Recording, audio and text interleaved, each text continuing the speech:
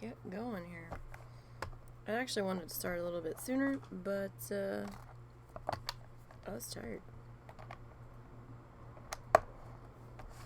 So that happens when you don't fall asleep till like 7 in the morning.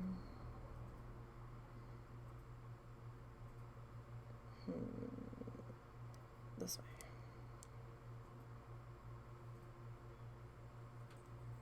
Alright, so we'll get our pointy guy all set up there. Finger doodles need to get put on. Ooh, let's not drop the finger doodles. Almost need a whole glove of these.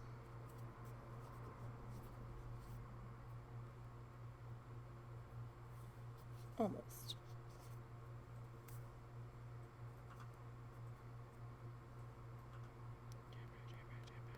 Okay. I'm just knocking over everything. Alright, you guys. It's Sunday. It's Art Sunday. I hope you guys are having a good day. Sorry, I noticed there was a loose strand in there, and I want to take care of that before I forgot. Alright, so when we last left off,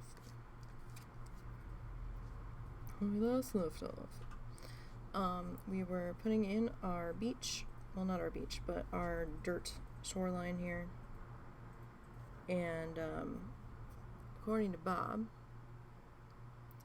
we need to put some highlights on that, so that's what we're gonna do. I'm gonna grab some of our camel colored fluff. Don't need a whole lot of it.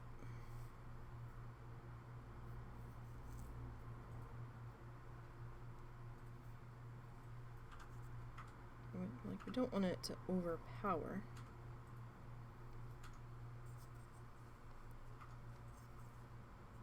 But we do want enough to be kind of noticeable.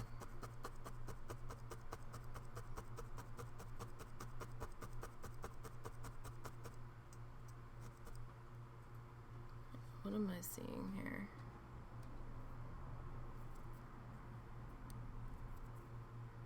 I do that. Alright, hold on.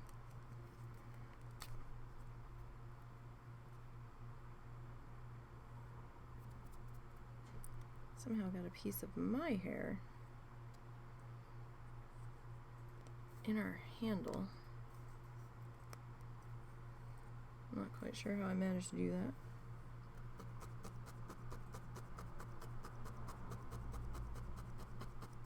Magic, I guess.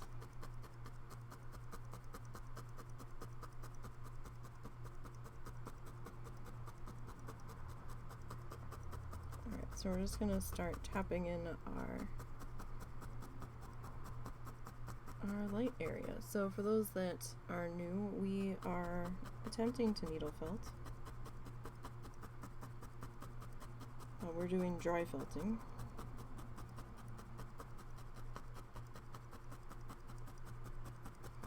And we are treating it like a painting. Oh, dang, the scissors are up there. Alright, let's see if we can use the weird ones that came with the kit.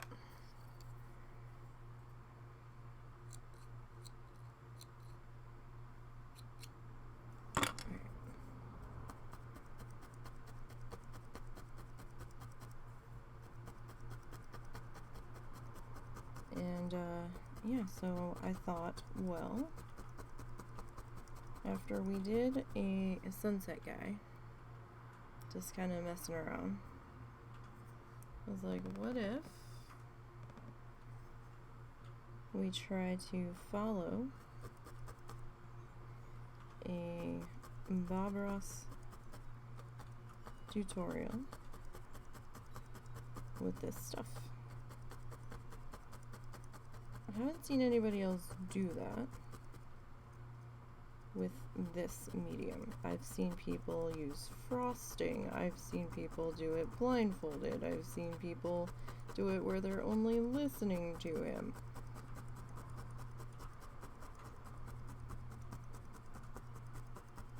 And we've done just a normal follow along with his tutorials before, where we're actually doing the oil paint, so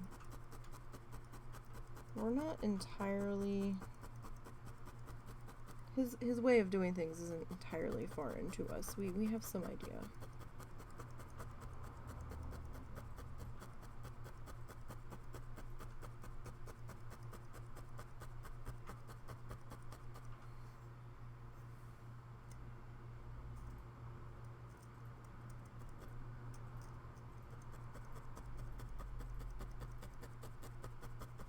Alright, so hope everybody's weekend went well.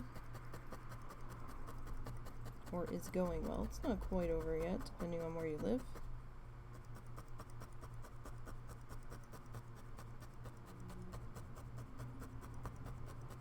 Or depending on your work schedule, I guess. I used to always have to work the weekends, so I dreaded them. Whether it was retail or the casino, I always had to work them.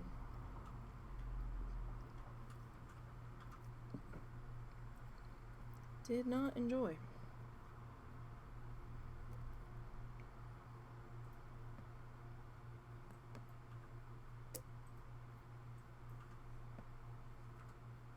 Mostly because my job involved banking hours. Not all banks did 24-hour customer service, so it made my job a bit of a pain in the ass.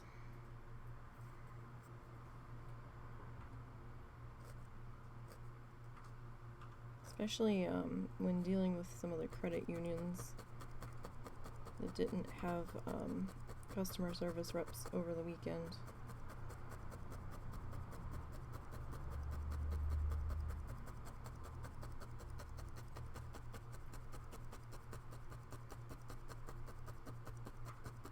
I don't know if that's an industry I would want to work in again willingly.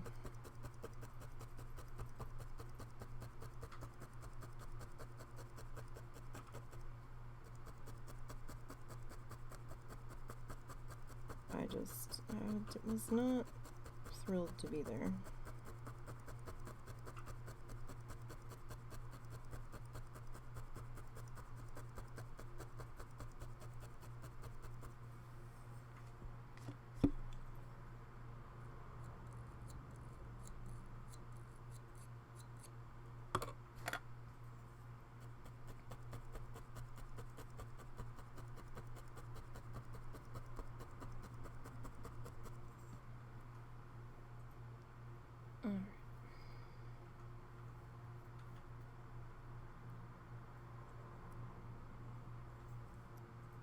Work on getting these highlights in here.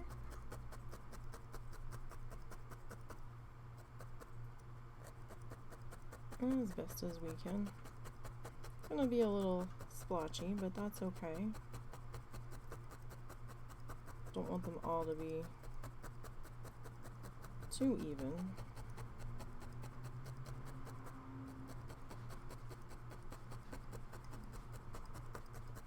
Might look a little weird if it's precisely symmetrical in its splotchiness.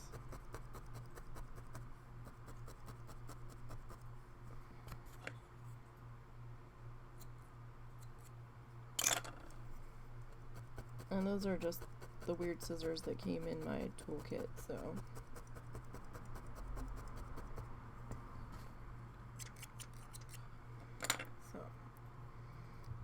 I don't know where you can get those. Maybe Amazon. I don't really know what they're called. They just call them scissors, so I'm sure any old scissors would be fine.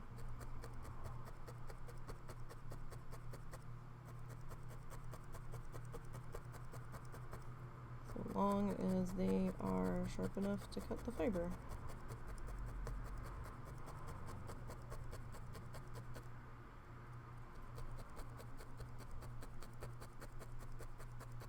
Should be good enough.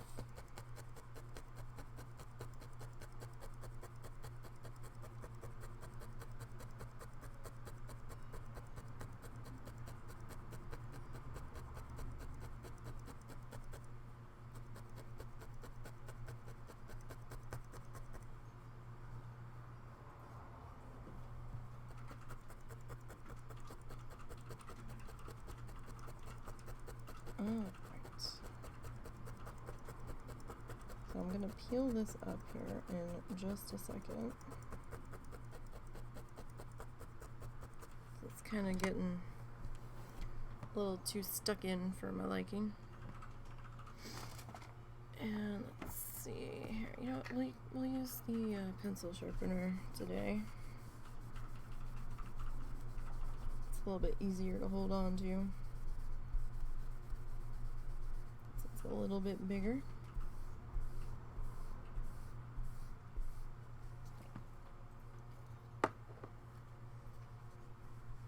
There we go. That worked pretty good. Okay, now you get a little bit more highlight down in there, I think. Oh, right. I was going to show you guys. So, I started to paint it in, but it's not anywhere near done. So, this is my drippy giraffes. There's going to be light bars on it because of the way the light is. But yeah, you can kind of make out the sketch. This is actually paint I need to go back in and lighten that. I don't like how dark it is. I was kind of not getting along with the paint last night, and I wasn't sure if I wanted to go gouache, if I wanted to go acrylic, because I still have some gouache, although I don't know what its condition is. I really need to check on it. But decided to go acrylic.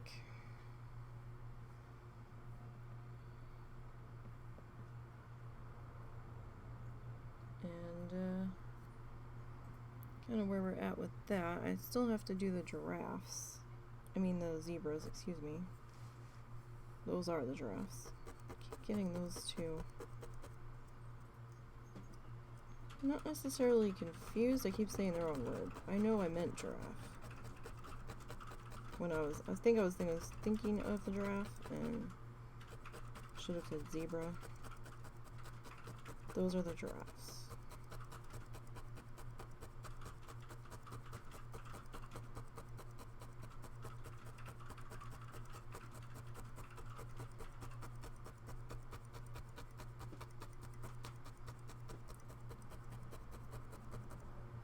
Alright, so we are working on getting that, just splash a little bit of color in there. I wasn't sure if we were going to need the cream or not, so I pulled that down too. We might not. The cream might be a little overkill.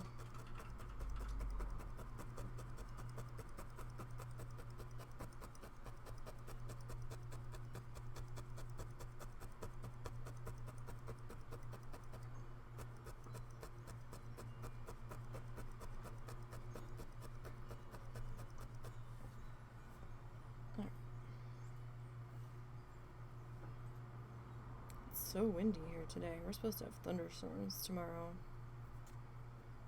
I am hoping that I don't have another migraine tomorrow from the rain. That will piss me off to no end.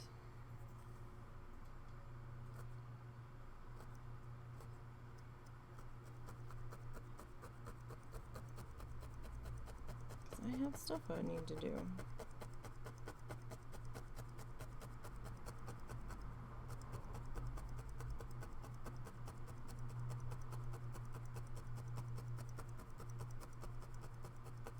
All kinds of house chores that need to get caught up on.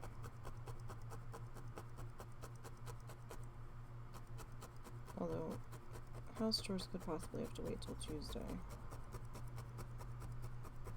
Depends on how long the thunderstorms hang around. Because you can't exactly wash dishes if it's lightning.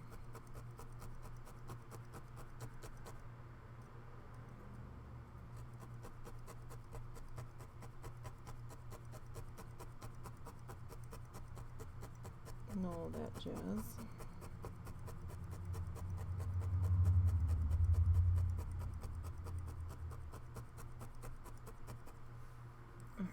We're gonna, let's kind of bring this back down there.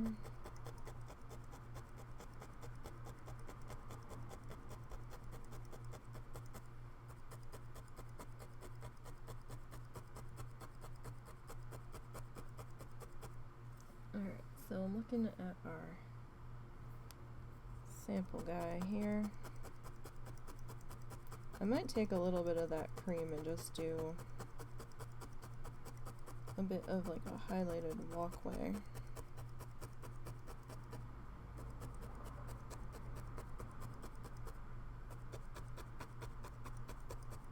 Coming up into there. So I know we haven't done anything over here yet. We'll do something. We'll do a little something because there's a little something else coming in here in a minute. We're gonna have to figure out. So, alright. So I'm gonna take a little bit of our cream.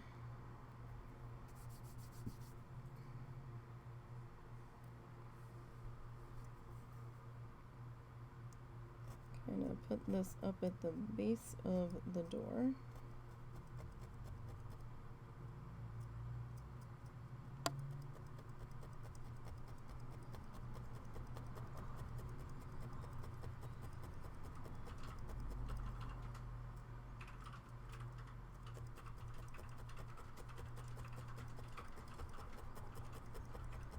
Might have to add a little bit more to it. We'll see how much it kind of melts into things here.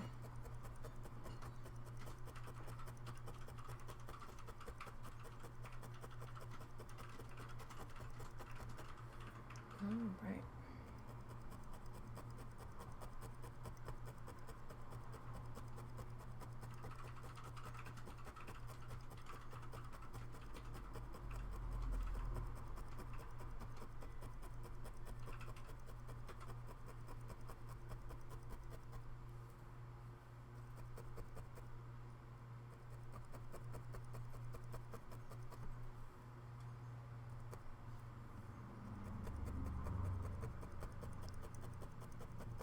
Might have to add just a little bit in there.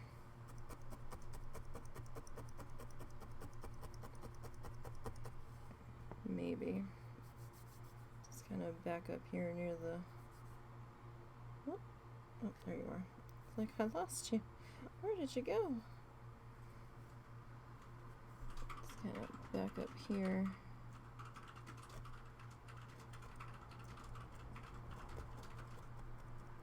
Near the base of our door area.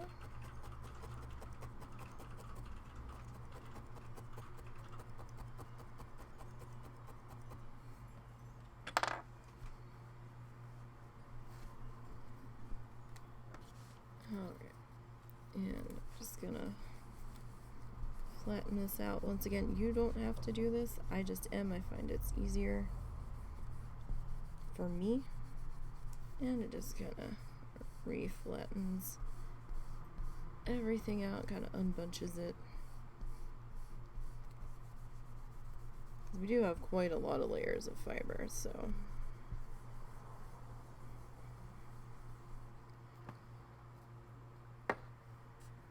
Alright.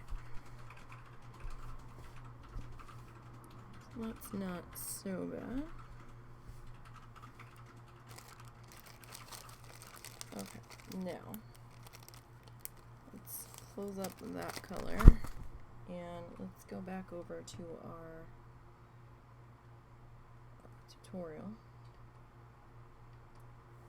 Okay, and there's Bob putting the red on the roof, and we kind of already did that.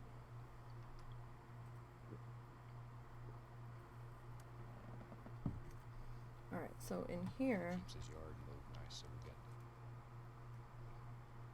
he's gonna put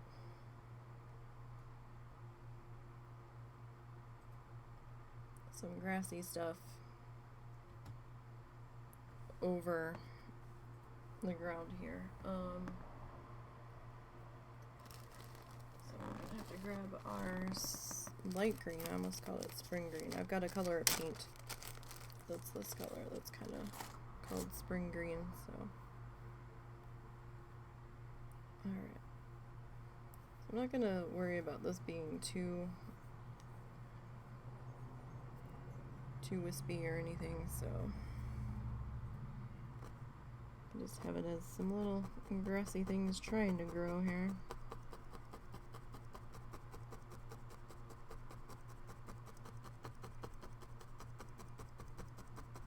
I mean, we did just put all those highlights in.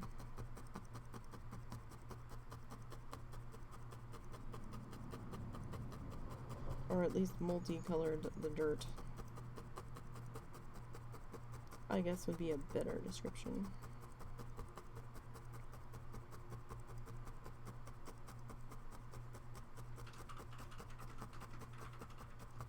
Alright, so kind of similar.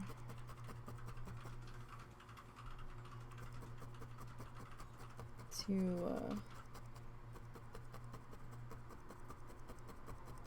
how we put that dirt in.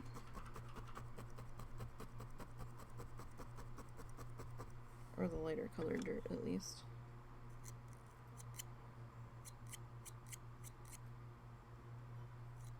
There we go. Couldn't find the strand that was still attached. I could feel it. Scissors couldn't find it.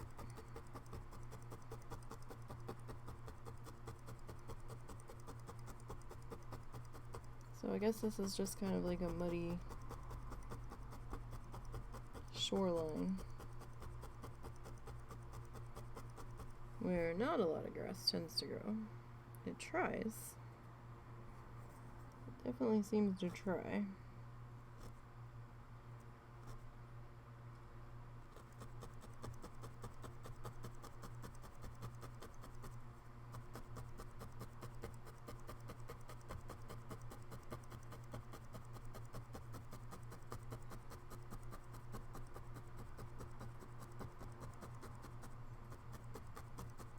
But for whatever reason,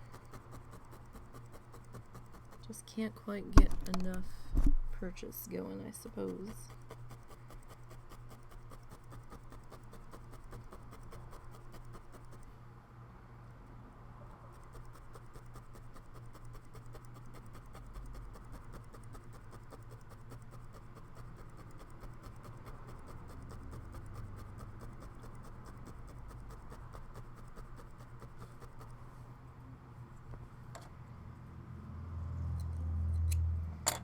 Alrighty.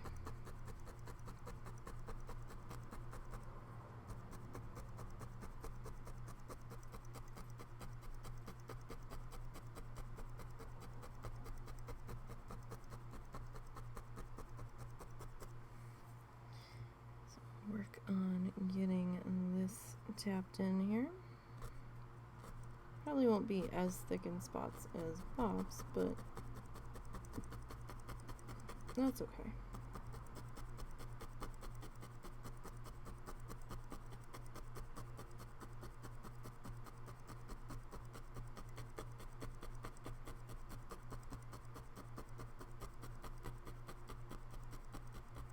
Because at least we're sort of giving the idea that there's something going on there.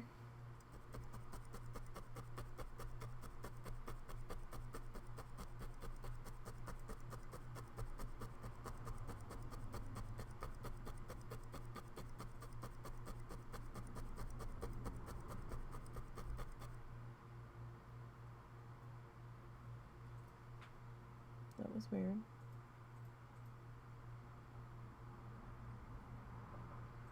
It felt like one of my water bottles just shook.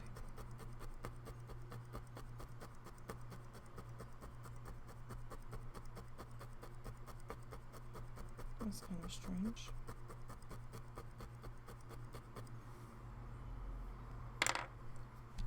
Oof. Okay. We're not done doing that just yet, but again, I just want to make sure that we're smoothed out.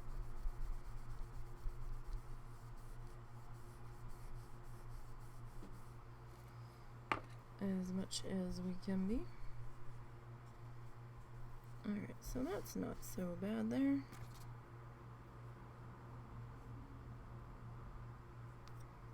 Okay, look out, cat fur.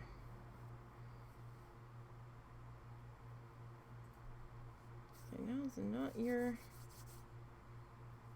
time, cat fur. Okay.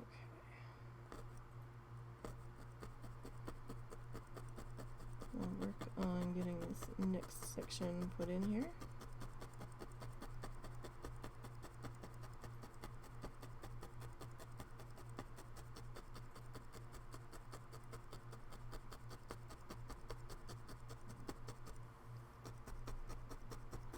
So what did everybody do this weekend? I hope you had a good one.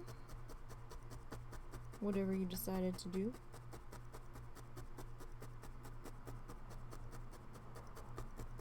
Let's see, what did I do? I did some testing for Zaya. He's been trying to work on some of the tracker bugs for the website for Wild Challenges.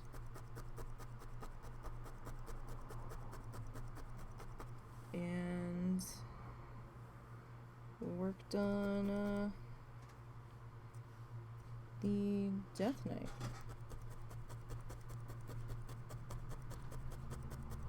So Death Knight is good to go. We are all ready for Wednesday.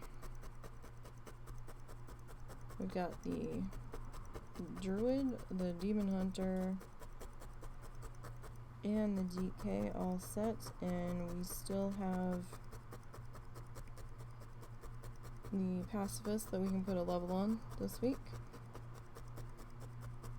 So they're currently 47. We'll get them to 48 this week, so they've still got like 3 more weeks before we'll be pulling them off the live stream and taking them to Record Town.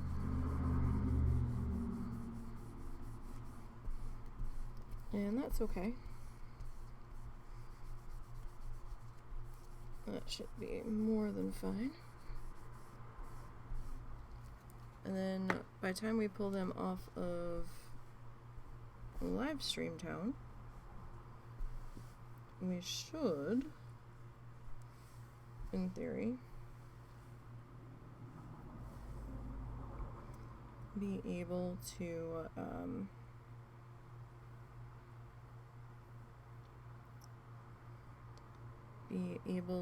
start working on the shaman again.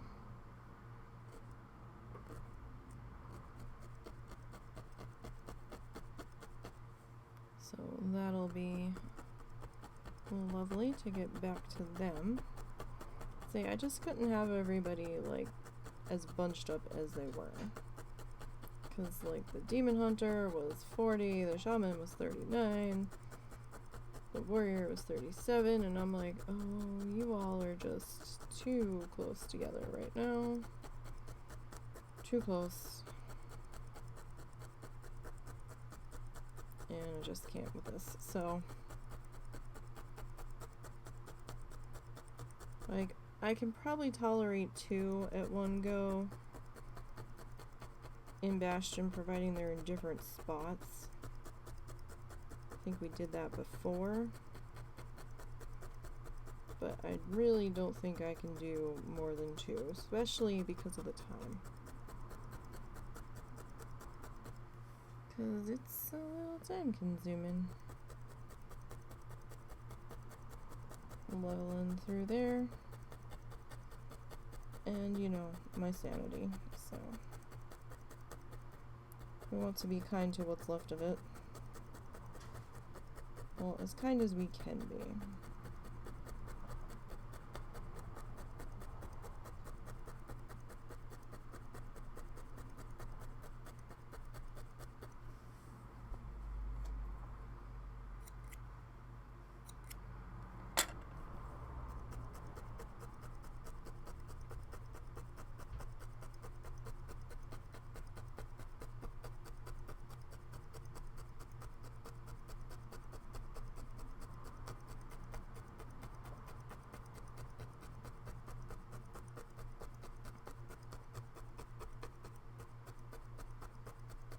Alright.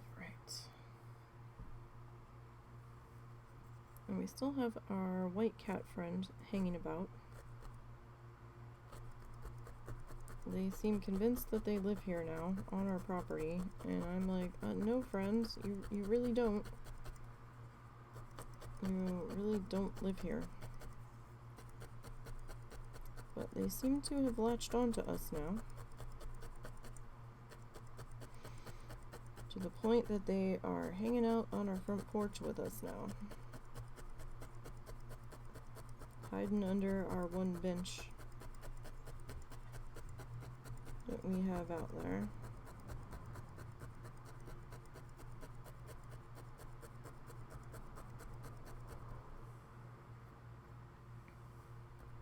We really should post a picture on the one Facebook page and be like, is this anybody's cat? Because your cat seems to be at our house and we don't know why. It just kind of showed up.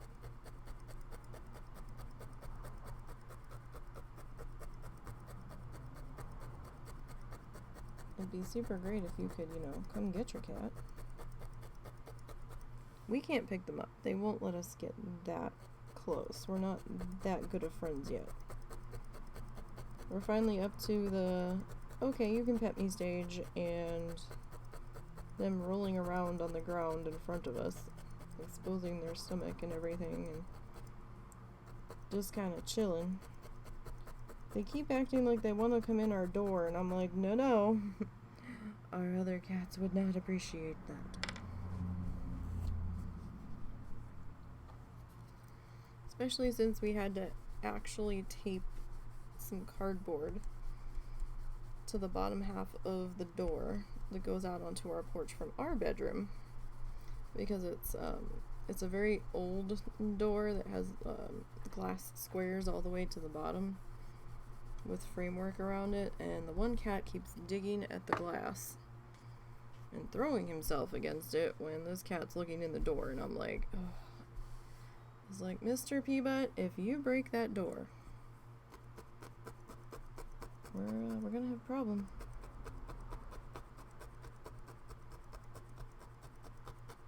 And I'm not gonna be happy. Alright.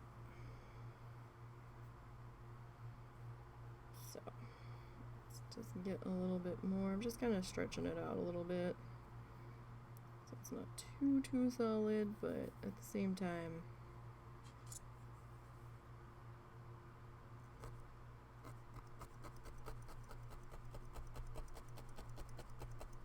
we're doing what we can here.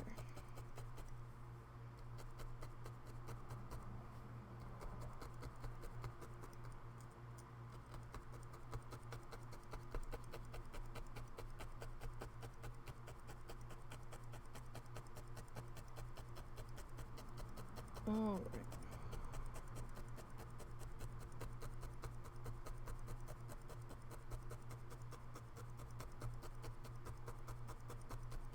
So getting this kind of tapped into this spot.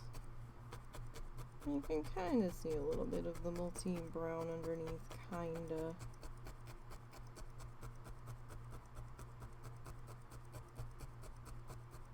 A little bit.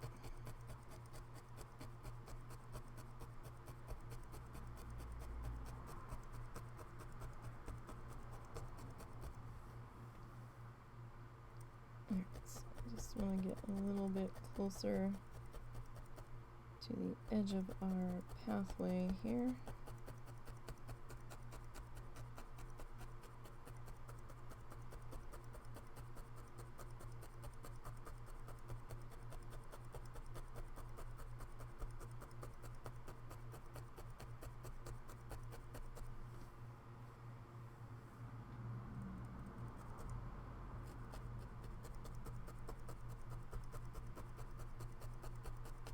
Can be a little more free with this section in here. A little bit.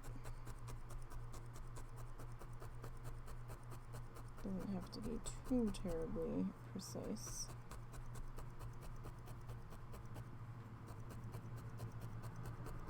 Because, you know, grass is gonna grass.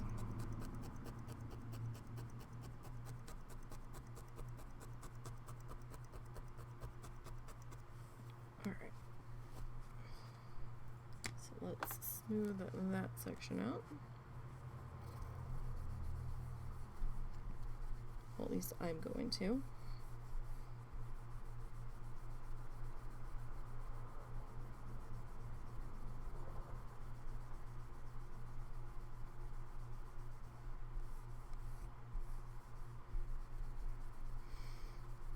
Okay, let's see, where does that bring us to?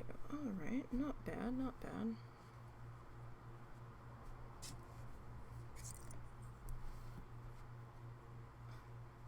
This mess on the edge here, that's alright. We'll be taking care of that eventually. That'll be getting trimmed up to about yay.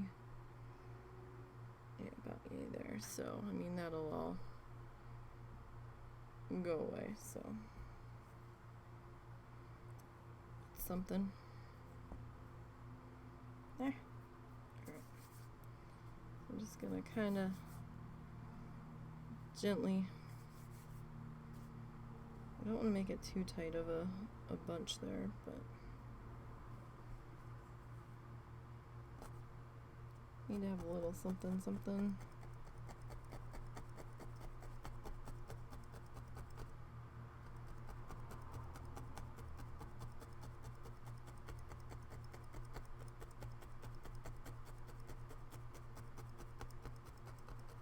At least around the walkway. And bring all this up into here.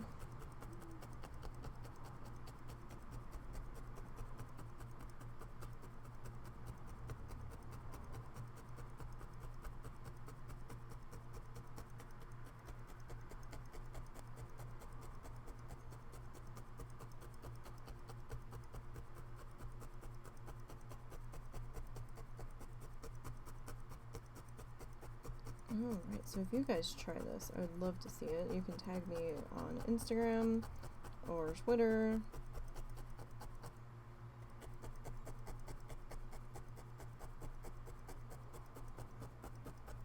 Instagram and Twitter are both NiseyBGN. Oh, my stomach growled. I was thinking about having my leftover dinner as a lunch before we got started, but I was already late kind of getting started, so I was like, no, we'll just go. Probably should have had it.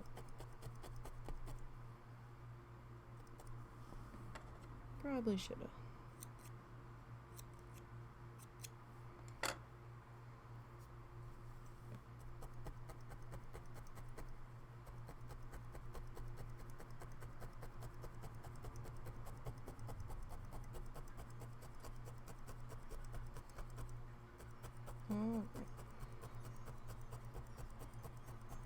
I hope these thunderstorms we're supposed to have tomorrow aren't too terrible. I haven't seen any mention of them being severe, at least in our area. I think they're supposed to be nasty down in Louisiana tomorrow.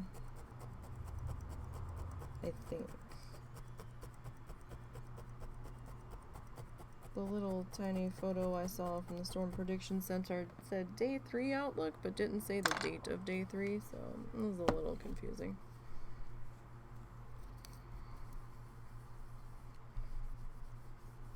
Alright, I'm going to smooth that out one more time.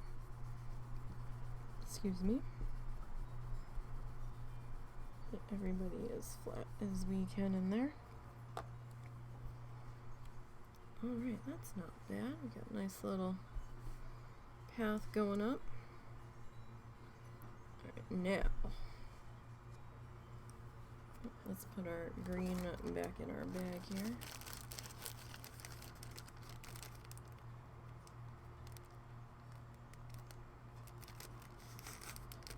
Close that so nothing happens there, and let's go over to our tutorial and see what Bob's got in store for us next.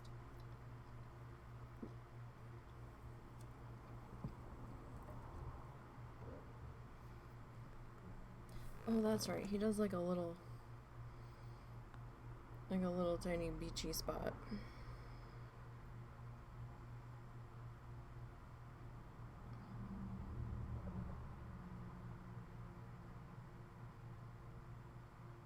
I mean, we can do that. Oh my, Bob. Okay, so he's just kind of dropping that dark brown color in there.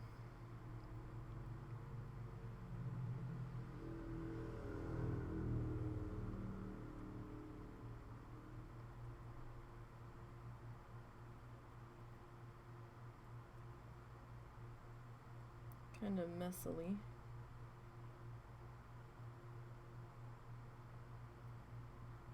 And he kind of puts some spiky grass things up in there.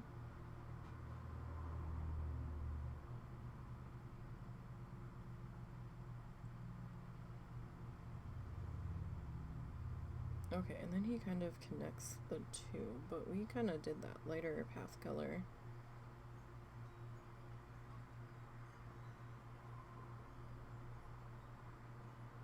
That shouldn't be too much of a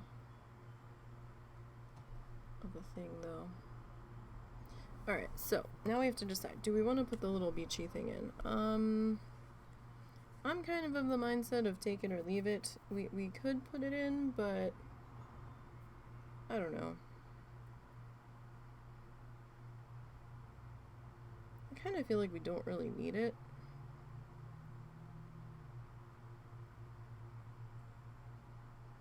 Just me personally, but I mean, is it gonna look right? I mean, let's take a look.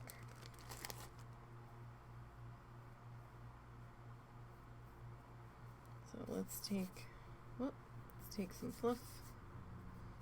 Some fluff.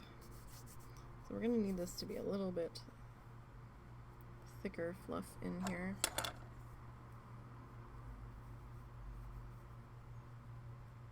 Alright, so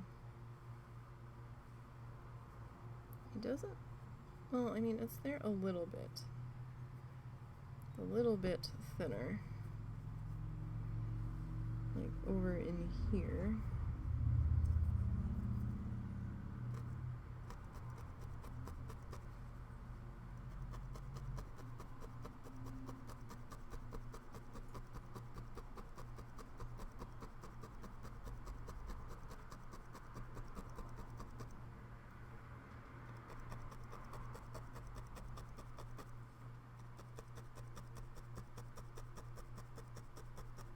As we start to get this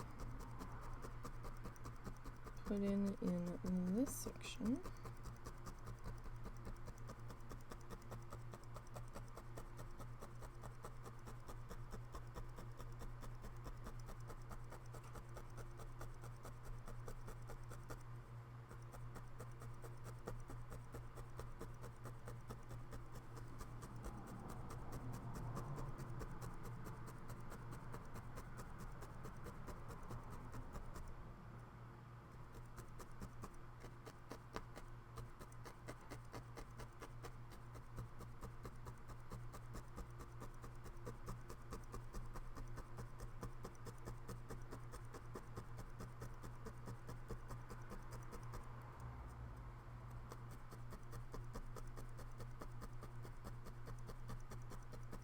Alright, and then as we get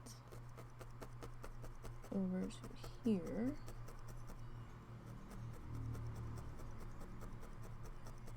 gonna spread it out just a little bit.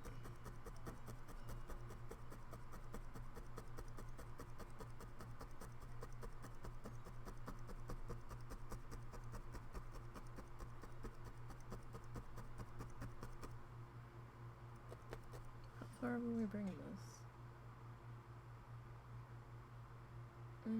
Alright.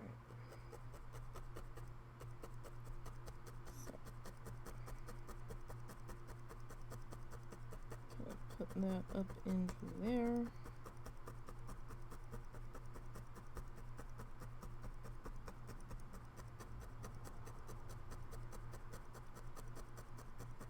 Alright.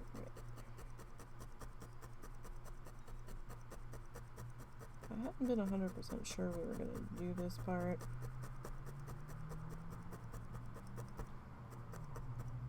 But I guess that's okay. We might add a little bit more over in there.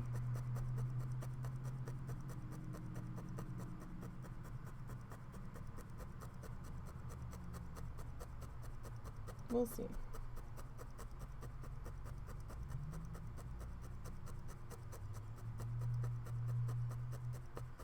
Kind of depends on where we're at here when we get through this section.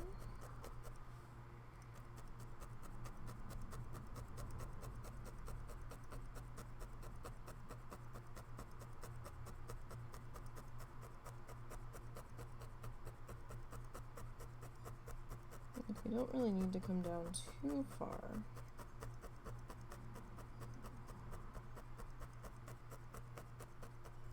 Because we're gonna have that ground come whipping back around there.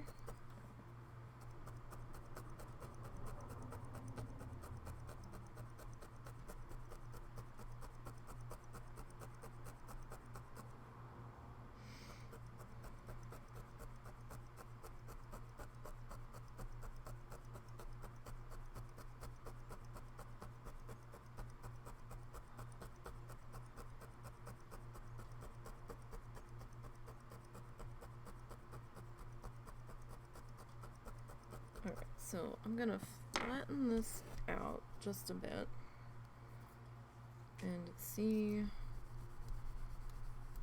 if if we have any breaks show up in that lighter cream color.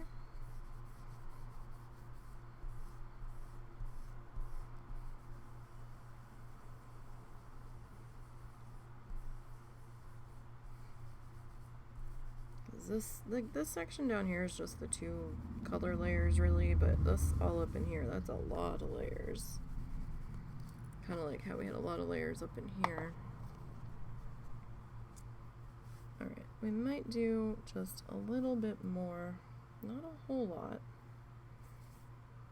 Just kind of add a little bit here and there. To kind of fill in some of our little gap guys here.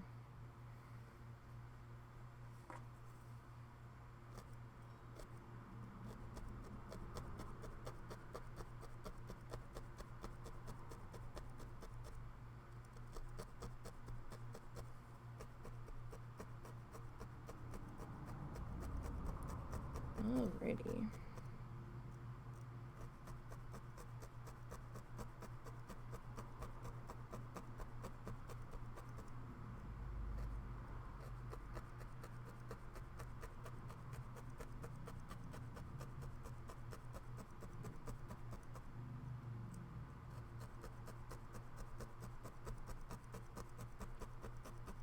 That cleans up that section a little bit. I do have the window open. It's lovely outside. I'm sure I will pay for it later with all sorts of itchy throat and unhappy allergy times.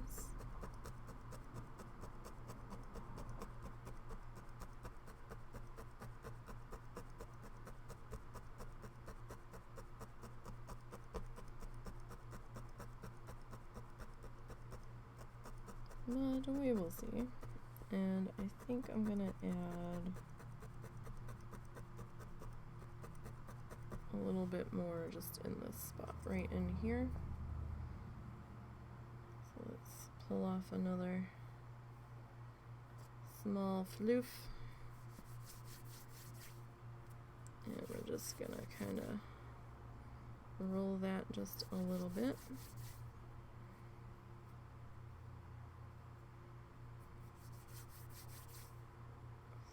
We can see what we're doing here.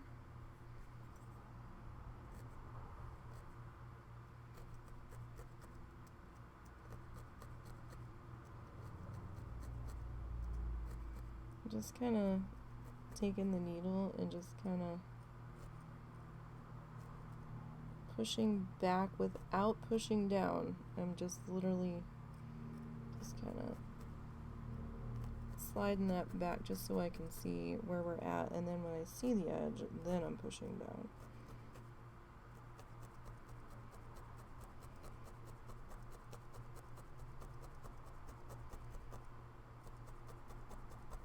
Just so I can make sure that we are indeed back far enough.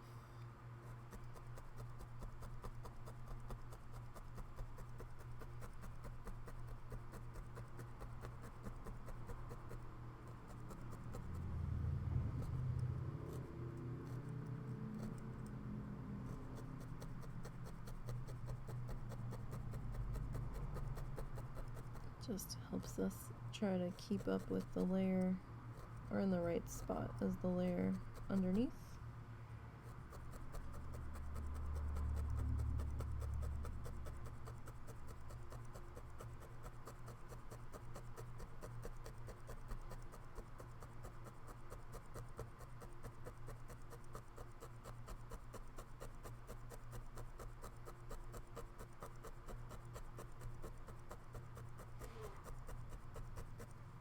All right.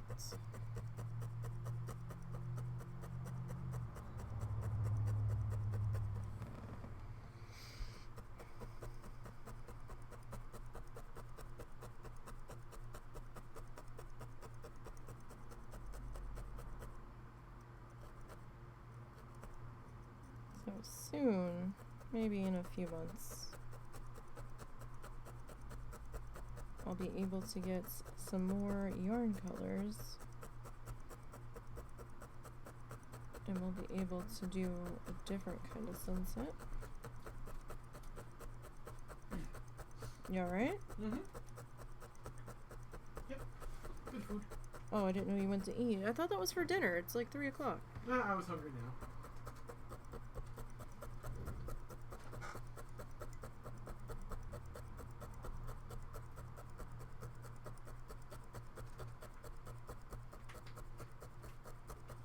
Okay. So that's kind of our beachy thing worked in there.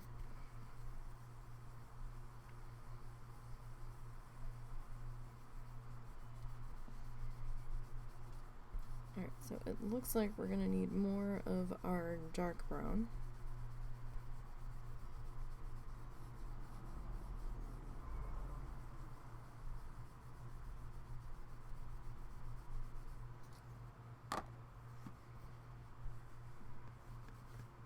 Alright.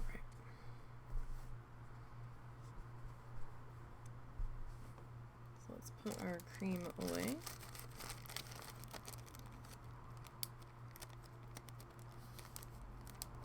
Now, let's go find our dark brown here.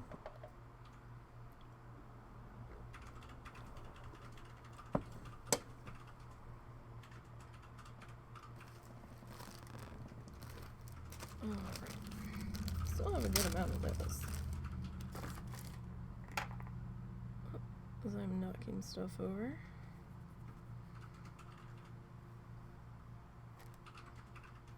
As per usual.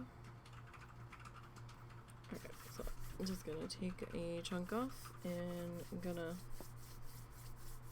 kind of roll it into a bit of a sneaky guy here, just so we can kind of put our outline in of where this is gonna go.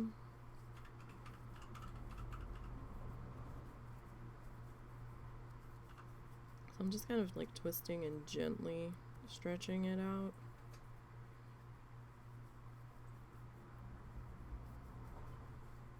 We could go a little bit thinner on this actually.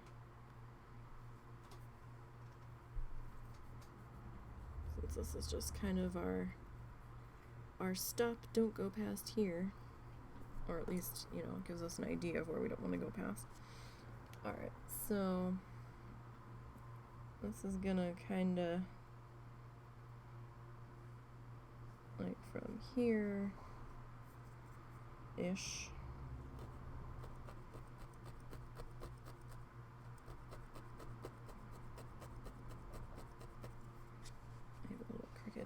That's okay.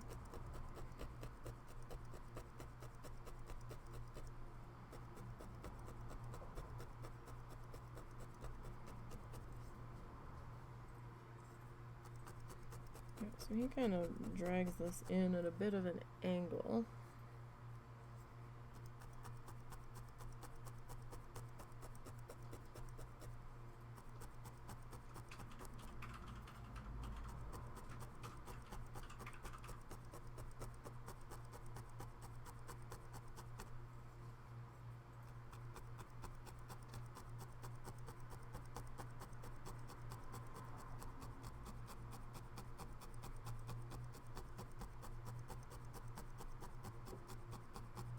Now I had put all of like our dark blue and stuff down for the water because I wasn't quite sure where the land was gonna go.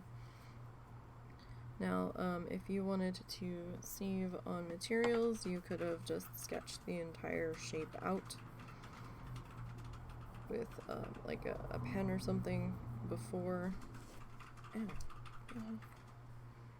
getting to that stage. Like something sharp just stabbed me. I don't know what though. There's nothing there. Oh, it might have been something in the felt pad, like little fiber guy. Alright. So we're still a little, there we go. Alright. So let's see here. How far over? Like he leaves? Oh, he takes it all the way to the corner. Oh, okay. I thought that, it looked like he had left a piece, but I guess not. And he was originally putting in, it looked like there was still,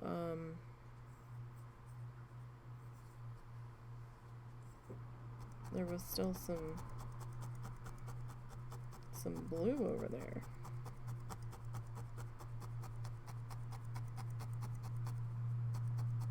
I'm just completely batshit crazy. But yeah, no, you can see the edge of the canvas there, so. Alrighties. Sure.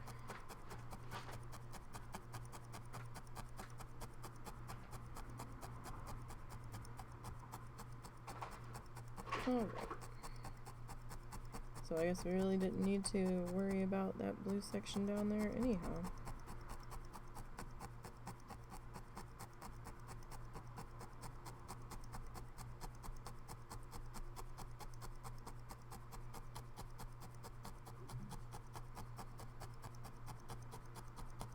Well then.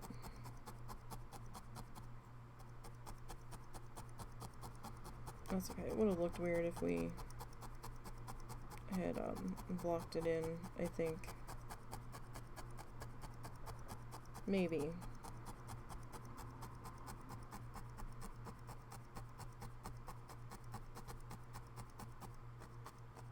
Alright, let me peel you up. And we'll slide you over, friend. And we will grab some more strandy guys. Alright. And we'll finish. Now he does kind of like bring it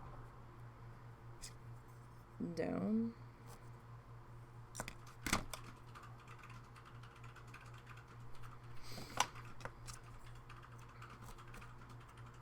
We have one cat that has white hair that lives in the house, and it's not even solid white hair. It's like a cow pattern. That's why his name ended up being Cow, from the family that we got him from. But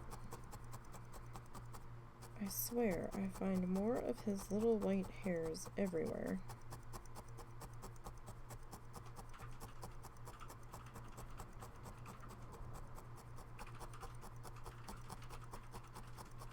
A couple of the other cats have a little bit of white on them,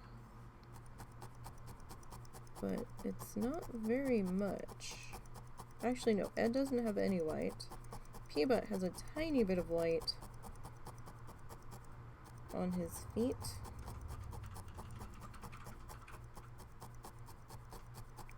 And Little has a little bit of white around her nose. It's starting to come in a bit more.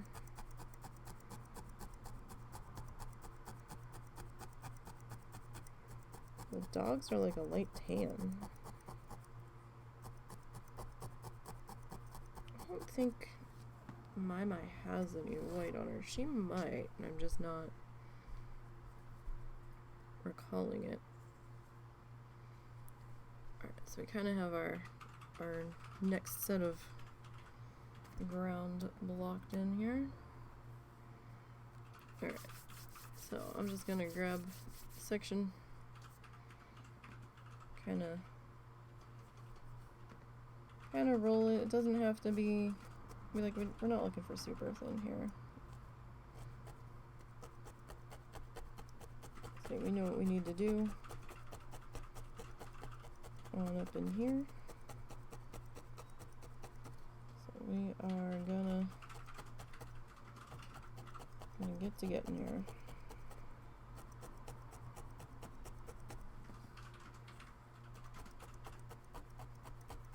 That's why I said I really didn't think we would finish today. Because there's still a lot of bushes and things to put in here.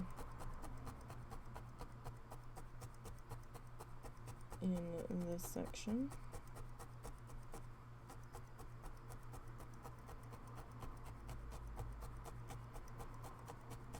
And with the late start and all.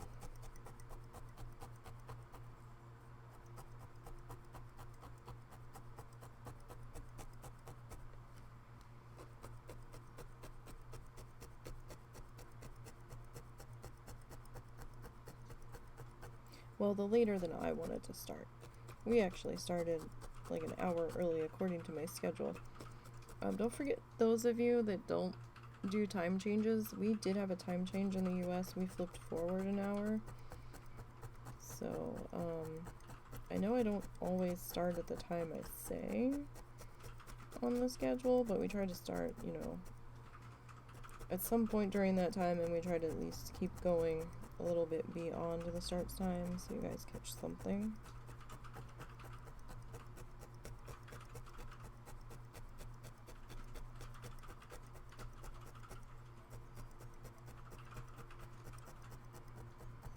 Alright, so we're just kind of tacking down our ground area here.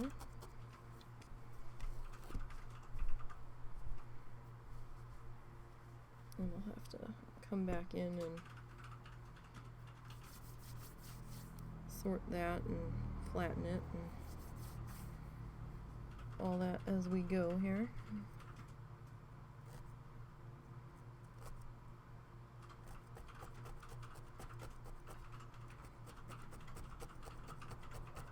But I think we can get a little bit more tapped in here before we need to do a flatten session.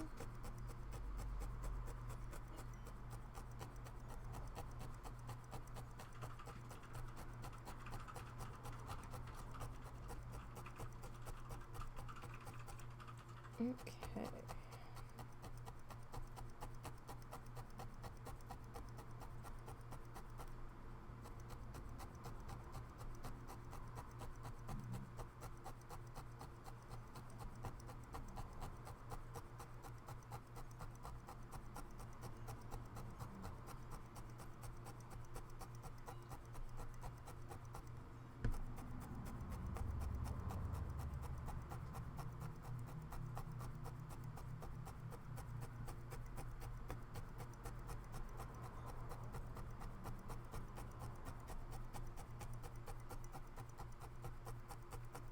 Getting that all nice and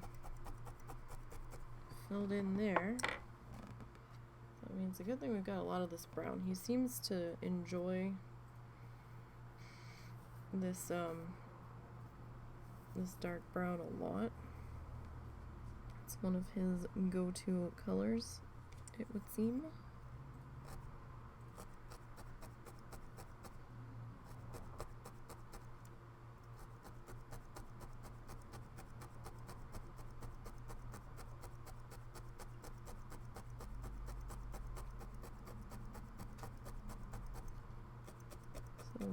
probably be going through a fair bit of that.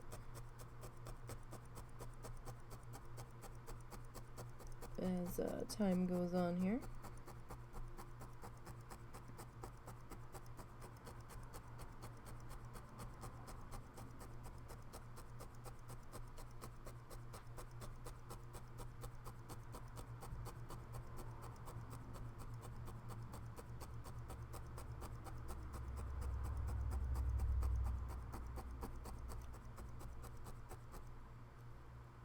That's kind of a small split in there that we'll have to come back in and deal with.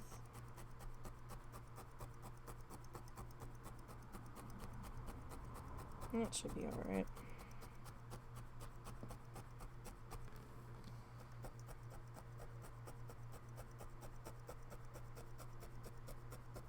Not really a split, more like a gap.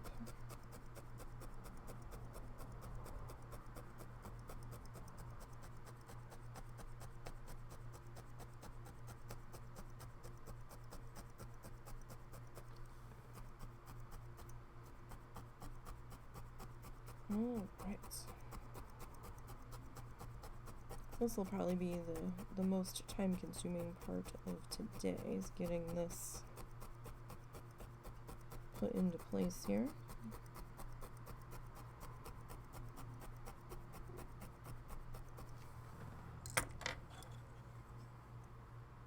Do want to cut a section of that though, and get that kind of put in on top of our gappy friend here before we get too much further.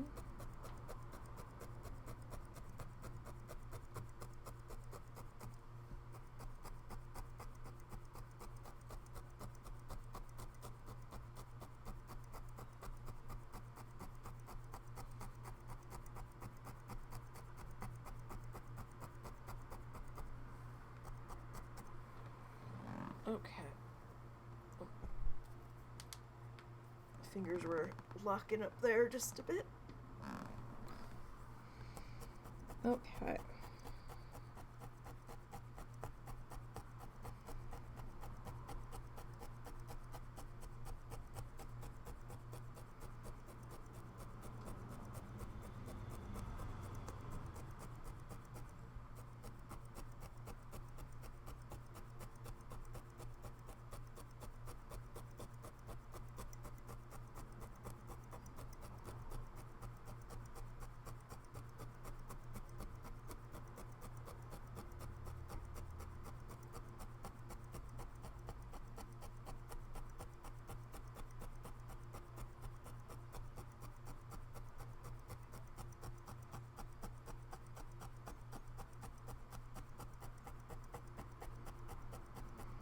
Alright, so we'll get all of this worked in.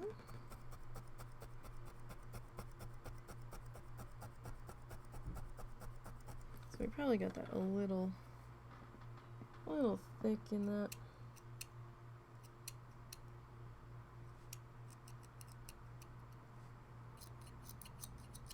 One spot there. Sometimes this set of weird scissory things, sometimes they work pretty good.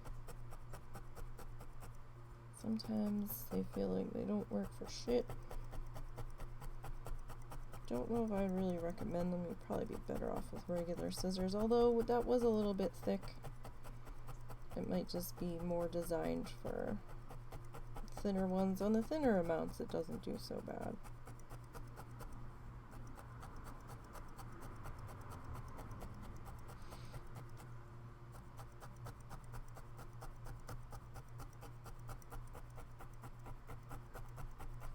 Just trying to make sure that we are fully attached here. Don't put the needle towards your face. Okay. Now I'm not gonna waste this little section that we chipped off of here. Just gonna roll him up since this gap is still kind of Unrelenting, although this could be a different one. In fact, it's entirely possible that it's a different one.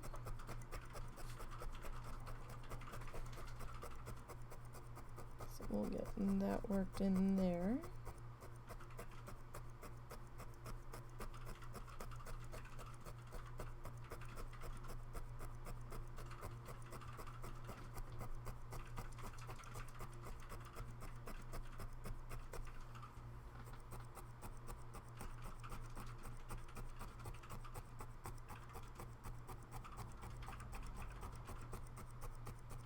Okay, so let's, oof, okay. That one was becoming one with the mat. Alright, just gonna try to flatten this guy out a bit.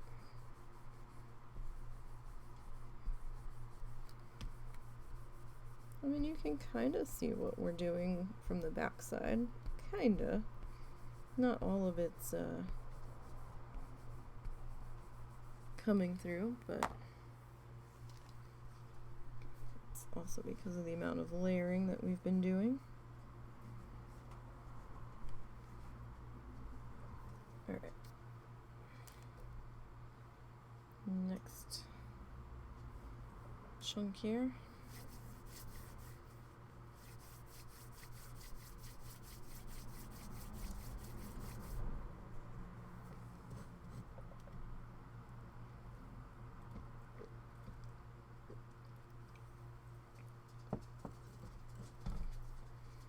Okay.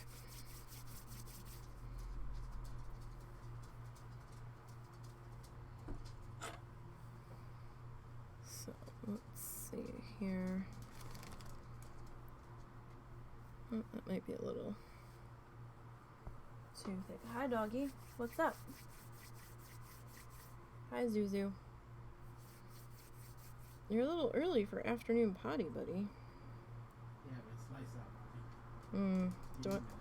Do I need to get him? No, Alright. I know you're fine. Yes, but that hasn't stopped us from having to take him before.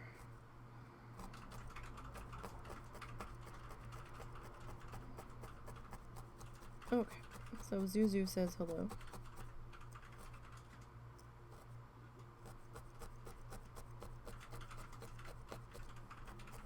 Apparently. More like, lady, it's nice out. I want to go sit outside in the sun. Or more like, I know the cat's outside and I want to go smell it and scare the shit out of it. Cat doesn't really appreciate the dog, but they haven't tried to attack the dog yet. So that's good.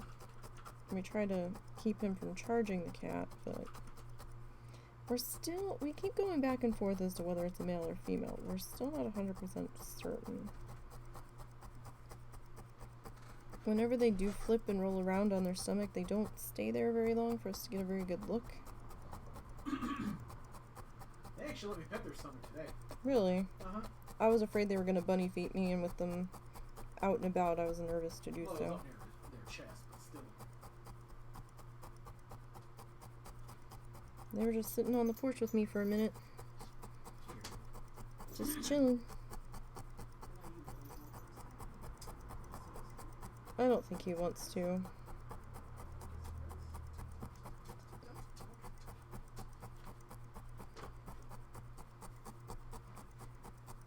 I think he still hurts, it's just not enough for him to be whining about it.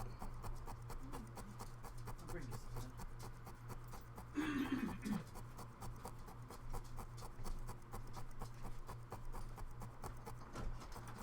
Alright.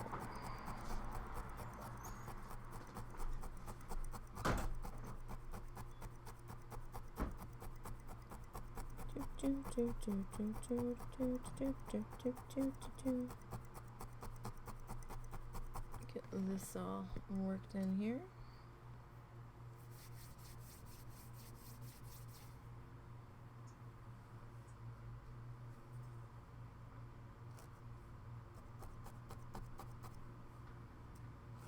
I'm just kind of making a little bit of chunkier wool snakes, I guess.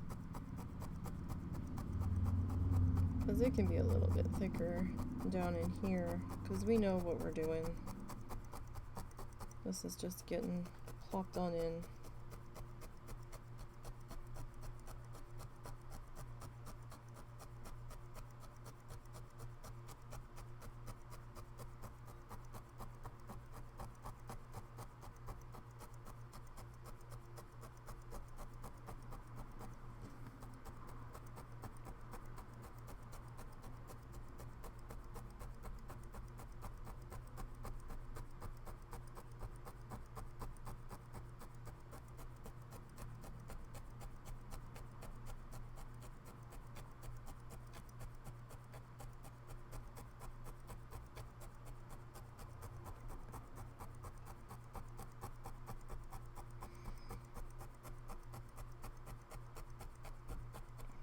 So apparently the mother-in-law and her sister showed up around noon, 12:30 to show off their RV, or the sister's RV. I was still kind of pretty much passed out in bed. I kind of woke up when Russell started talking and I was like, what's going on? He went over. I don't know if my mom did. My mom might have been like, yeah, no, my back hurts too much. I'm not walking over there. She might have gone over, but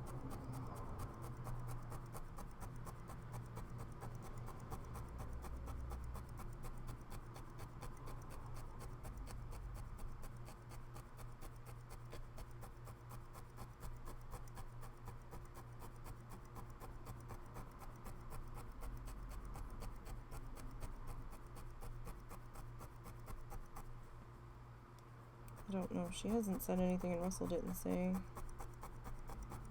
if she did or not. Russell went over just to humor his mother,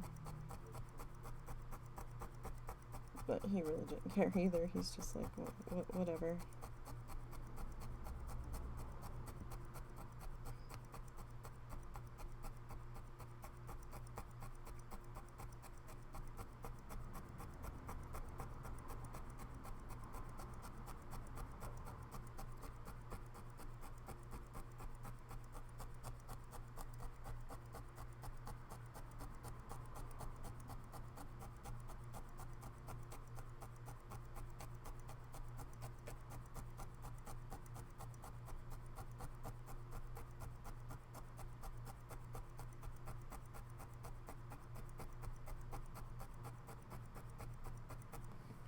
Alright, put another little section in here just to finish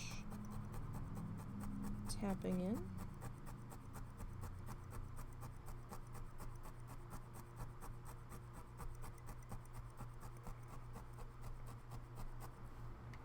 So make sure we don't lose our cut off edge here. Although I'm sure we can find it off the back side pretty easily. Alright.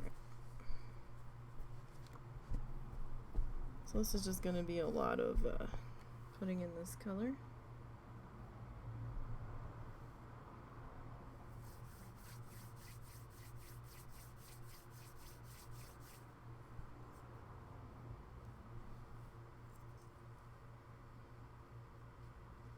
Down in through this section here.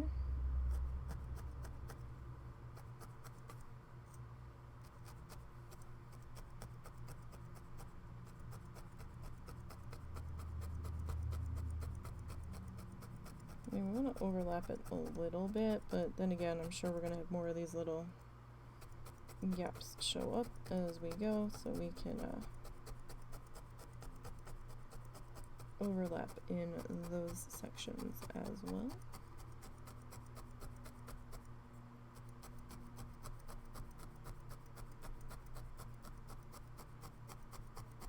You can kind of see the bottom edge of our felt getting kind of sucked in towards the middle as we are tapping through, because we're pulling the fibers of our felt base, taut as we are shoving this in here.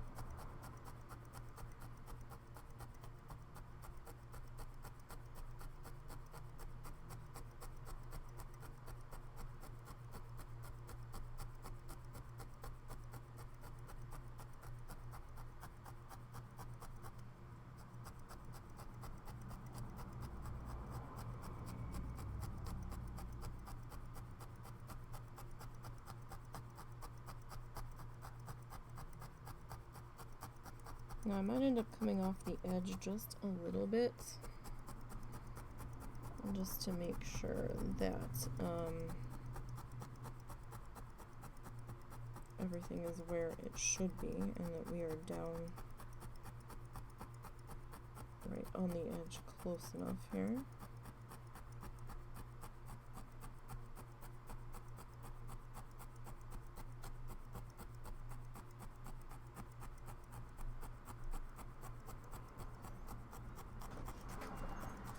We will see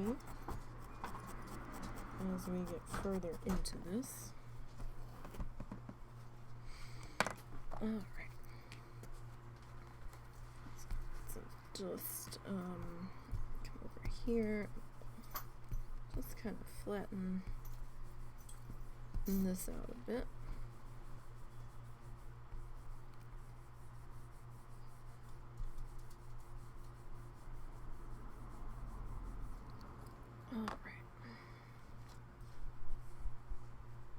So it's not too bad. I mean, it's a little bumpy.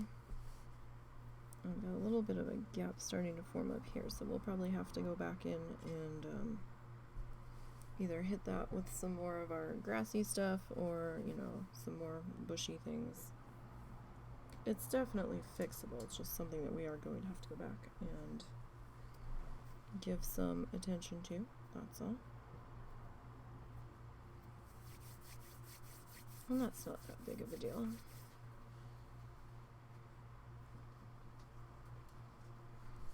Alright, I keep trying to like line this up in the bottom corner, and then I'm like, no, you don't have to be in the corner.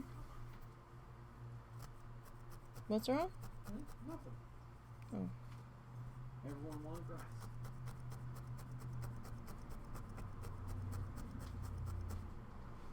So I don't want to completely felt this to the pad.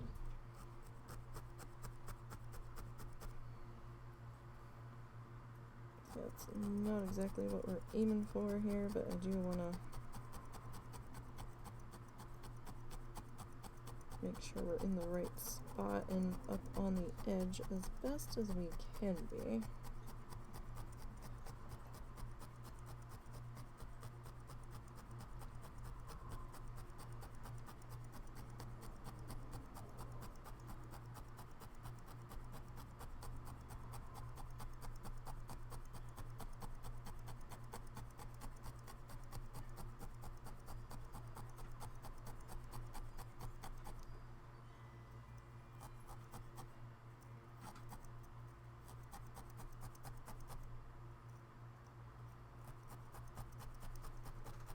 I mean, there might be a small section near the bottom that we have to trim a little bit.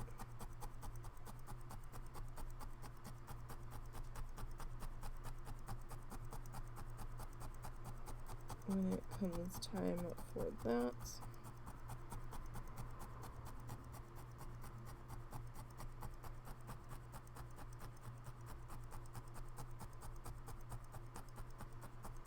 Kind of depends on how close we are here.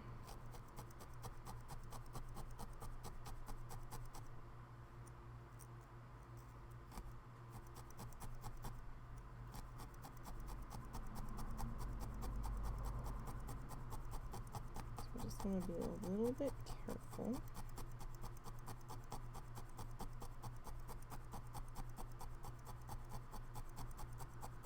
I'm sure some of this went directly into the pad, so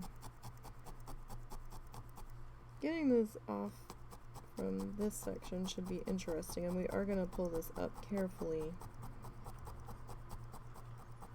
before we put more of this down.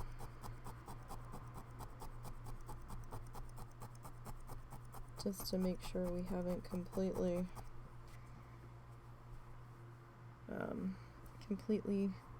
done ourselves in here.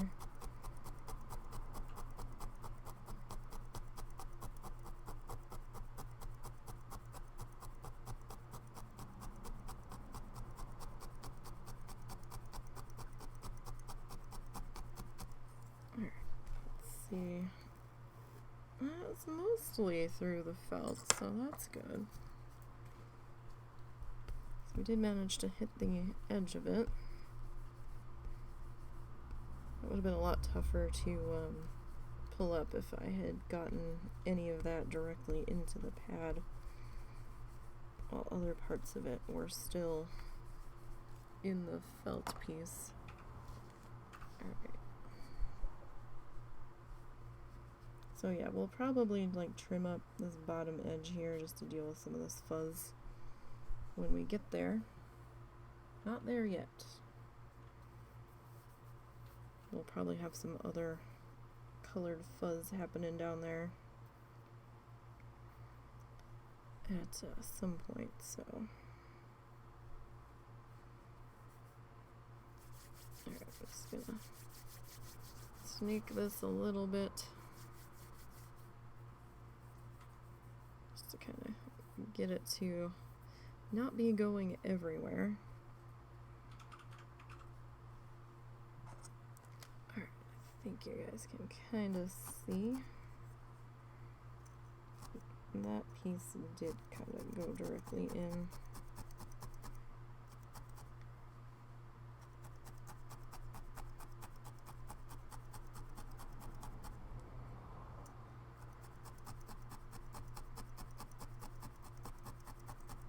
Hard when you're working on the very edge, which is why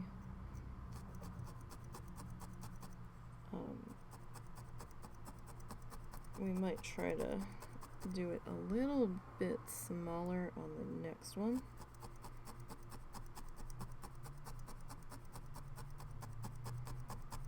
Because the ones that are contained in the felt square entirely, you don't have to worry about this edging being a problem.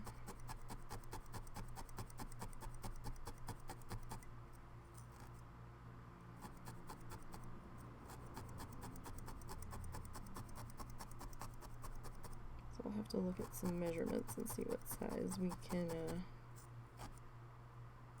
get away with doing here. Oh, don't be knocking over the beverages. That's not going to do anything but make us sad.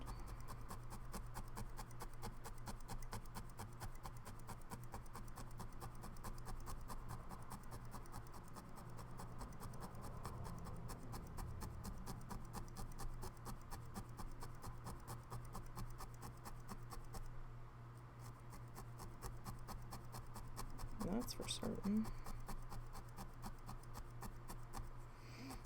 Okay.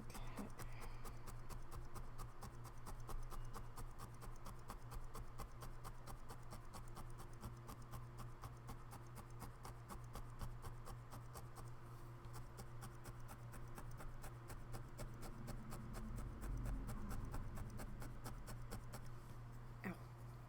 Keep trying to rip those earbuds out of my ear. Keep getting caught on the edge of my desk, the little split. One of these days we'll be able to afford the wireless ones. I know they have the funny inside, which I don't really enjoy, but I think I'm willing to attempt it. To try them.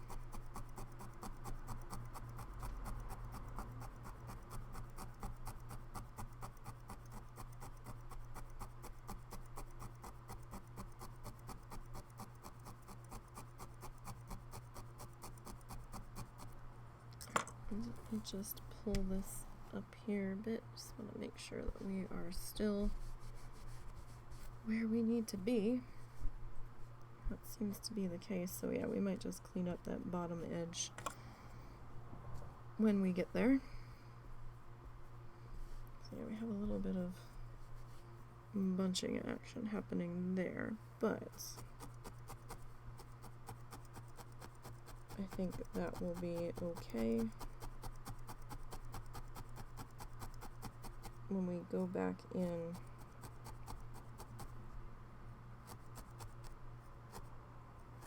and do our final smoothing out on the back section. I mean, it's gonna be a little lumpy in some places just because of the thickness that we've done.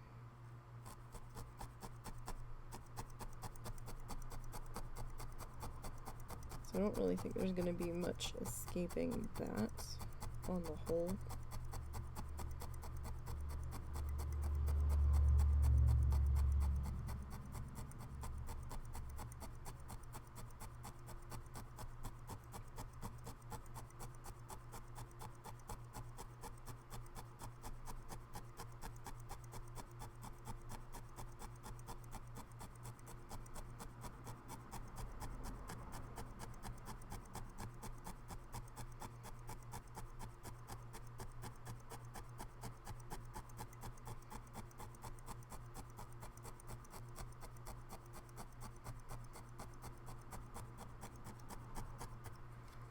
Alright. So, I mean, we're getting there. We're getting there. So I think we might stay with, like, the cream for our path. We might add a little bit of that camel color to kind of connect them, and then we might, like, take some of that cream and just kind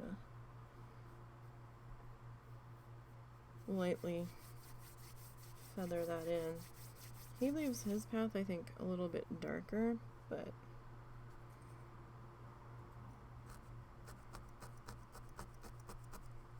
we'll see.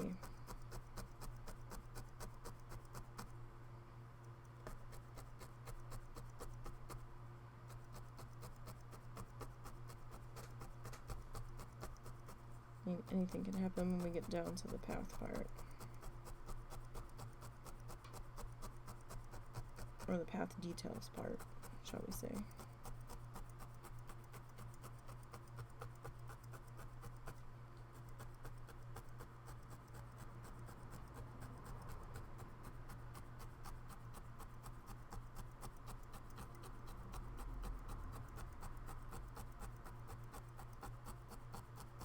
Alrighty.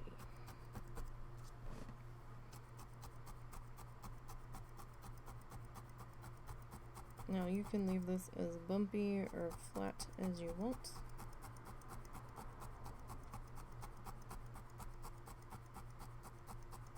I'm just going to try to flatten it down in there. Make sure we're all attached.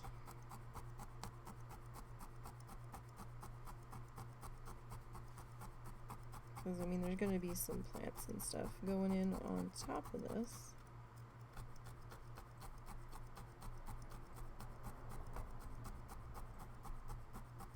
So, might as well.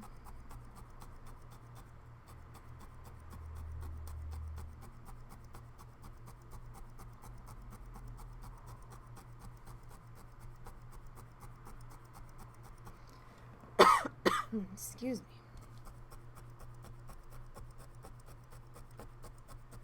Everything's trying to bloom and shit. I'll tell you, you know how they say like March comes in like a lion and goes out like a lamb? It's been a lion this entire month.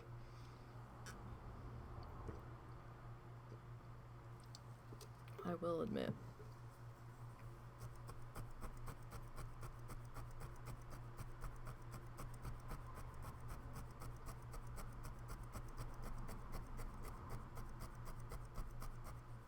We've had snow and sleet and severe thunderstorms, or at least thunderstorms. They were almost severe levels. We're supposed to have more thunderstorms tomorrow.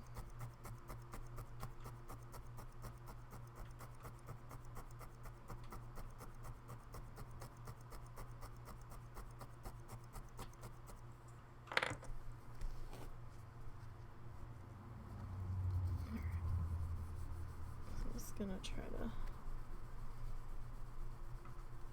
smooth this out a bit.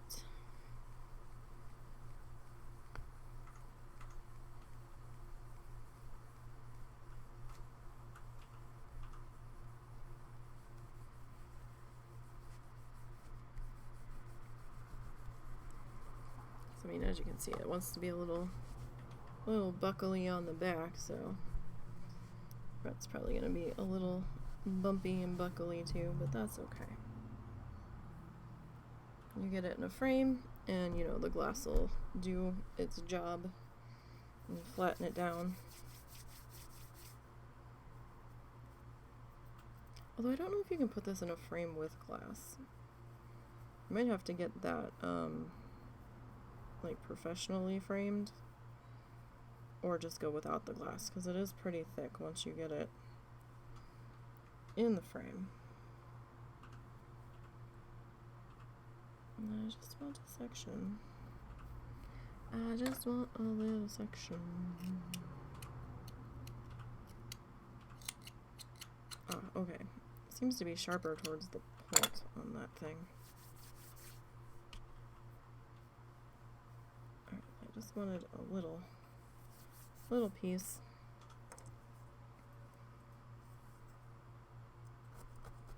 Just to work into here. Where I noticed there was a bit of a gap.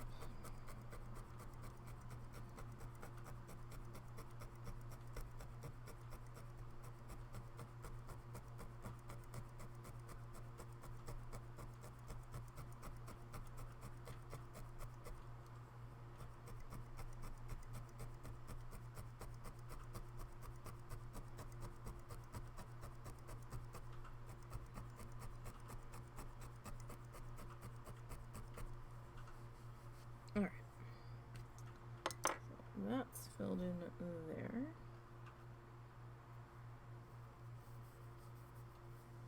So we still have a ways to go with our brown here.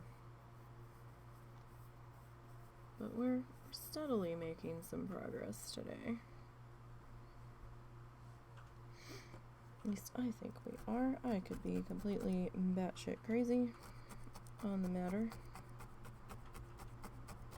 But I mean, look, we're 19 minutes into a 27-minute tutorial, so we're definitely getting closer. And that's for sure.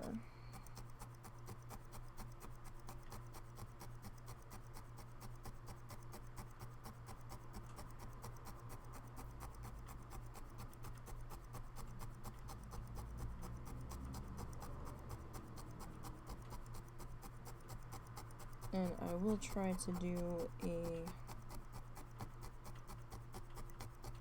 speed paint if my computer lets me, of everything put into place.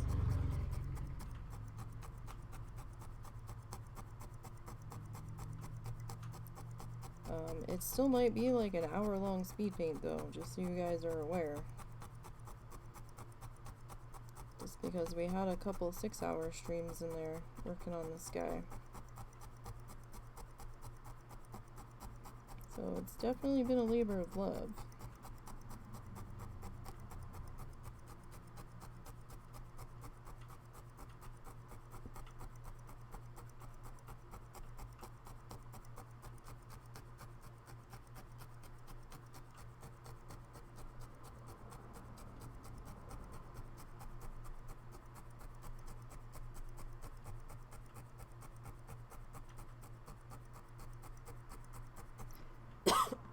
Excuse me, hopefully my computer doesn't take a complete shit fit.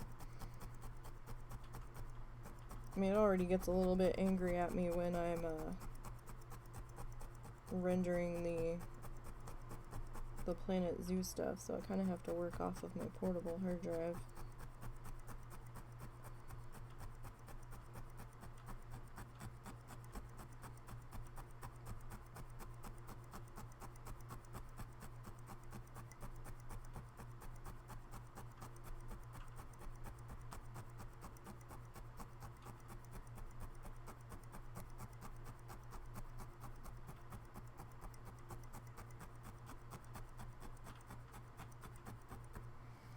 Oh, right.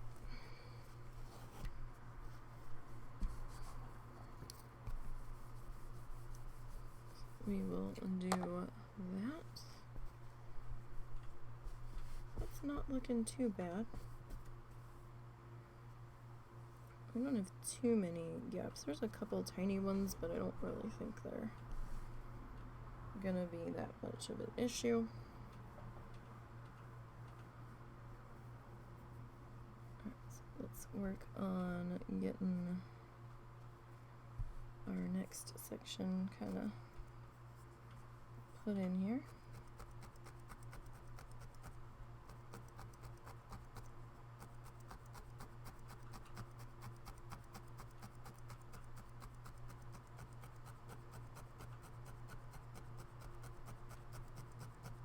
I am overlapping the color sections just a little bit.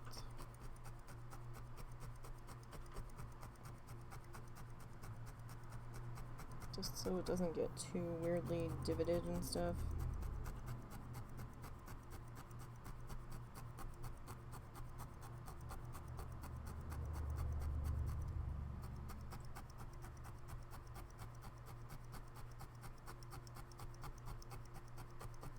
So we're going to need to add a little bit more in that spot.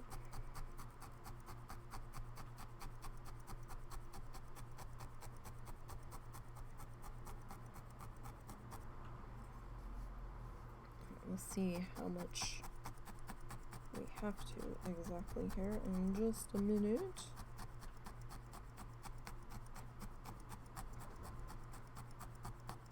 I wonder if we should be using the big guy. I don't know. Big guy is probably a lot for this.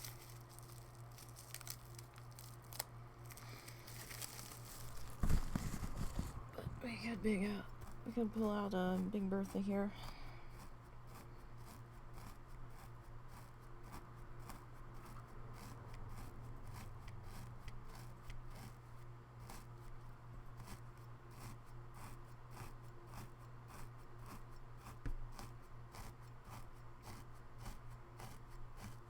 The big one just has like a different kind of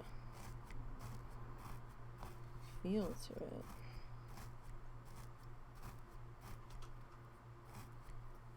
It's actually a lot harder to push into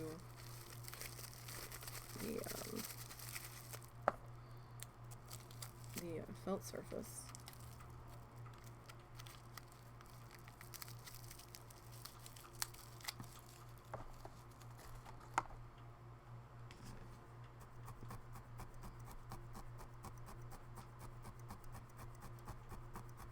I think, personally, but again, could just be me.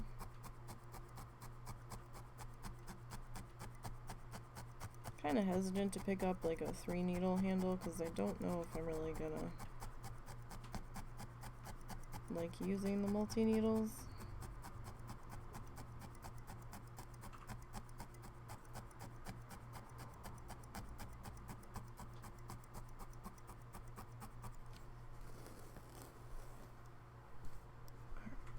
Now, let's grab a little section that we had cut off from another piece.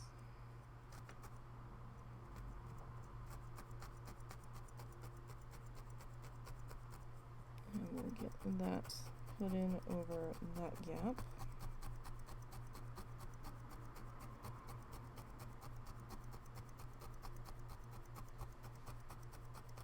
Because that was enough of a gap where definitely noticeable.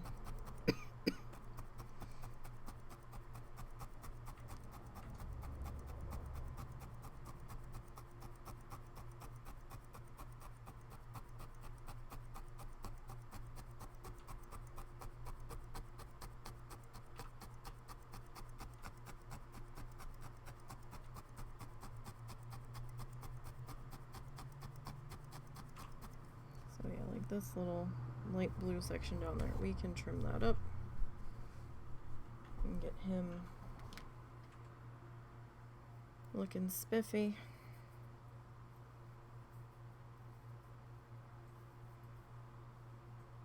Not yet, but you know, not there yet.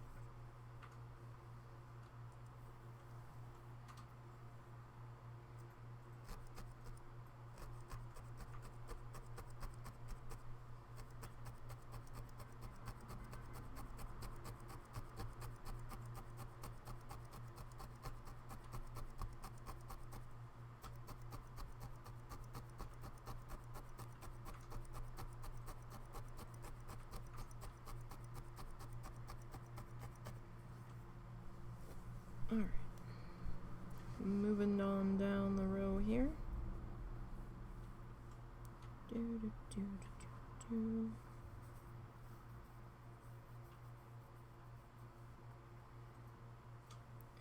let's snip off a bit in this section here.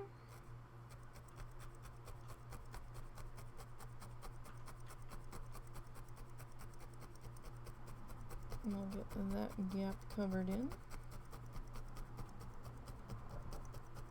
or try to. Depends on how cooperative our supplies are going to be.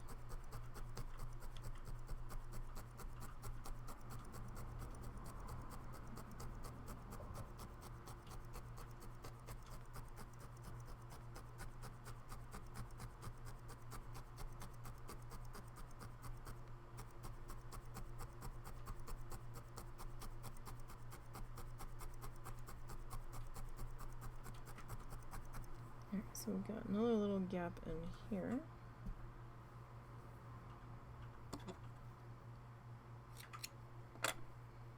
Just cutting off a piece. Just kind of getting it worked down to a size that's gonna fit in here.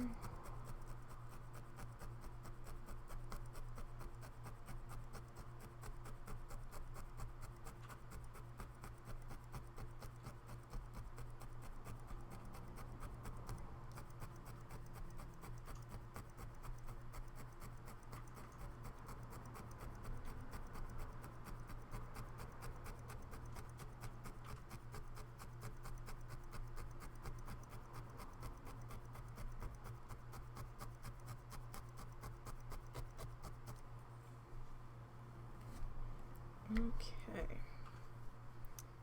so now grab some more fluff.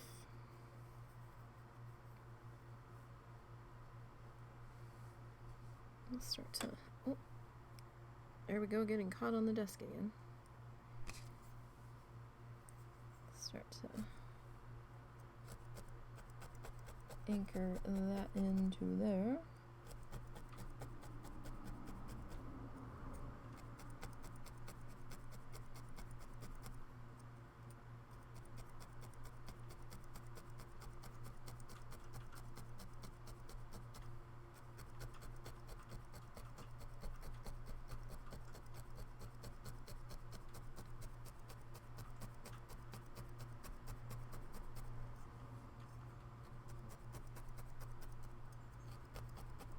As best as we can.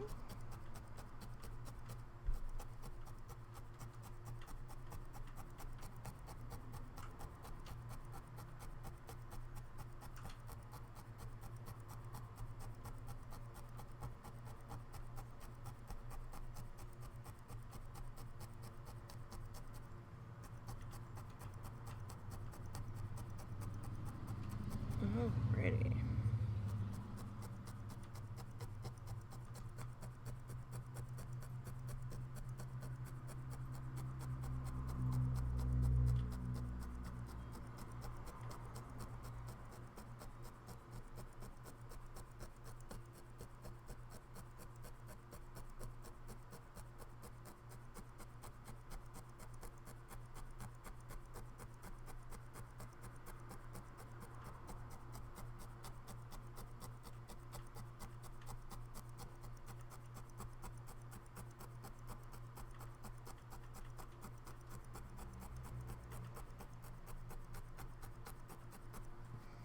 So we're working on our beachy stuff here.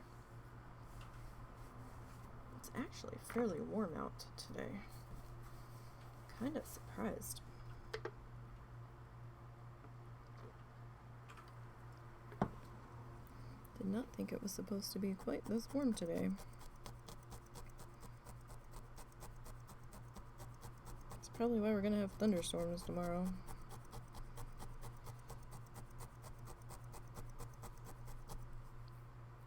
We're kind of getting into severe weather season anyway. So it's not all that unusual. As the cold front and the warm front are motorcycle going by are converging over top of us.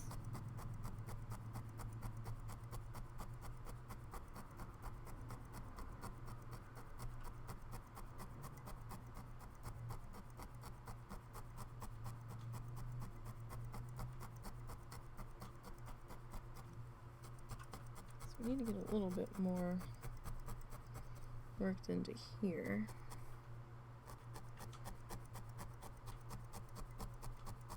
I don't have this section quite fully attached, but we're getting there. Alright. So we need a little bit more in here. Oh, we're going to have to pull out some more brown. Yes, indeedy.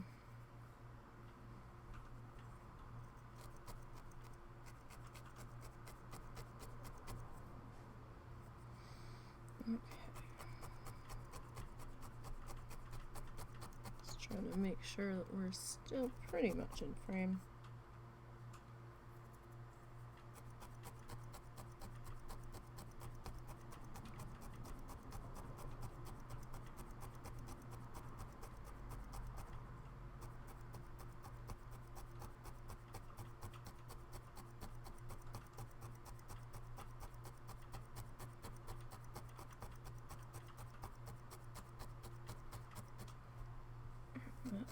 That gap's been filled in there.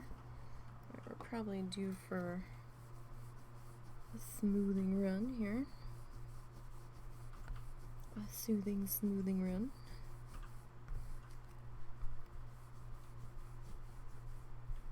Now we are going to have to go back to the top section in here and add a little bit more blue, I think. Because we did have some gaps kind of open up there.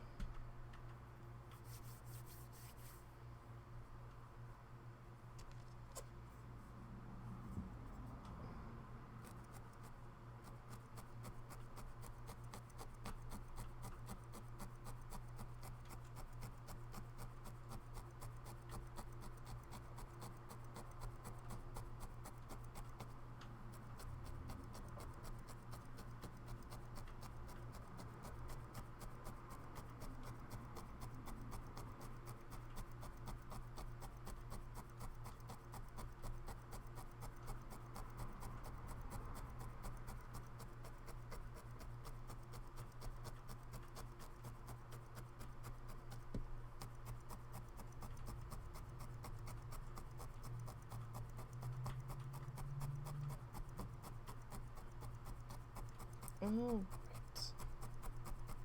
we're actually doing pretty good so far today, I think.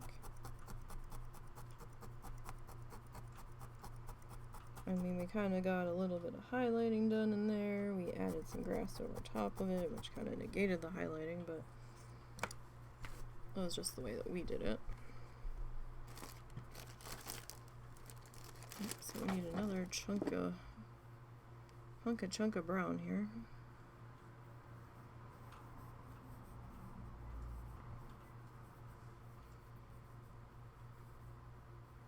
All right. Just gonna kind of lightly snake him.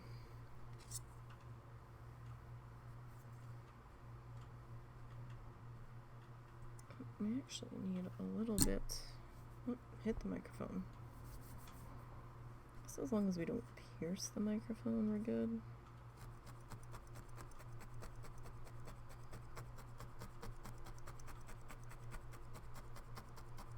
Like piercing it, we'd probably have a electrocution problem, but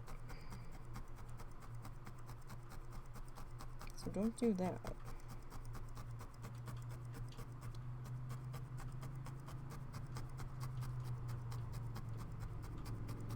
Okay, now let's come back and grab our friend here as we get this all worked in.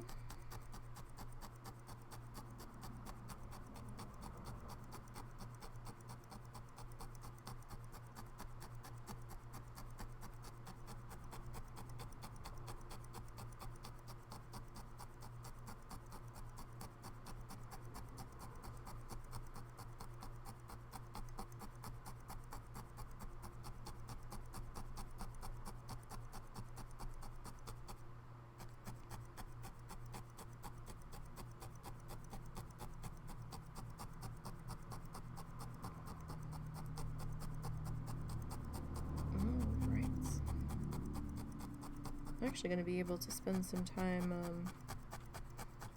working on that giraffe painting tomorrow.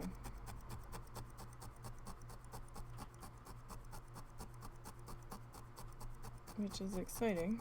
It's either giraffe or zoo. We might do both.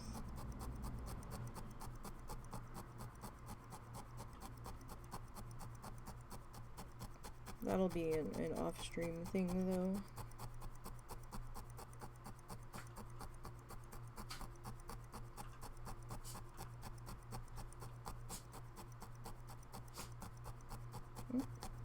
One of the doggos has the snortles.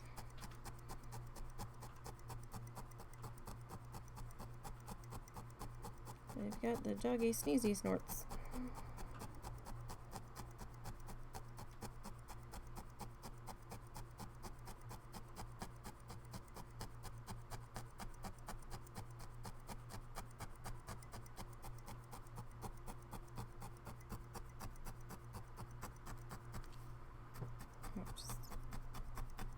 Section in here is just, the texture looks a little different. I think it's because we had grabbed that that big needle,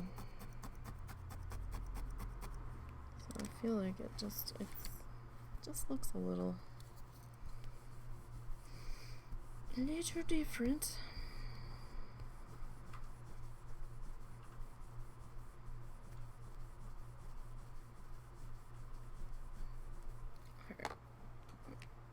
Loose fuzzes. I love the loose fuzzes.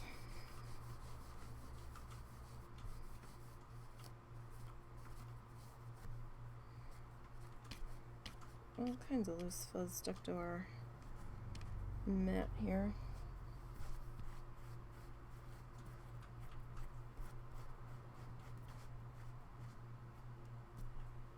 There. I'll put those to the side for now. Okay. Next up,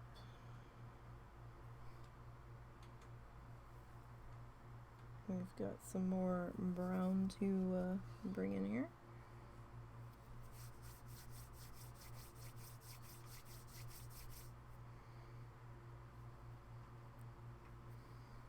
The question is, where do we want to? I think we're going to place you here. We still need to get a little bit of this edge done.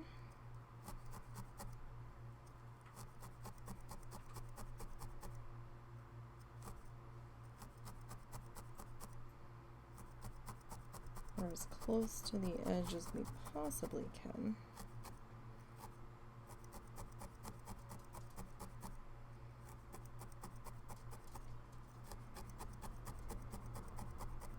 While trying not to felt it directly to the pad.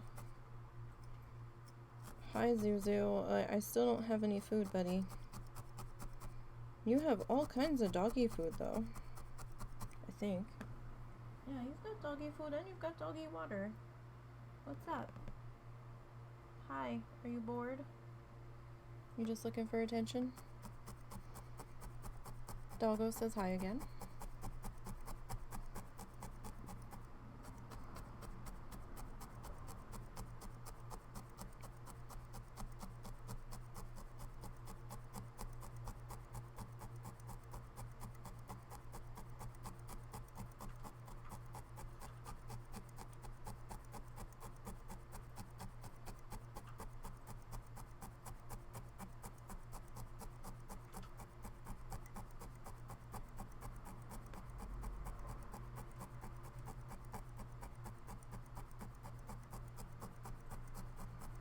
Not quite sure what he's looking for because he's been out.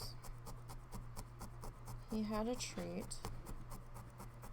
My mom started to cook though. I think she put her dinner in the oven, so for some reason he thinks when she starts to cook I have something.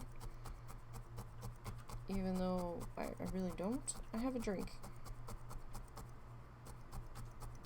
I have a drink, bud. That's all I have.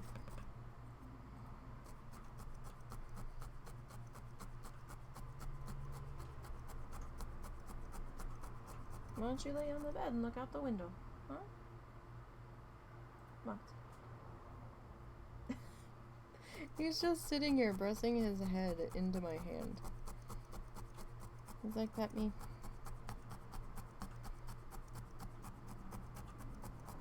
I think at this point he's either jealous or is begging for something, but I don't know what he wants.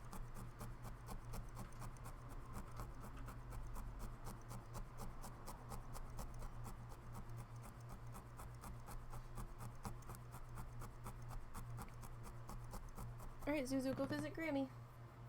Go visit Grammy. See if she's got a treat for you. Go ahead. Go on. Nap time. Go. It's not time for dinner yet. Go on. I'll make rice later, okay? We can have some rices later. But I don't have it yet, so nowhere near dinner time.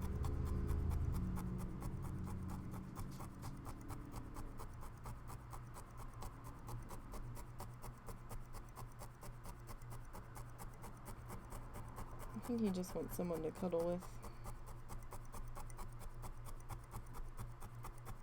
Because I know Momo has water. And food. We checked on that before we got started after I got up. I was worried the cats had tipped it at one point because they kept attacking the footstool viciously that I had his water cup sitting on.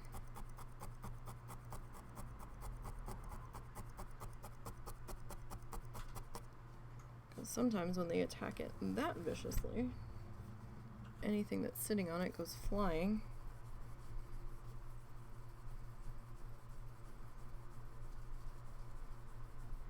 I thought I was gonna wake up to a soaked Momo bed and water everywhere, but I didn't, so I was like, oh, okay.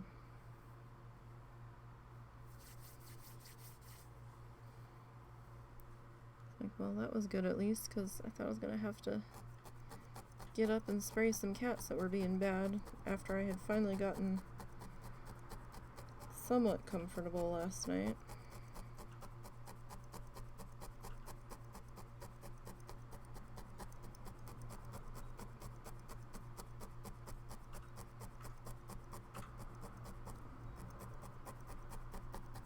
So we just have a couple of gaps up here that we want to get filled in.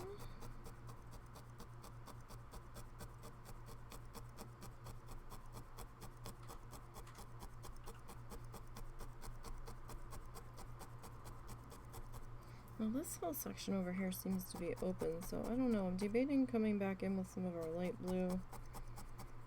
I don't know. Maybe we'll just leave it be.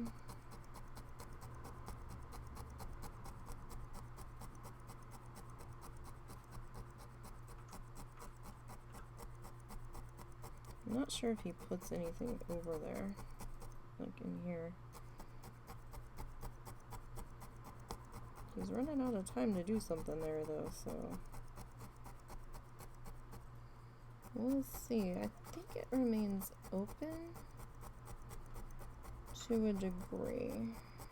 Like there might be a big bush that sits over here that kind of takes up some of that room.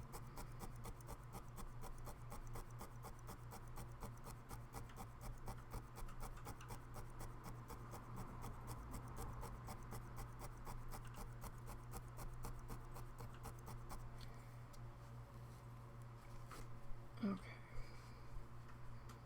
So we've got a little bit of a gap in here that we need to fill in. Not a huge spot, but it is a spot.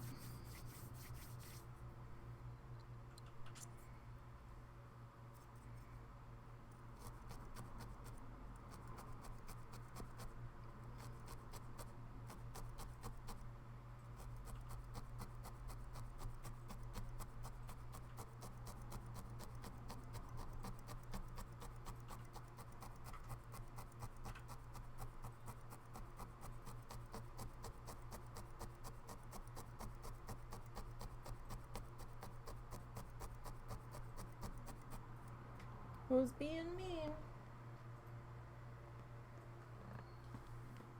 Someone's being fussy. Where's my? Not know.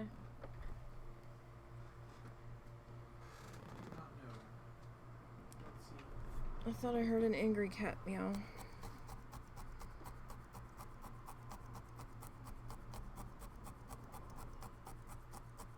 Maybe it was Ed stretching.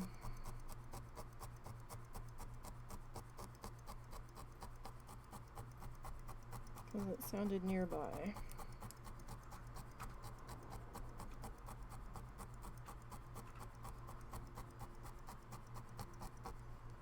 We really should try to get a photo of Num Noms and post it on that Facebook page or I suggested it, but you said no. well, I mean they're here all the time now.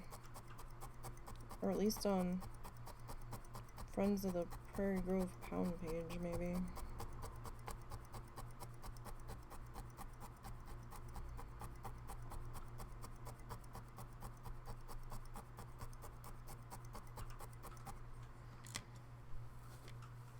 I haven't seen anybody post that they're missing the cat, so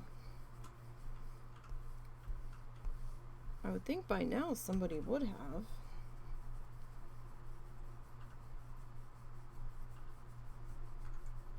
Unless I just missed it.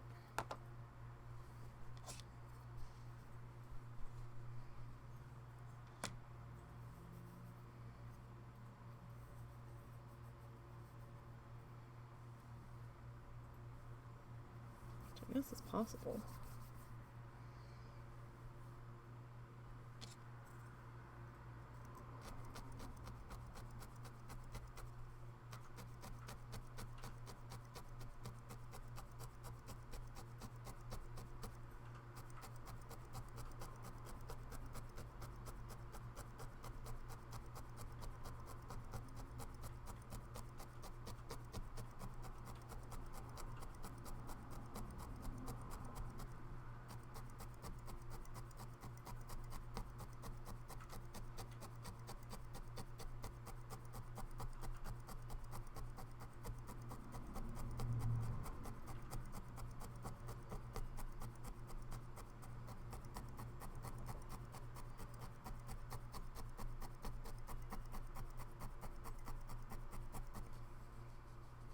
Alright. Still have a couple little stubborn spots in there.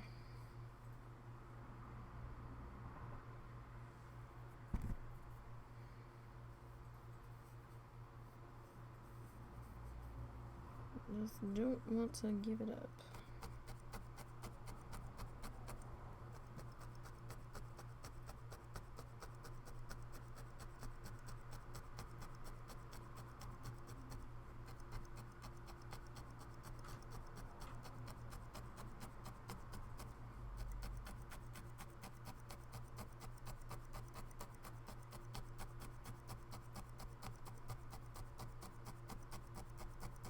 As I just saw another one. I was gonna ignore it, but you know, I think it is kind of noticeable.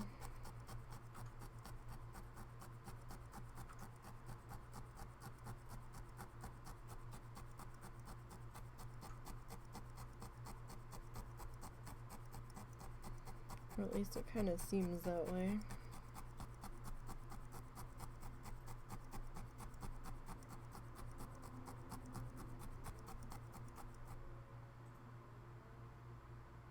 That was a car. Cars shouldn't sound like angry cats.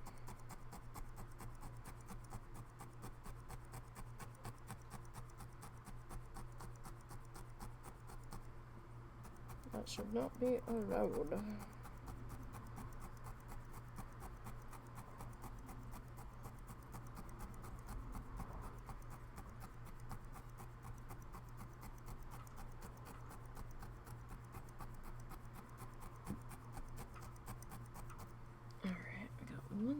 Tiny yappy guy here, right there. Let's see, hopefully that will take care of that one.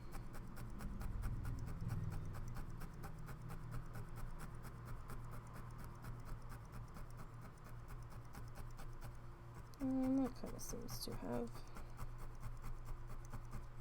Alright. Moving on down the way.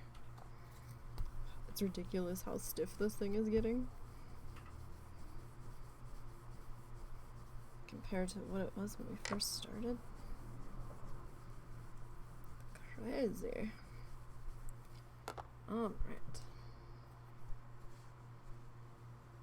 So let me tuck everything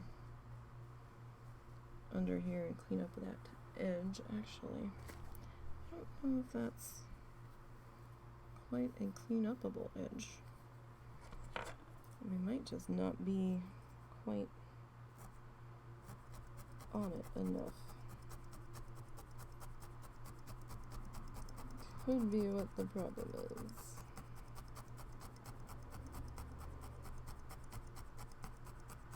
Cause like there's a little bit of fuzz down there that we can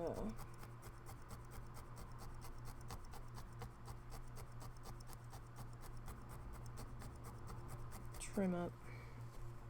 There we go. That's a little better. Okay. So just kind of grabbing some tufts here.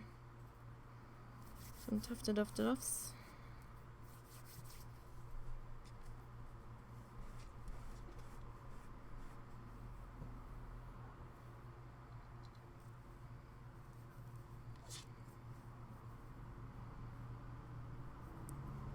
As we're getting there for our ground being put in here.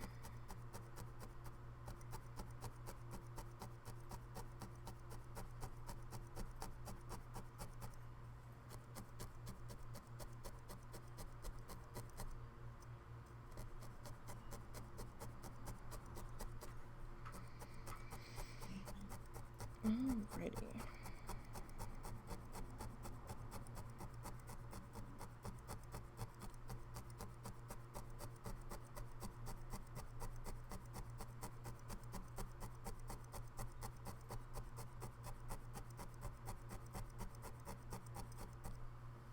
So let's see here. Where's our edge, man? I don't want to be creating a new edge here.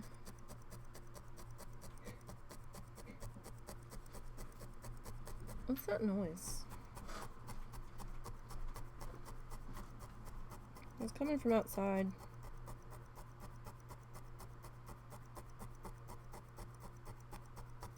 As the husband dashes off somewhere.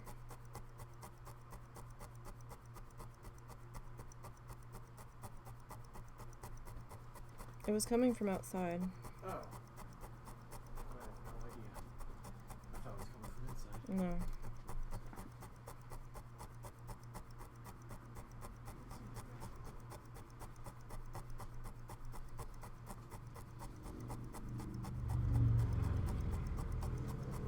All right.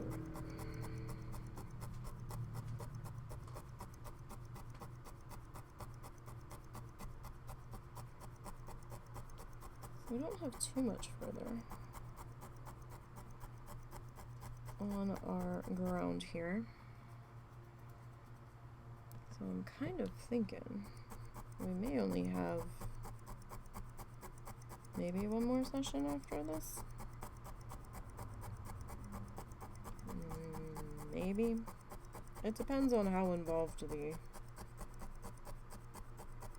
end of this gets to be, and we'll take a look at that in a minute or so. Because we do have to put some grassy things in. And we still have to connect our paths and stuff.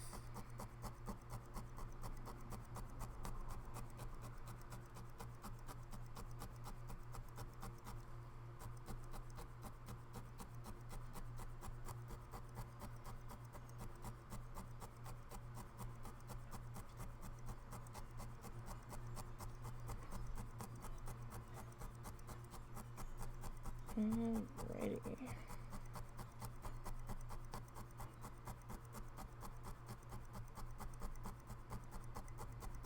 So it's just, doing some little final touches on the ground here. Making sure all of our bigger gaps are filled in and stuff.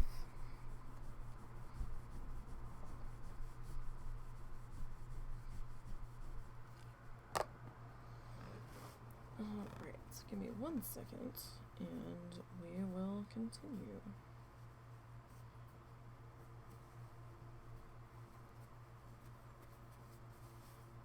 So it's a little warm in here.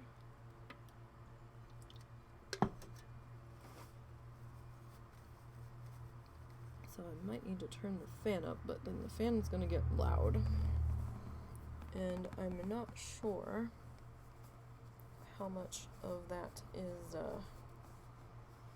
coming through, but it might get a bit louder here. I also have fuzzy pants on, and it's way too warm for fuzzy pants in this room. Way too warm. It was cold last night. Well, it wasn't like freezing cold, but it was down into the low 40s. So when I got up, I was like, I'll just put these back on.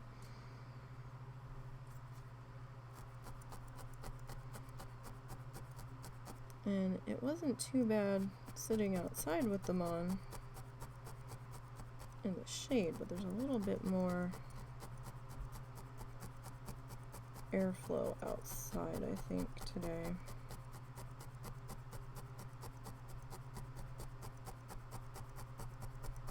What is today's temperature anyway? I don't know. Feels like it's about 70.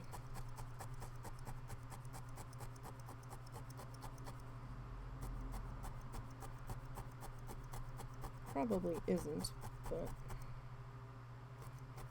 that's what it feels like.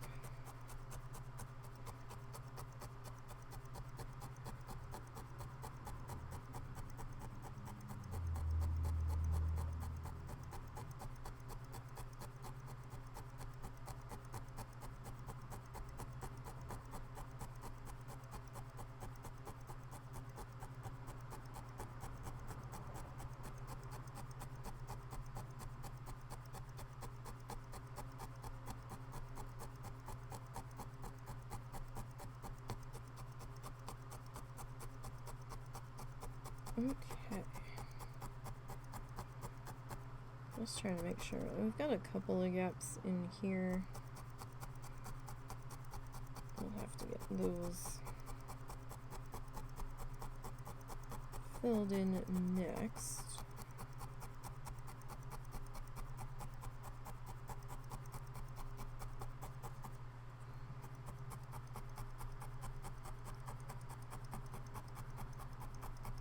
here in just a moment.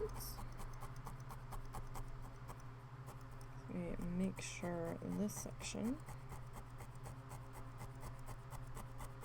is all good to go.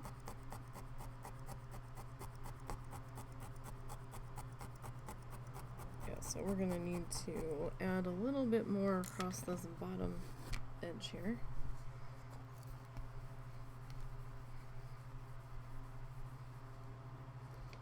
Whoop.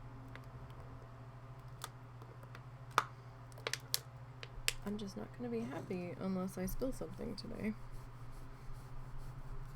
I'm trying like hell not to, but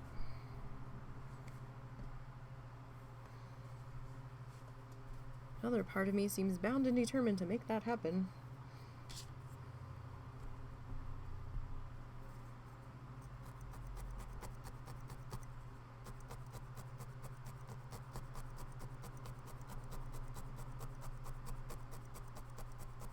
Thinking we might make some bourbon chicken, and then I've got some leftover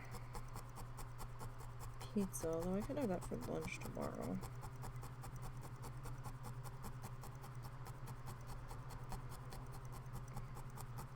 It hasn't been in the fridge even a full day yet, so yeah, we'll make bourbon chicken and string beans and rice tonight. It doesn't have real bourbon in it, though. They just call it bourbon chicken for some reason. Which is fine with me. I'm not really a drinky person.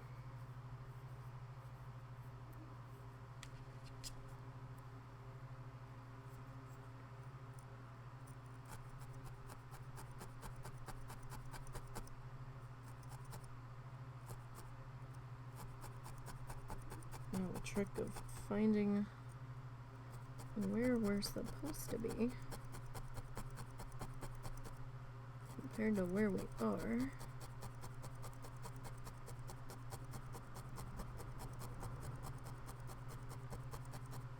Okay.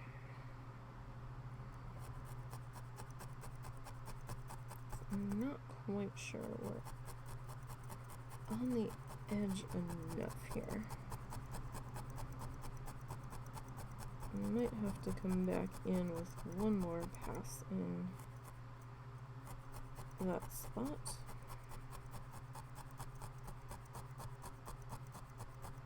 I mean, we've already got some gaps going on down in here, so we'll definitely have to do a little something, and I'm pretty sure that we did not hit the felt there. That kind of felt like we were in the pad and not the piece.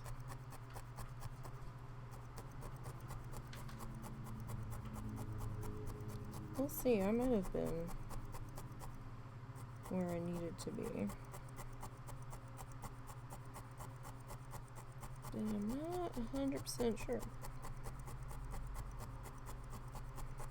Alright, so what do you guys like to do? What's your favorite medium to work with? Is it watercolor? Is it resin? Alcohol, ink, acrylic paint, oil paint, tissue paper, paper quilling?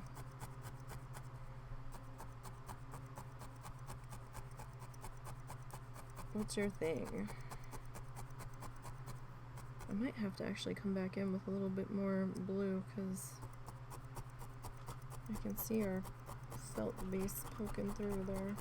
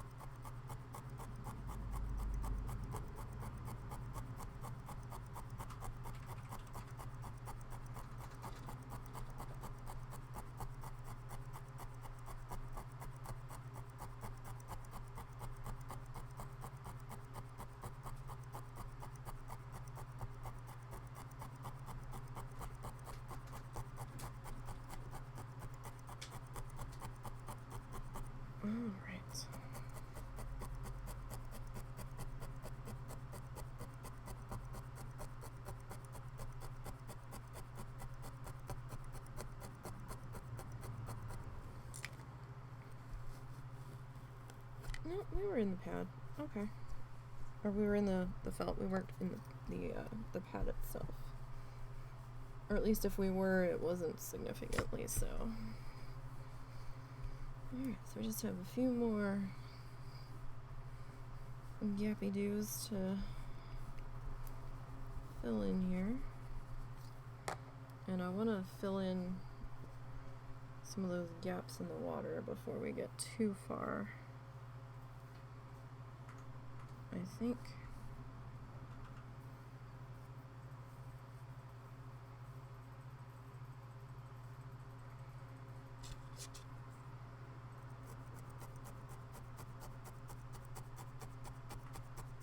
Because now I can really see them poking through. It's not terrible, but I've noticed them now.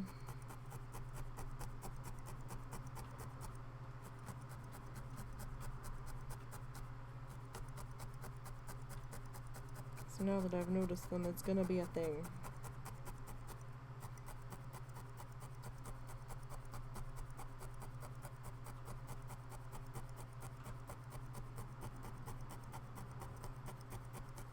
Once we can get the worst, like I'm okay with a little bit of this fuzz, because that we can trim. That won't be a problem.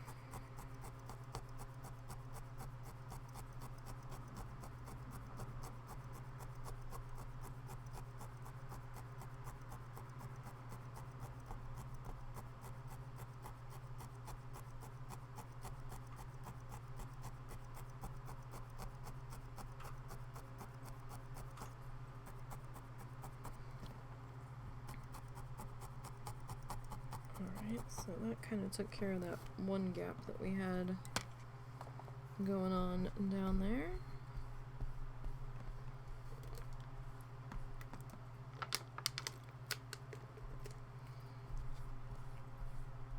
Alright, next up is now I'm elbowing everything. Because sure, why not? Let's elbow everything. Alright, so I'm just kind of stretching that out just a little bit. We don't want it stretched too much.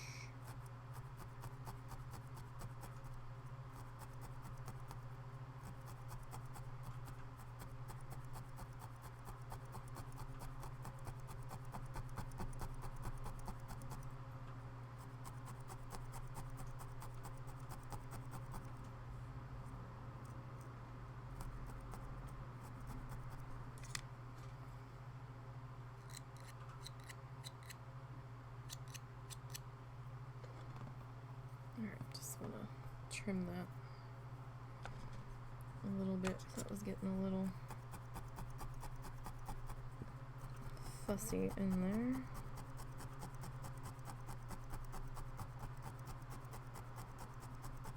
Still might have to hit that section again.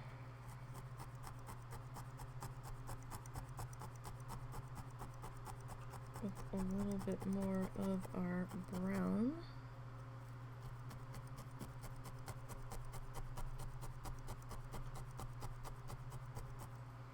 Just to make sure that we are good and filled in.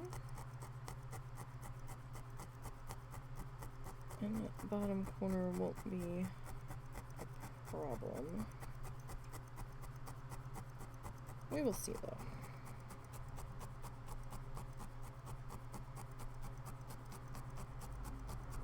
But this went in pretty good order. I didn't have too many gaps to fill in, probably because we went a little bit thicker. Okay, give me 1 second, guys. It is super hot.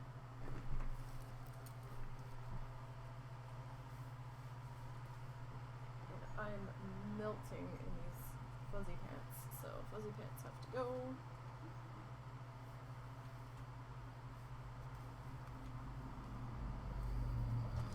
I have shorts on. I had shorts on underneath of them, so it was too much Too much clothes.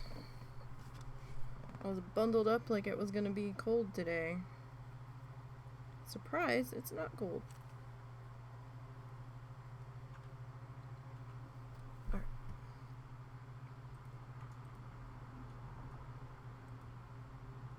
So I'm just giving my neck a chance to rest here for a second.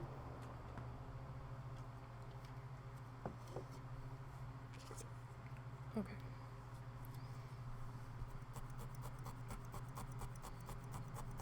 So let's come back in.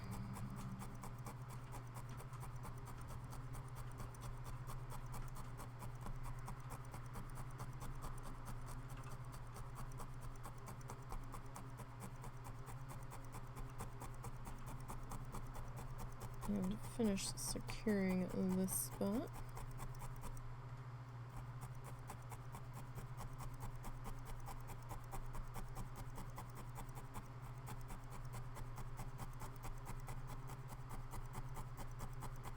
I do kind of feel like we'll need just a little tiny, super tiny touch down there in the corner.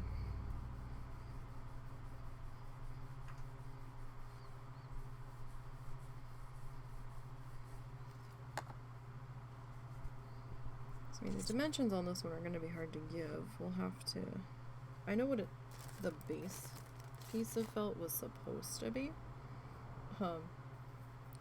Supposed to be in air quotes, because excuse me, if it had been the exact size that they said it was, I would have had more of an edge around the entire piece,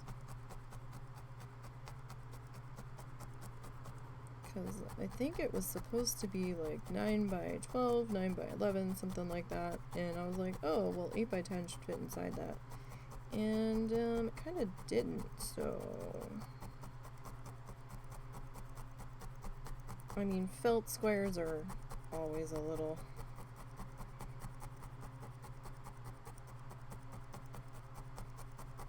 unprecise anyway, which is why it'd probably be better if I came in further.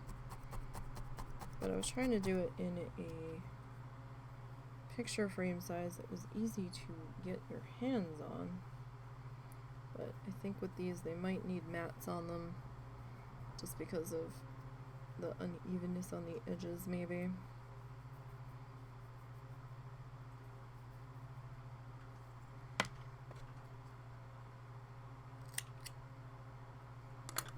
Okay. Fuzz going up my nose. Alright. I'm just gonna tack in a little bit more on this bottom corner just to make sure that we are good and taken care of.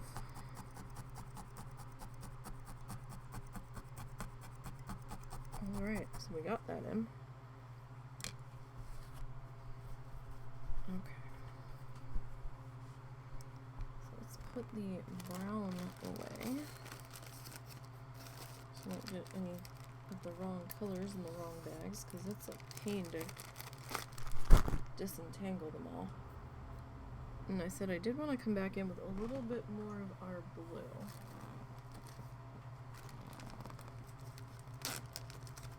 I'm gonna have to fluff more of this stuff.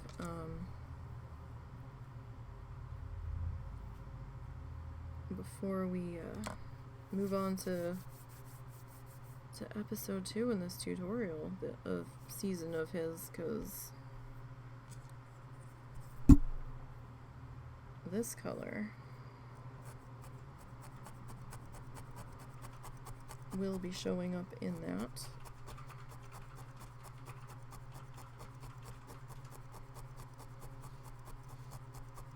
One of the main reasons I had picked this color up.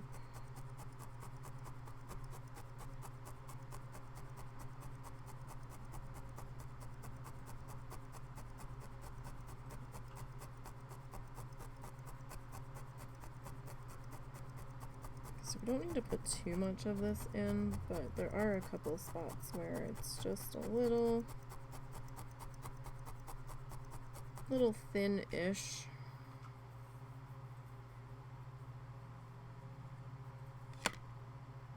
Like, it could be passable to leave it alone, but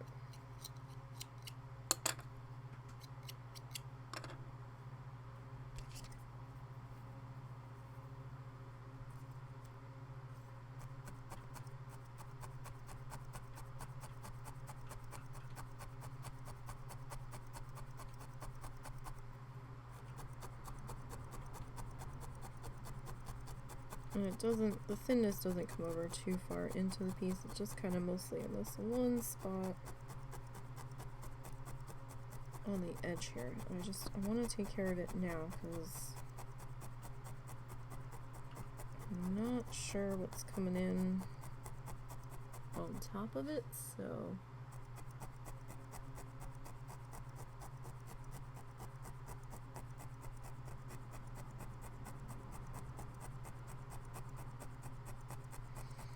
it'll be just less of a hassle to just hit that up real quick.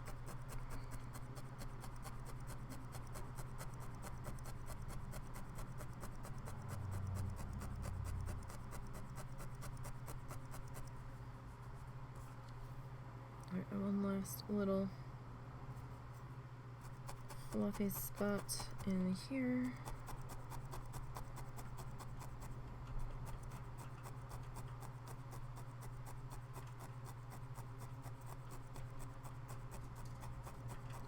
So what time is it?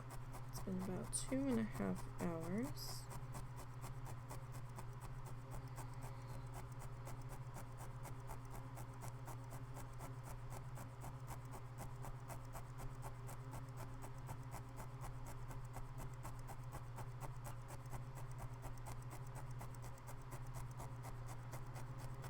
Okay. Try to pull that up. Alright, yeah, that's a little bit better. Okay. So we'll smooth that out. Hi, Zuzu. I still don't have any food, buddy. And you've been out. You were out not that long ago. It was maybe an hour-ish. What's up? I don't got nothing. Mom's got nothing. Mom's is boring today.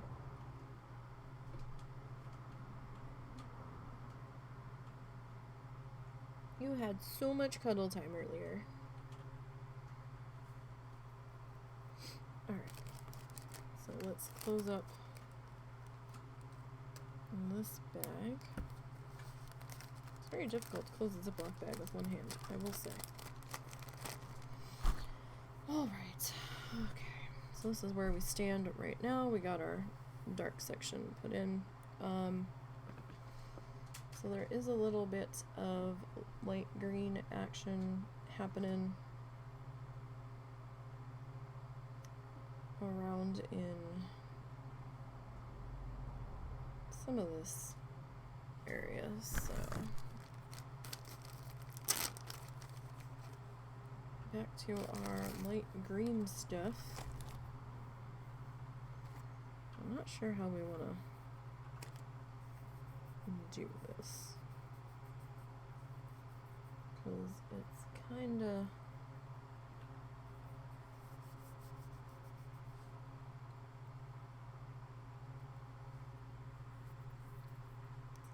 spiky.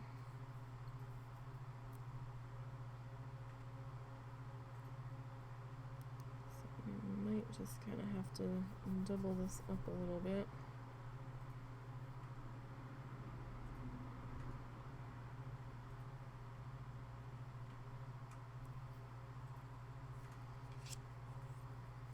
Alright, let's start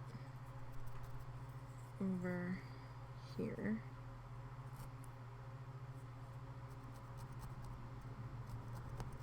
It's like barely kind of peeking up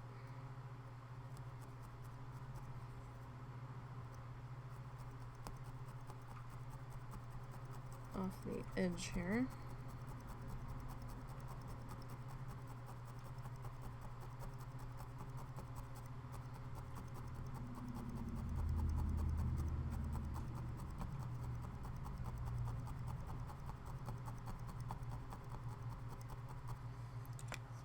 Start to get that worked in. Might be a little long there.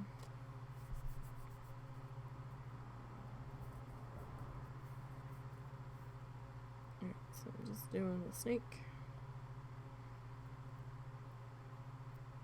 And then kind of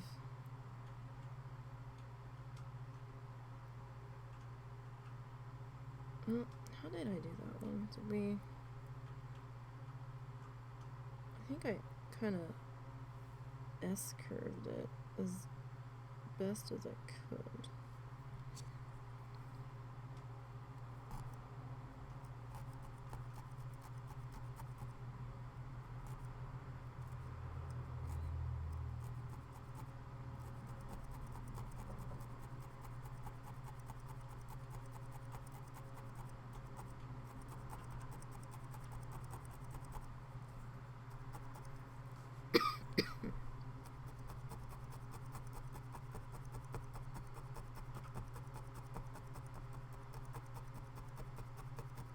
Okay.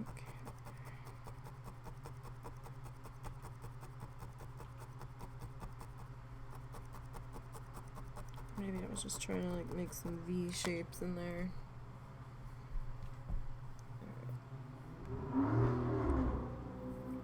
Thank you, sir, in your obnoxious vehicle. Letting everybody in this town know that you're driving by and where you're located. I think I kind of did like a little V shape and then kind of wrapped it around itself.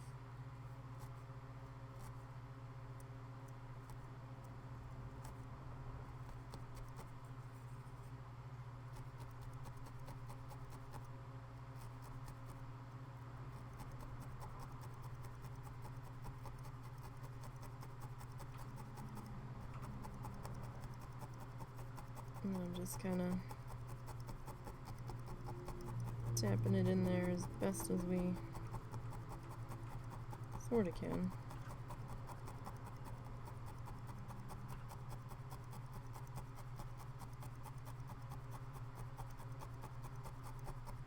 As best as we can there.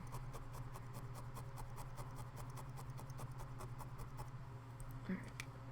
So this will be a little bit of a process here. Or, you know, do it however you want to. It's just kind of how I'm approaching it. Or, at the same point, we could just kind of like tap in the bottom and then kind of work a section up in there. Oh, that's also a possibility.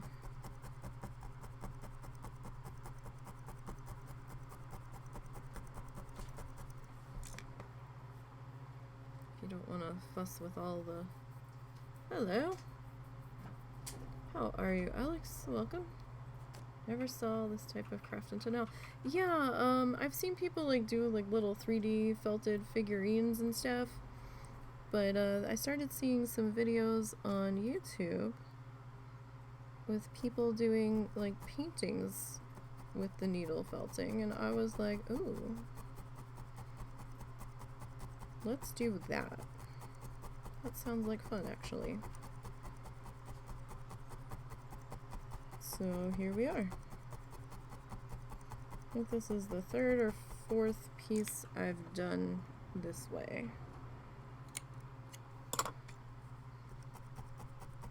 And the first time we've followed a Bob Ross tutorial.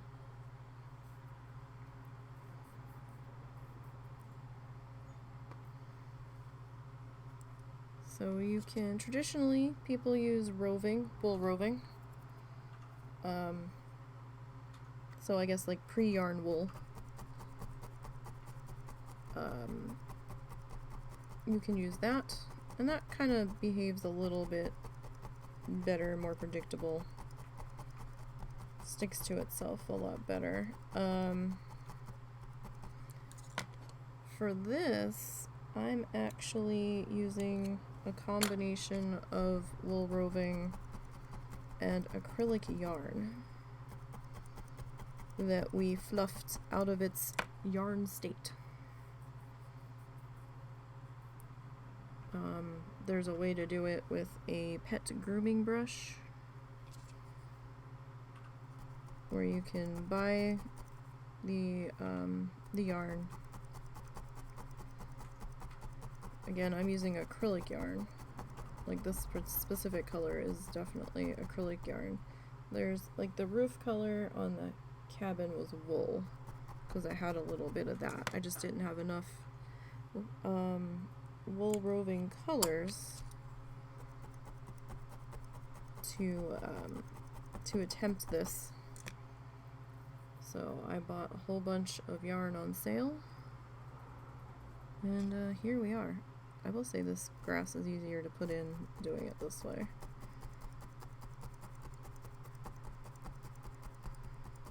One of those silly little V shapes that I was trying to do earlier.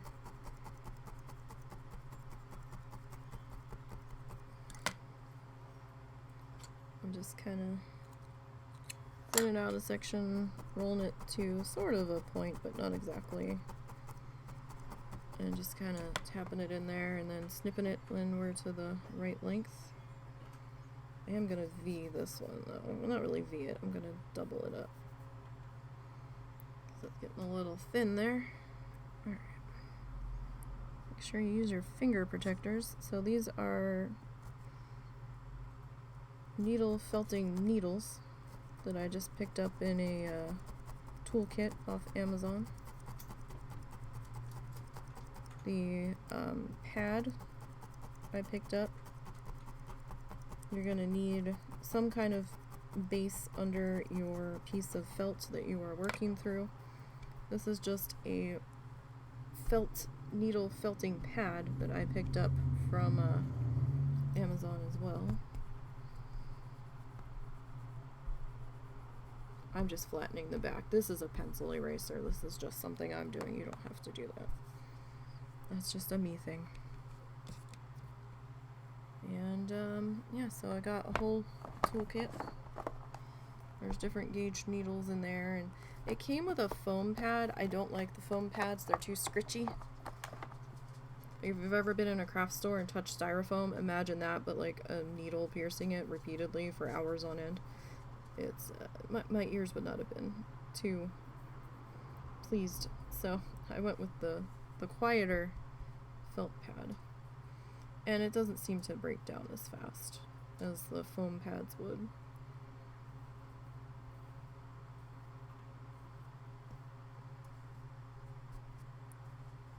And we're doing dry needle felting. There are some people that do wet needle felting, where they like make a picture and it's wet, but I think you have to use the wool roving for that to work, because I think the wool shrinks down when it gets wet. In the method they use, like, I think it involves like soapy water and stuff. I've never really looked into the wet method, because I just that was a little much for me. I think I saw one person do it in passing years ago on YouTube, and I was like, yeah, I don't know about that. But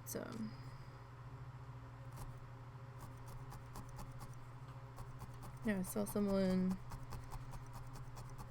do this once or twice, I think, on their YouTube channel, and I was like, that looks like so much fun. And after a year of thinking about it, I finally managed to get the supplies to give it a go.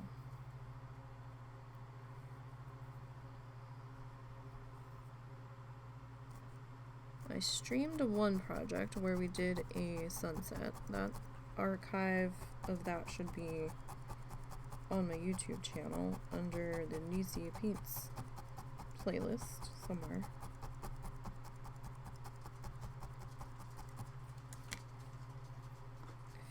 are curious about that.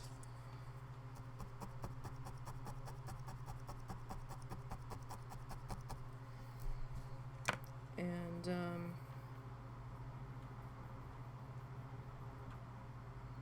do you have any idea what the dog's deal is? No. He No, keeps I've got no idea. repeatedly What's up, bud? coming over to me, staring at You've already me. gone up. You've already gone out. You've already had a gut full of grass. You're not having no more. No. And looking sad doesn't change that. No. Like, I don't Sad doesn't change that either. I don't understand what he's looking for. Unless he's just mad that I'm still streaming, which is entirely possible. He has like a 2-hour tolerance limit of me being able to stream before he starts constantly coming over. Why are you sitting here wiggling at me, huh? And he had all sorts of attention today, so it's not like he's attention starved. And you always back down whenever I offer, so I don't know why you're all excited. I think he's just attention excited. I don't know. They're being weird today. No, you're not healthy enough for what I think you want. Seriously. We're not going to take that chance just yet. I want to give you a few more months of healing up first. Yeah, no, we're not risking that yet. Not after he had that bad day episode. I don't think he's as healed as we might think he is. I think he's just tolerating it. The one doggo hurt his back or compressed a disc or something, or tore something, and that's been a several month-long fiasco that we've been working through.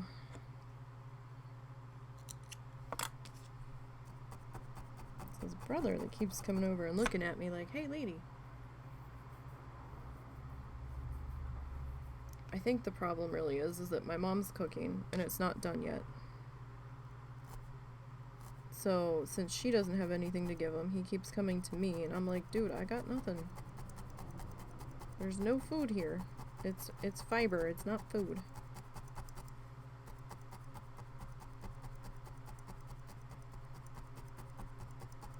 Either that or he's just being a jealous snot because I'm talking to people that he can't see. It's a very jealous dog.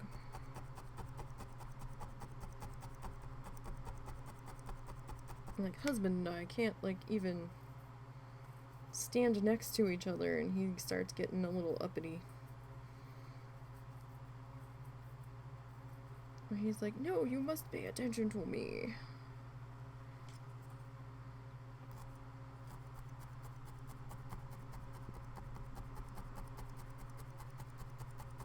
But yeah, we haven't really been, doing this that long, so I mean, really anybody can do this. Only started doing this late December.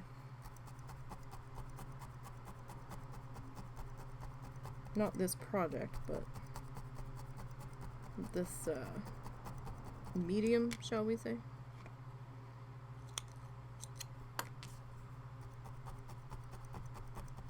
So yeah, I've done a sunset on stream that we had a reference photo that we were kind of using for inspiration. And we were then got a little too felted to the pad there. And I did a lighthouse off stream. And then we did a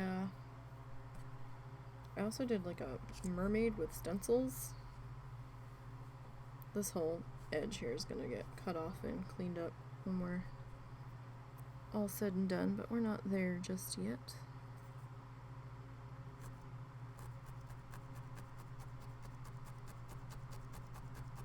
But sometimes we paint here. Lately we've been doing this. Right now my goal, as far as this stuff is concerned, is to complete as much as we can of a season of Joy of Painting of Bob Ross tutorials. This is from season 3, it's episode 1 of season 3 that we are currently working through. And the other videos of us working on this from start to finish are on the YouTube channel, NiseyBGN, same as here. A lot of the live streams are archived over there. Not all of them, for various reasons, but a good number of them are. All the ones from this project are.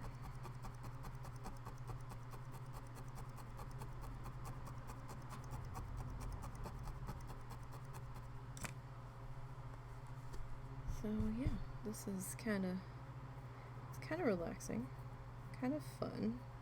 Don't have to worry about wet paint everywhere, which is also all sorts of fun. But yeah, we went with acrylic yarn for this because of the amount of colors I was gonna need. It was gonna be astronomical for me to buy it in roving in the amounts that I needed, let alone the number of colors. Just tuck in that little bit of fiber in, and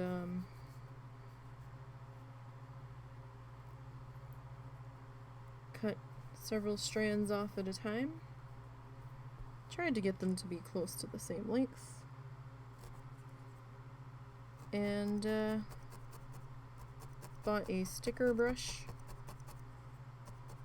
It is actually called a sticker brush, S-T-I-K-E-R. It's a pet grooming brush. You'll find it in your pet supply aisle.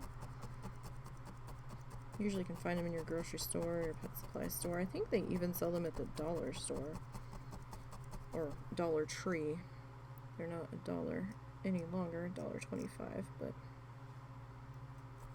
you get the idea. And got a bunch of little spiky guys on them. And you just brush out the yarn strands till they're not twisted up anymore and they're fluffy and poofy and look like that. Basically undoing the yarn process. Alright. So I'm just grabbing some more of this green stuff. We're putting in our grass there. We've got the tutorial in the bottom corner. And we're doing the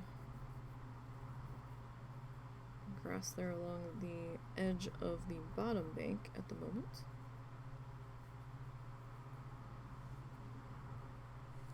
I'm just kind of trying to get that twisted to where we want it to be.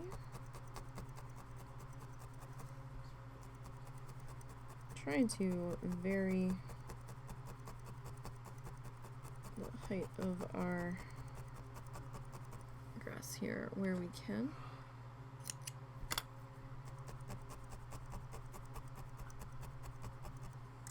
And that's just the shears that came with the toolkit that I just clipped there. You can just use regular scissors. I usually have a different pair of scissors that I use, but I didn't remember to pull those out today.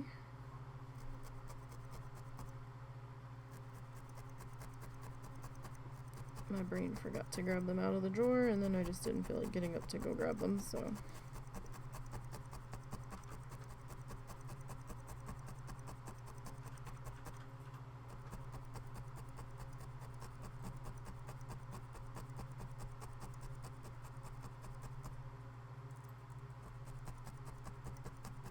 Any scissor will do, as long as it's sharp enough to cut this stuff.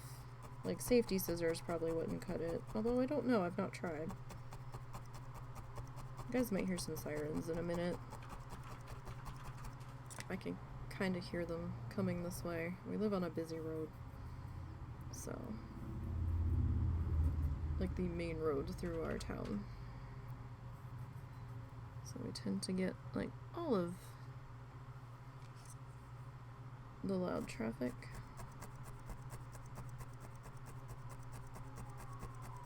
Yep, there they come. So if you have earbuds on, you might want to pop them out for a second or turn down your volume.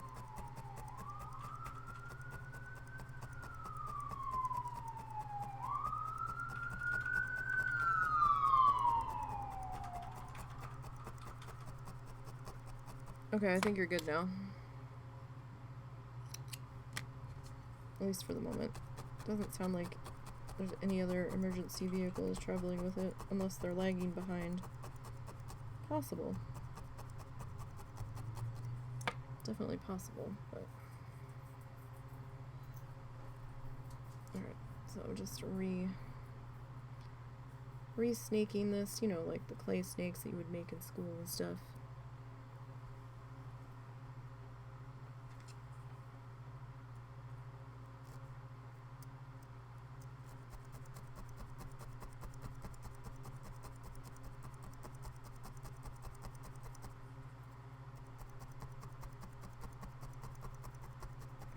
I don't want it all to be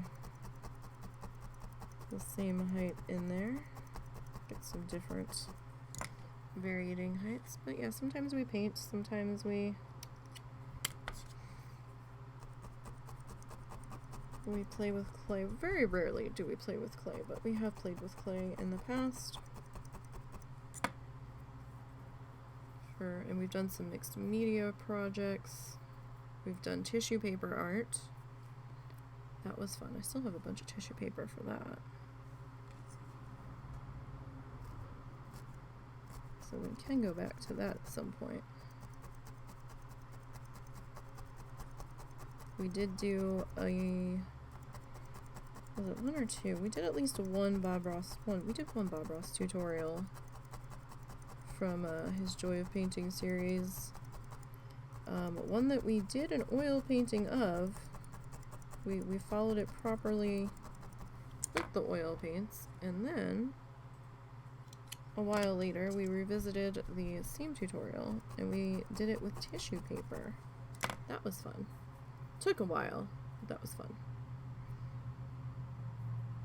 Alright, so when they get small, they get a little bit harder to maneuver. That's okay. Yeah, we'll get it worked in there.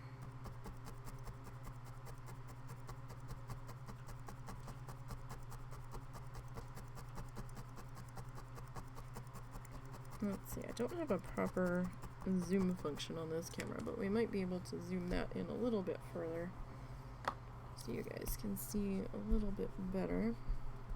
I'm just kind of smoothing this out. Again, you guys don't have to do this. It's just something that I do. It makes it a little less bunched up as I'm going. And we've been working in one area for a little bit. Alright, let me see if we can zoom that in a little bit further.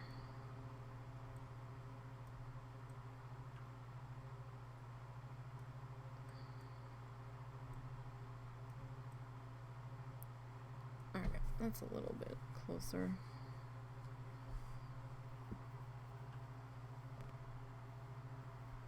I mean, you guys might have been able to see it anyhow, but my preview's a little bit small, so I wasn't sure if you were able to really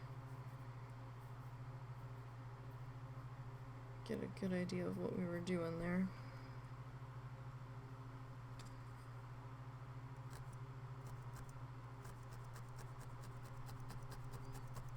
Just kind of making some little wool snakes. Wool fingers, or whatever you want to call them. And then just kind of putting down the one end of it and tapping that into place at the moment. Just to try to give us our grass on the edge here impression.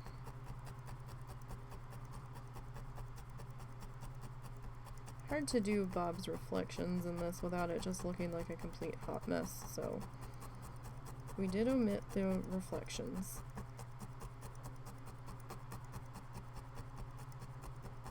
Because it would have just looked junky if we hadn't. Because it's really kind of, can't really like melt the colors into each other. It would just start to look like strands everywhere.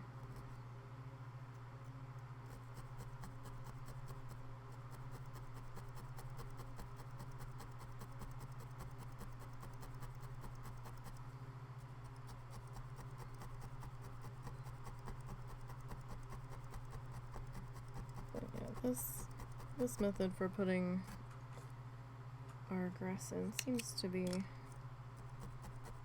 working pretty decently so far.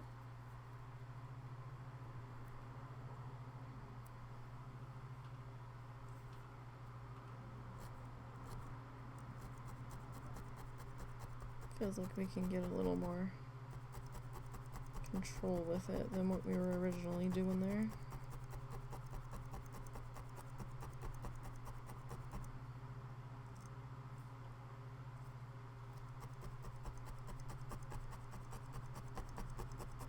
Alright. So we've got some gaps in there, and that's okay. That will add to it a bit.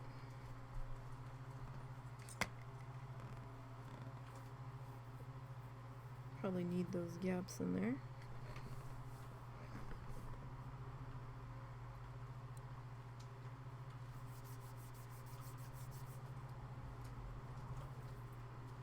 Alright, so I'm just kind of trying to get our fiber worked out here to a shape that I want to use. Can you spray that cat? He's chewing on the trash bag again. Thank you. I don't know what that cat's obsession is with that trash bag, but he can't be chewing on the strings of it.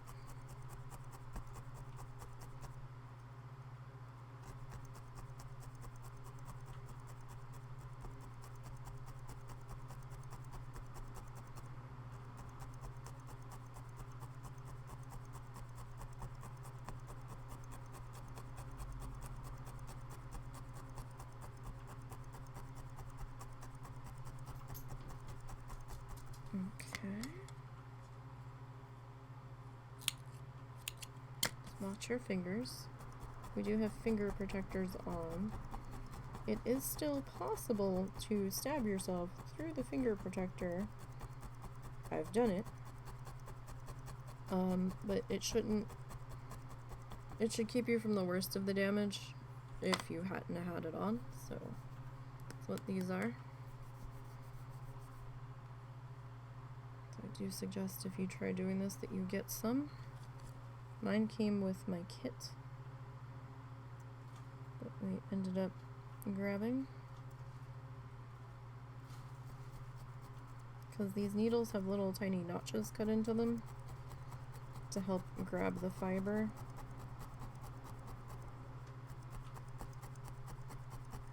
Mr. Peabody's back.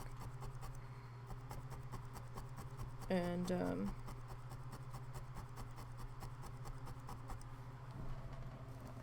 Mr. Peabody.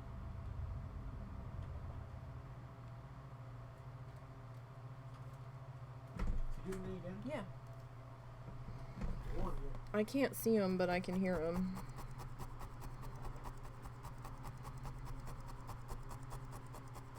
I think I forgot what I was saying. But yeah, I would definitely pick them up. no. He's doing the cat thing where he goes out of my view. And He's doing the cow thing. the voice. He's The voice. he's learning lessons from cow. No. 'Cause cow. Not you. You guys are good. Peabody. Cal will be very bad and get obsessed about something and just won't let it be. So we've had to resort to the kitty I said no water spray bottle method of dealing with it. So if the fiber's being a little unruly, you can dampen your fingers just a little bit to see if you can get it to cooperate for you.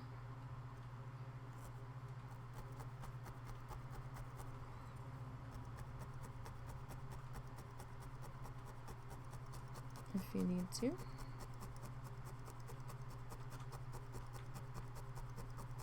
So I'm using a small gauge needle, but yeah, there are little tiny notches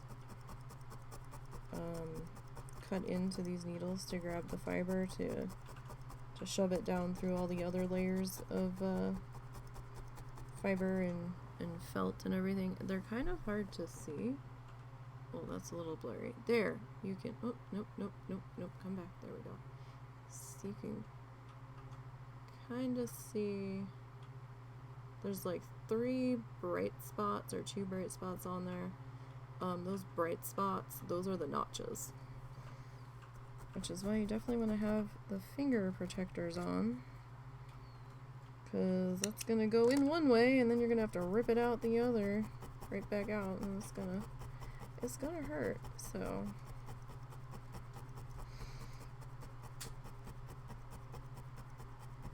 And it hurts more than a paper cut, that's for sure.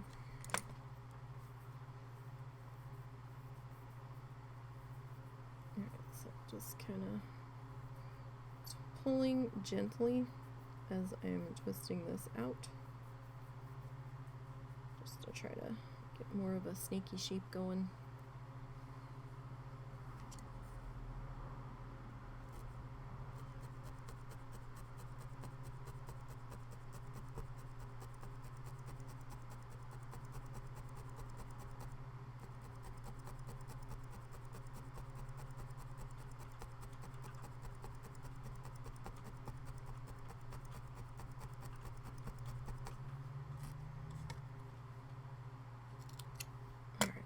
I like to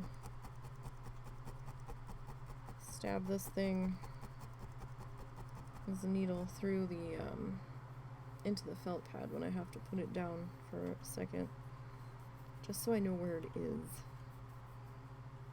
so it doesn't like roll off the table on me or anything. Okay.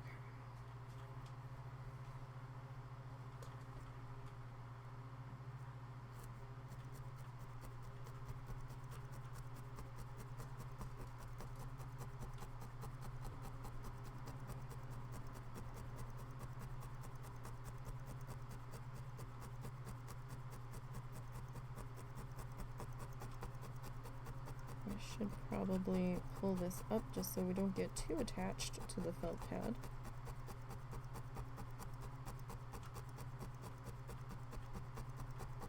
Because I did one piece one time, I think it was the first one I did.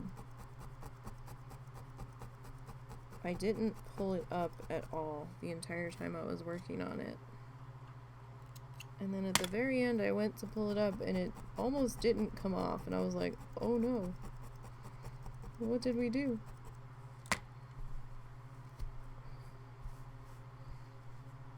I was afraid I had fucked up everything, but it might come off easier off the foam pad. I just can't stand the sound of the foam pad.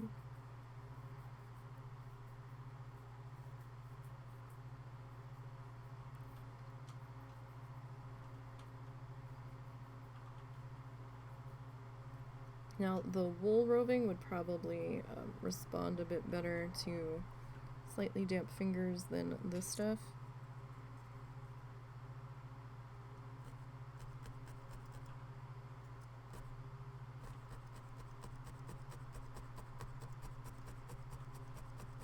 But it might at least tamp a little bit of the frizz down.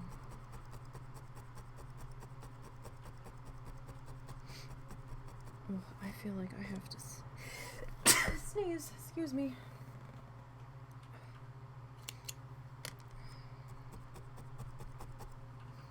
It's getting into hardcore spring allergy season. Oh my goodness.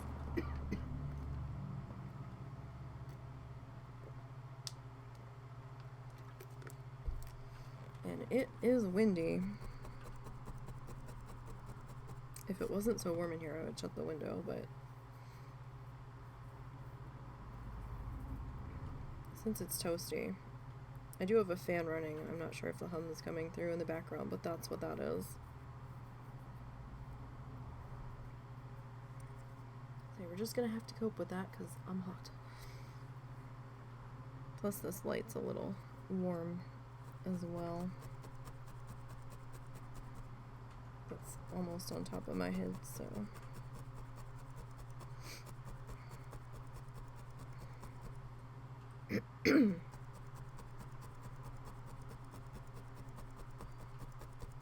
All right.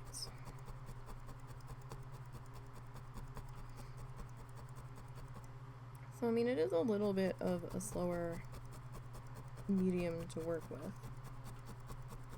I won't lie about that.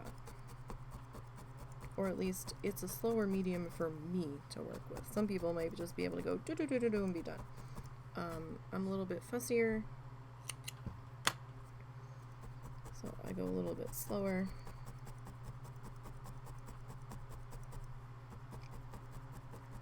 But, I do like that, you know, I'm not working with paint that's gonna dry out on me, and this is a lot more portable.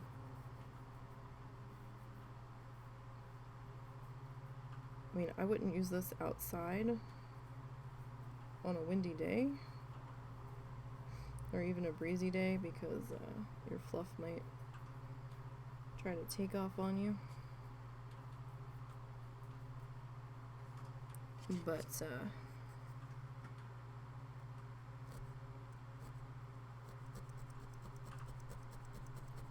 I do think it would be a lot easier to transport, like a wet painting and all that.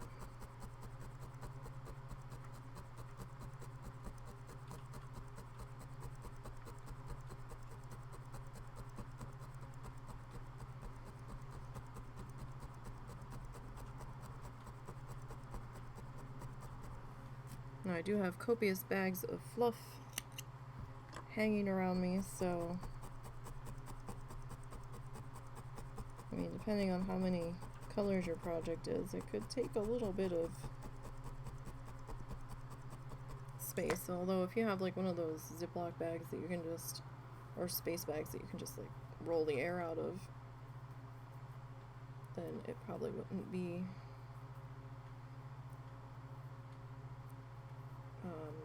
all that much troublesome to travel with.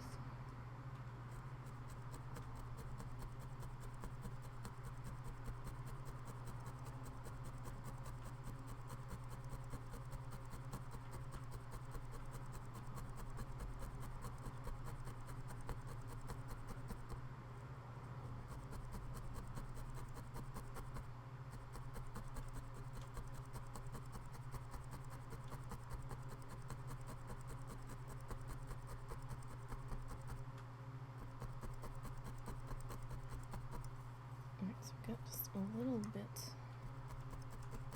of a tail left on that piece. I'm just going to kind of flip that back up on itself. Just kind of work on tapping that in. And I'm just going to re-anchor the area around this.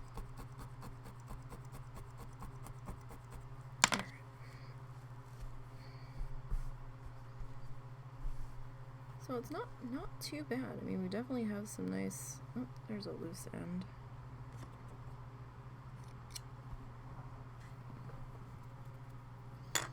Definitely have some nice grass coming in here.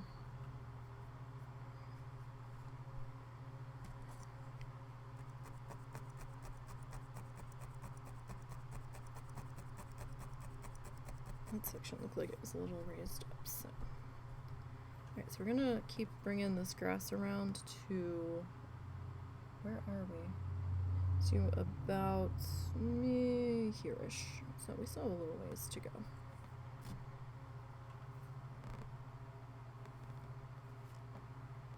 So yeah, I have about 20 bags of these, like little sandwich size Ziploc bags filled with 20 different colors of fluff.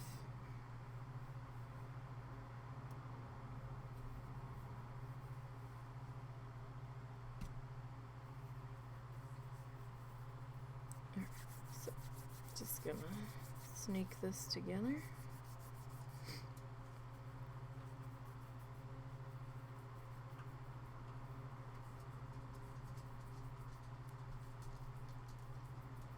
Just gonna try to pull it out as I twist it.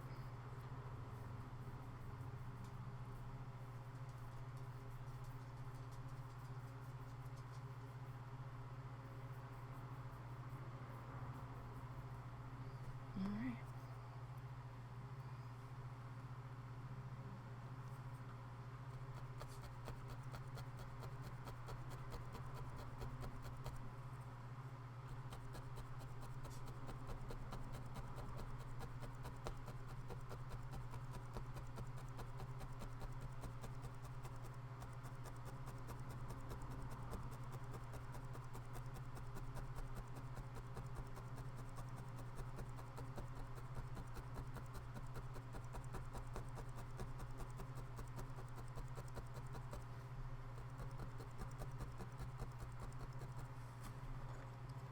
Okay.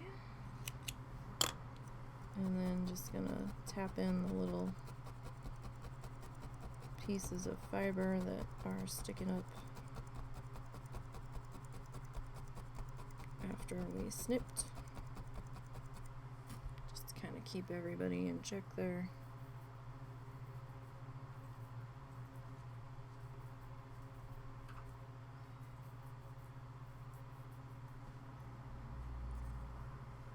So let's see about, maybe we'll make this one a little bit lower.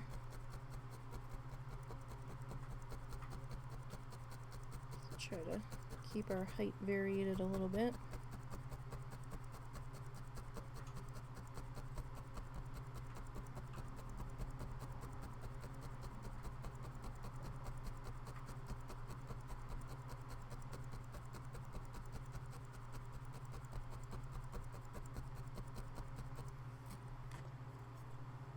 So it's not all one level, because that would probably look a little weird.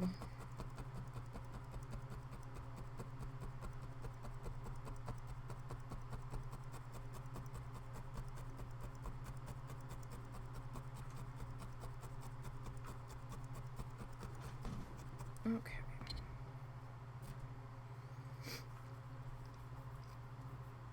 So again, just gonna re-straighten this out, or re-twist it.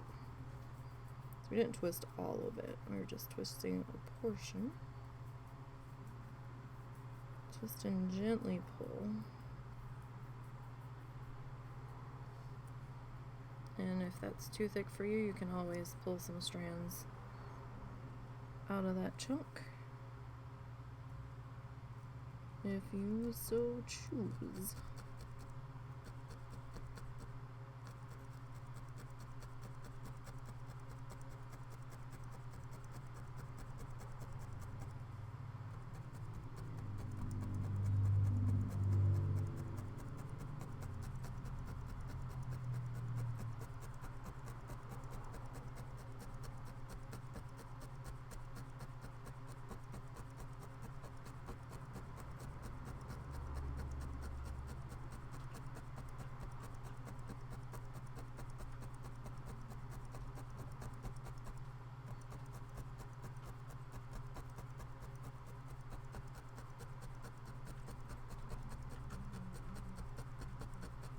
Oh my stomach is growling.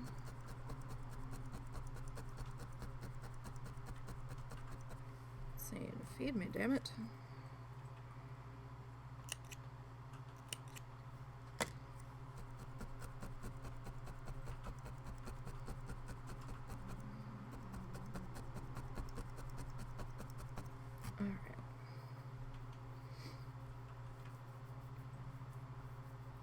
we'll just keep on keeping on with our grass here. We've actually done pretty good today. We got our dirt highlight color in up in here. We got our grass kind of patterned in a little bit, peppered in, I guess. We got our little beachy shore put in.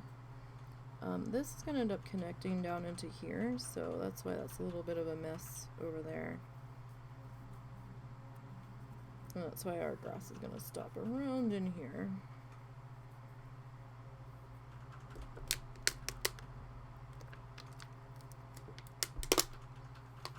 Alright.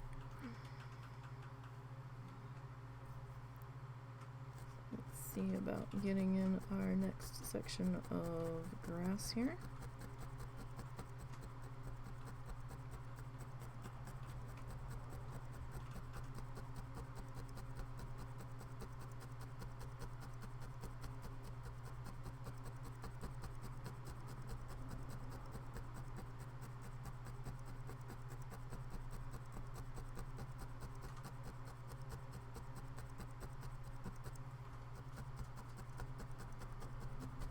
Okay.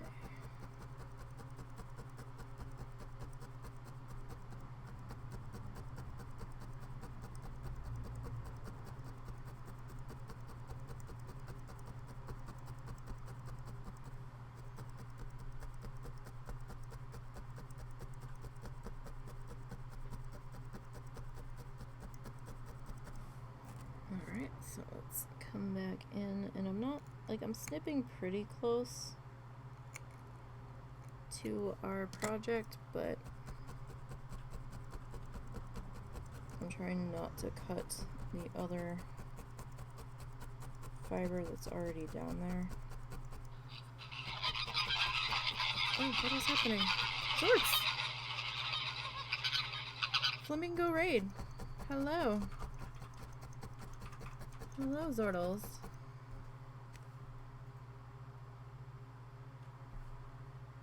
Thank you for the raid, sir. And what were you playing today? And welcome in, Zort's friends.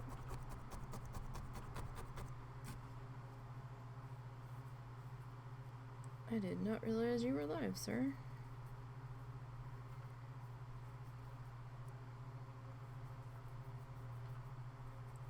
Power wash soon. Oh, lovely. Very nice, very nice. 'Cause what better game on a Sunday afternoon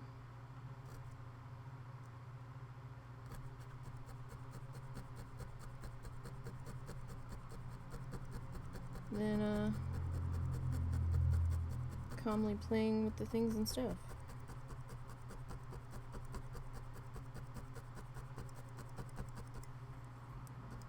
Welcome, friends. We are doing art as we do on Sundays here. The rest of the week we play games at the moment. Probably in another maybe 2 or 3 months we will be switching to doing probably 2 art days a week. We'll see.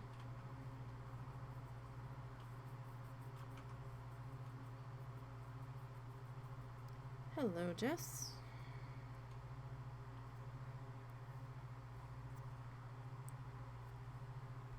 But for now we are doing art, and for right now we are doing needle felting. Most people typically use wool roving. We are using acrylic yarn for this. If you're like doing figurines or other more involved things, we're just doing like a basic thing, then you'd probably want to go with the wool. But for this, the acrylic yarn will do.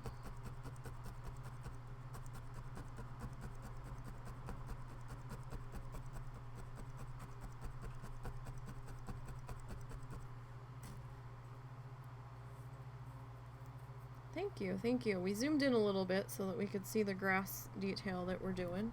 we're almost done the tutorial. We're 19 minutes into the 27-minute tutorial. We are following Bob Ross's Joy of Painting tutorial for Season 3. We are currently trying to follow the tutorial for Season 3, Episode 1.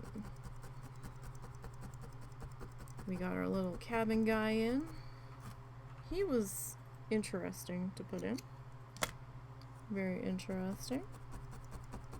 And now we're working on putting the grass in on the edge of this path, which is where we are at. The tutorial can be found in its full state on YouTube. Let me see if I can get the... Oh, got caught. Let me see. I don't have enough room. Let me see if I can get the commands to come up. There we go. There is the link to the tutorial. So I had zoomed in a little bit. Let me see if we can zoom out. I have to manually do this for this camera, so let's see.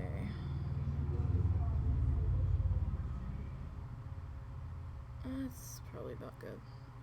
Alright. So that's where we are on the hole at the moment.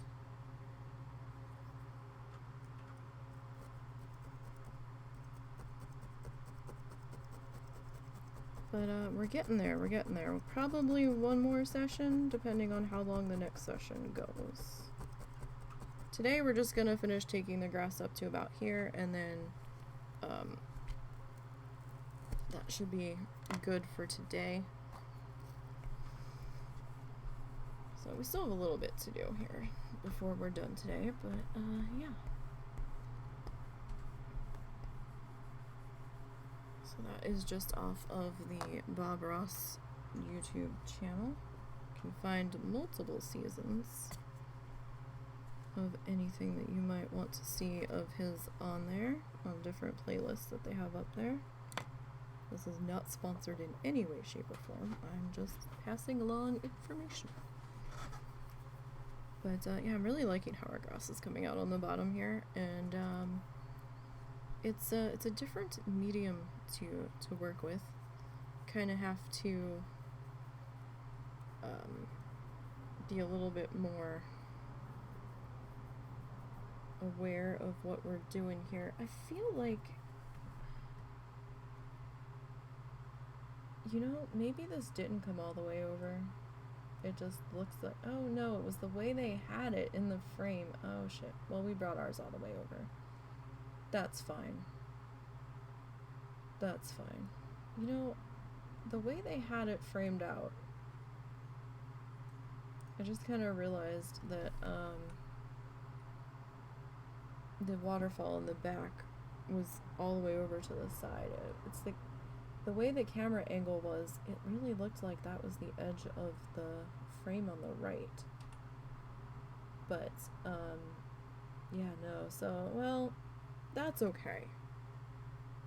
It's not the end of the world. We can still work with that. And he says to make it your own, so we did. And I kind of wanted to fill in this emptiness over here. I'm not sure if something gets put here. If it doesn't, then I might come back in with a little bit more of our light blue and just take it a little bit further over. But we'll see. Or maybe we'll do a big bush over there. I don't know. We'll figure it out. Not quite there yet, but like our messy edges will end up getting clipped off, so once we get that far. What's up? No, she just needs help. Okay.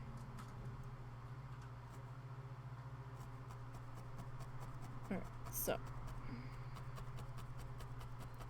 we'll work on getting this finished being put in here. So again, the needles are pretty sharp, so you want to have your finger protectors on.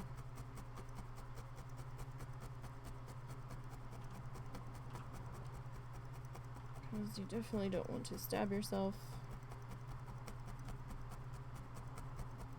though I have managed to stab through the finger protector at least twice, but I didn't really hurt myself, so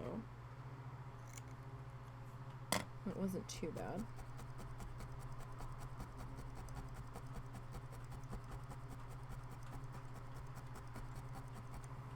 But without them, it would have been way worse, because this stuff at least will slow down the needle, where if you didn't have it, you'd just be like going right through your finger.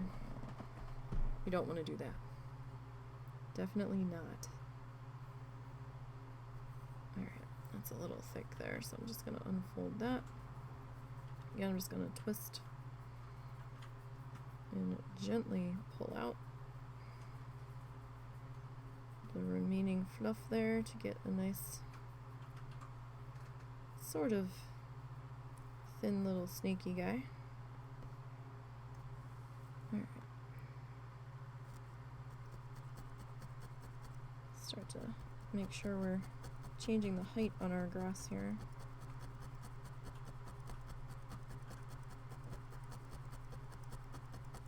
Don't want it to be all one height. So it would look a little strange.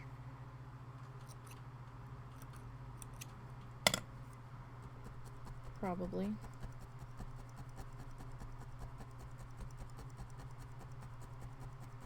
So yeah, definitely like the way this grass putting in is going.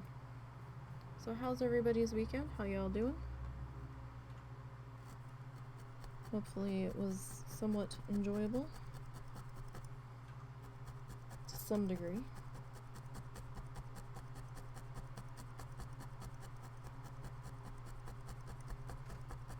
Hopefully you got to do things and stuff that you wanted to do.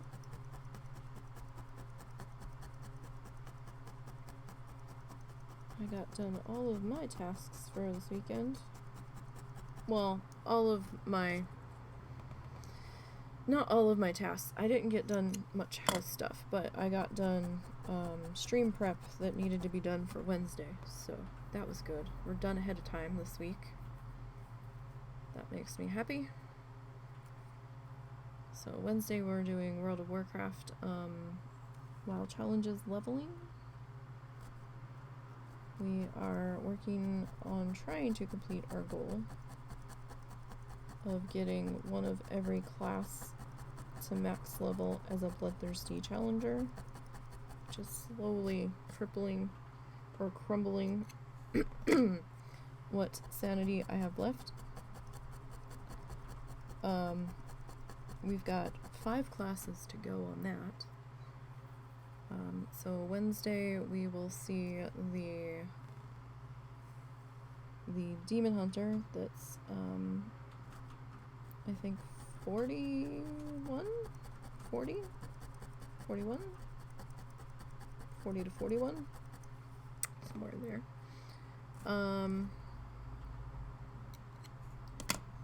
We'll see the Druid that is 46, going on 47. And we'll see the Death Knight. That is 50. We got them into Shadowlands last week on stream.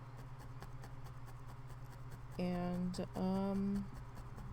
we'll be working on trying to get them to 51. They've got a bar left to go, so, and I'm in a pretty decent spot for leveling for the most part, so over with our mothy friends. It was just less busy over there for the weekend, so I was like, you know what? We can drop the AoE over here without having to worry about mobs patrolling through me, so we'll just come over here. There's a couple spots where someone could potentially drag a mob through, but I think I only saw like one person killing stuff over there, and it was a leather farmer, and it was one of the druid leather farmers that I usually see pretty regularly over there. But we've got all that prep done, and we'll also be working on my remaining pacifist that needs to get leveled down in front We still have that iron. Don't know what will become of the iron. They're 54, I think. So it kind of depends on what XP is gonna look like for the upcoming couple of holidays. Because I will be taking a break for a little bit from playing WoW once we get all of our bloodthirsties sorted. Don't know how long of a break it's going to be, but I will be taking a break so that we can work on some other things. Zaya, for my WoW people, is working on trying to get the trackers sorted. We were working on testing some stuff over the weekend.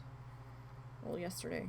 That's also what I was doing yesterday, was trying to help him run some characters through his test thingy to try to figure out where the bugs are hiding in the coding. So that is being actively worked on. We've gotten the MP3 files back for the podcast for WoW Challenges. Those are now available for the shows from the beginning of the year. That issue has now been rectified. Resolved, whatever word you want to use. So things are happening. Things are actively being worked on, so don't lose hope yet on that. And we do have a holiday coming up soon for WoW. I think it's next month though. And that should be Children's Week, if I'm not mistaken.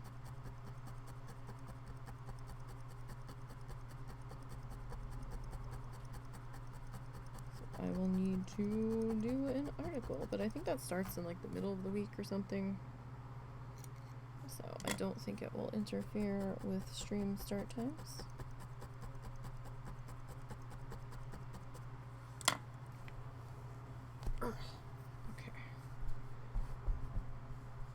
For just small little sections of grass, this thing's really attaching to our pad here. Probably because of all of the layers that we're working on top of.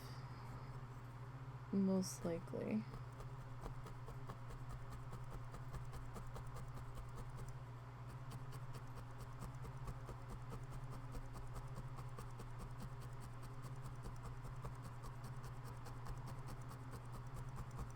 What were you all up to this weekend? Anything fun? Anything boring?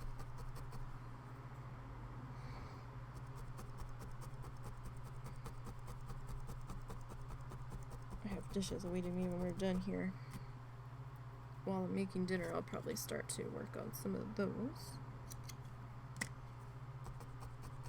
Because dinner is going to be a little bit of a process tonight, because we're doing probably chicken in the oven.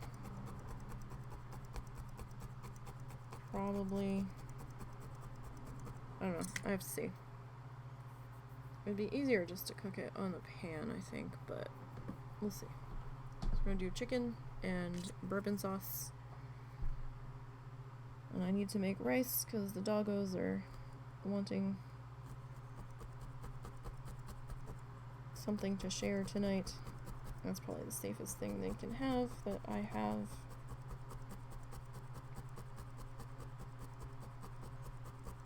These dogs love bread, and I don't know why, but they love it. I made pizza last night, and if they don't get any of the crust off of the pizza, it's not seasoned or anything. I purposely don't season my crust because they want some.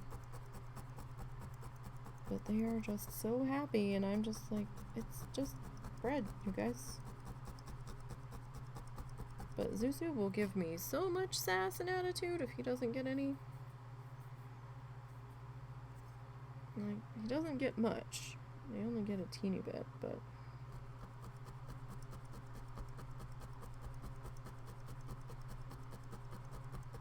And our outside white cat friend is starting to become more friendly.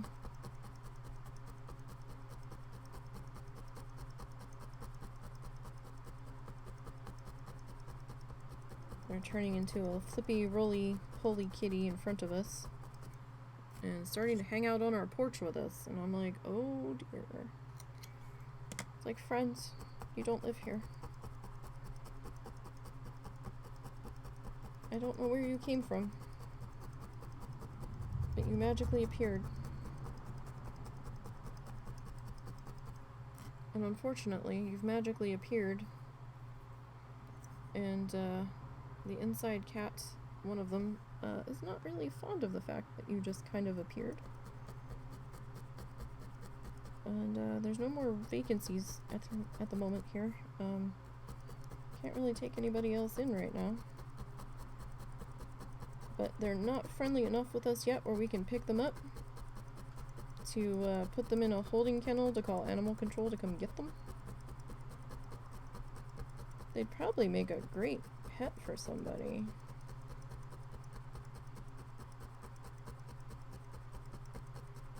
It's a little skittish with Russell at times.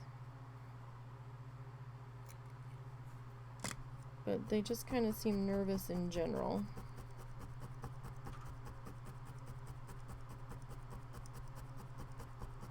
But, you know, as long as we approach slowly, I mean, they seem alright. We got some purrs out of them last night, which was kind of strange, but I was like, oh, you're purring now, okay.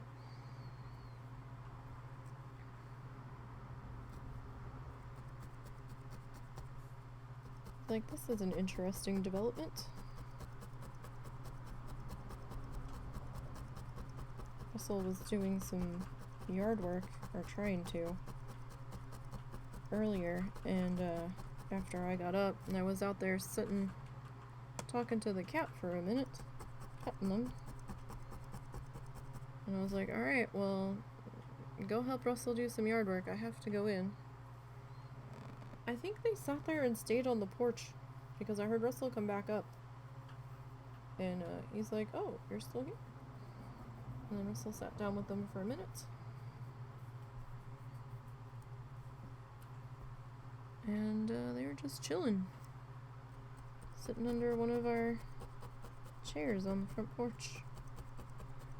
Hiding under the table that we have on the front porch that we still need to get rid of.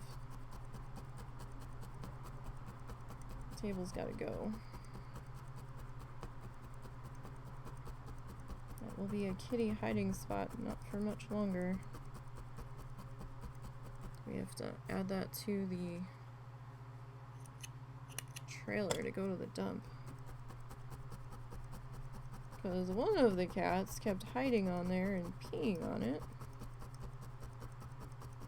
when they were being cornered by someone else, which is why we have to have cats separated into other rooms.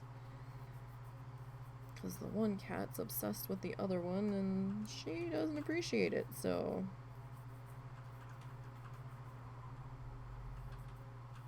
She does not like Cow. Cow doesn't know what leave me the fuck alone means. And, she's very timid and doesn't fight back against him. Rarely. She'll just cower and then pee because she's scared of him. Everybody's fixed. We don't know what their deal is. But, once we realized that she was hiding and peeing in places, we're like, oh, no, no, no. So that's when we started separating them. But when he's in the bedroom doing his time of separation for the day, because we swapped them out, she'll walk up to the door and smell him through the door. And I'm like, I thought you didn't like him. I thought you were terrified of him, and yet you're walking up to the door to smell him through it. Like, what is your deal? We know the second that those two are let out in the same space together, it's gonna be a disaster. So I'm like, we're not gonna tempt fate again, because we already had a really bad cat fight that I'm surprised nobody had to go to the vet over. Because it was loud. And rather chaotic, to the point where I was trying to find a cat that I thought was the one that he was after, And we had finally got them separated, and he immediately pounced on whoever was in the hall, collateral damaged, and then they were fighting, and I'm like, what the hell's going on? I don't remember if I was half asleep or what.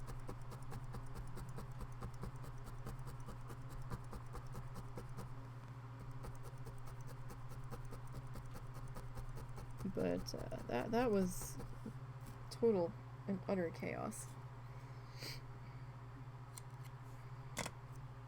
We were trying to find the cat that he had gone after, because we thought that they had run out of the room briefly, and it turned out they didn't. It was one of the other cats that bolted into the other bedroom and was hiding under the bed.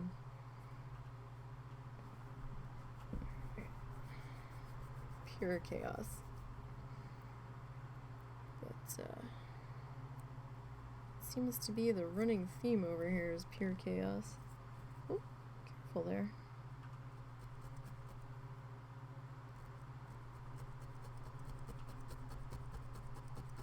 Alright. So this is coming along pretty well. Got a little bit more grass to put in before we call it a day.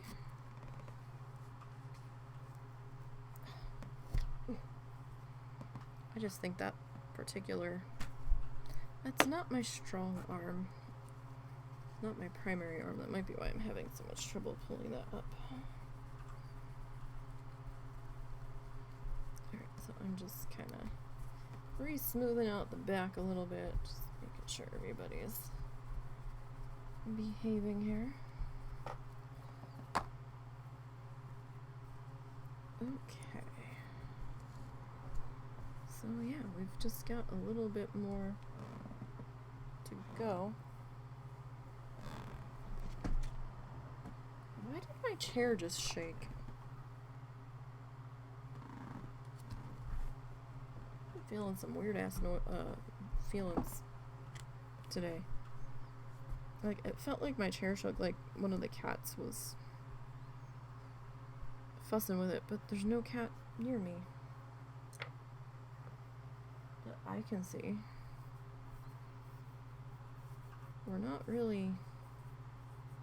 We don't really get earthquakes here. Once in a while we'll feel one from Oklahoma, depending on how strong it was, but nothing else moved.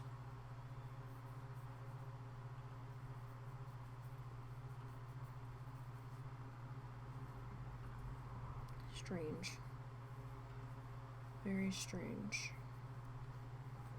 It's okay. Last night this morning when I was trying to fall asleep, I was reading, and I had my head under the blanket because I was a little chilly, and because I had the fan on, as we do, and I could have swore it felt like somebody walked into the bedroom. And I thought it was Russell for a minute, but he didn't say anything. And I hadn't heard him come out of the other room, and I'm like, because it's very hard to stealth out of his mother-in-law's room. Or his mother's room.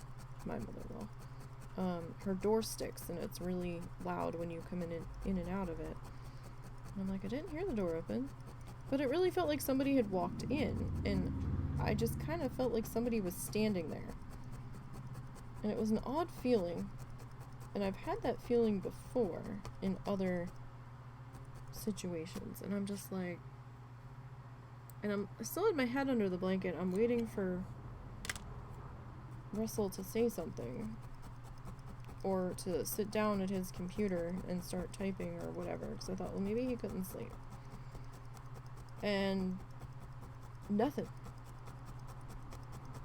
And a few minutes later, a couple of the cats came running in, and I'm like, okay, well, that was definitely cat.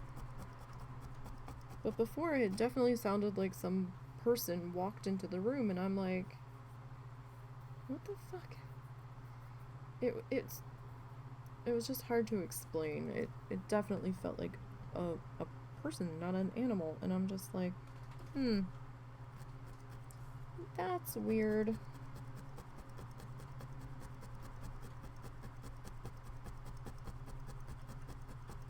kind of like hair stand up feeling, and I'm just like, Like, I was actually laying there getting annoyed. I'm like, Russell, if you're in here, just say something. Because I'm not asleep yet. And, nope, he was not, very much not here. Because when I poked my head out a few minutes later, it was just me and the doggos. The one in his dog bed. And the one in bed with me. And I was like, okay. Let's not be starting this shit now. I've heard stories of people that lived in the area that we used to work with. I've experienced my own shit in different houses over the years. And, didn't care for it. Really didn't care for it. Oh, what was that? That cut off. Why did that cut off? Oh. Okay, it was too long, and the way it's set up, it cut the top of it off. Do you need to change the placement? Okay. Sorry I cut that off, but thank you for the follow. Appreciate that.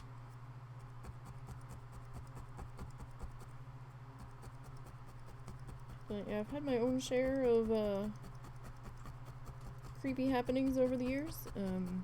Unexplainable happenings. However your feelings on the matter may lie, I've seen some shit.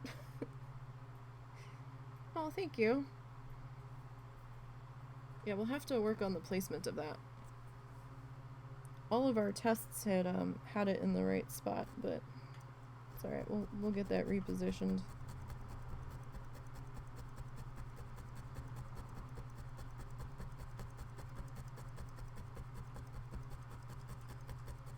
Don't know why that cut off like that. It didn't cut anybody else's off that I'm aware of.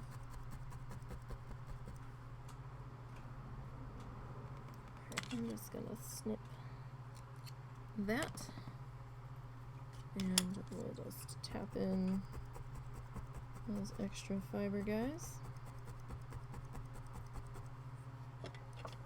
You came in with Zortz's raid, not feeling myself, so just lurking. Oh, that is perfectly fine. We are lurker central. Half the time I never know if I'm talking to myself or not, but that's fine, because we talk just to talk. Lurkers are more than welcome. I know a lot of people that just put me on in the background and go and do whatever, so that's fine too. It's all good. Because, you know, sometimes you just don't feel chatty, and that's totally fine. Trust me, I have my days too, where I just don't feel like talking to anybody. Alright, so we have just a little bit more grassy section to fill in. So that looks awesome, and you love Bob Ross. Oh, thank you. We're working on it. We're getting there. We're on the part of the tutorial where, there we are. We're working on the grass sticking up on the edge of our section of land that got put in here. We probably have one more session to go on this episode that we're stabbing our way through, shall we say.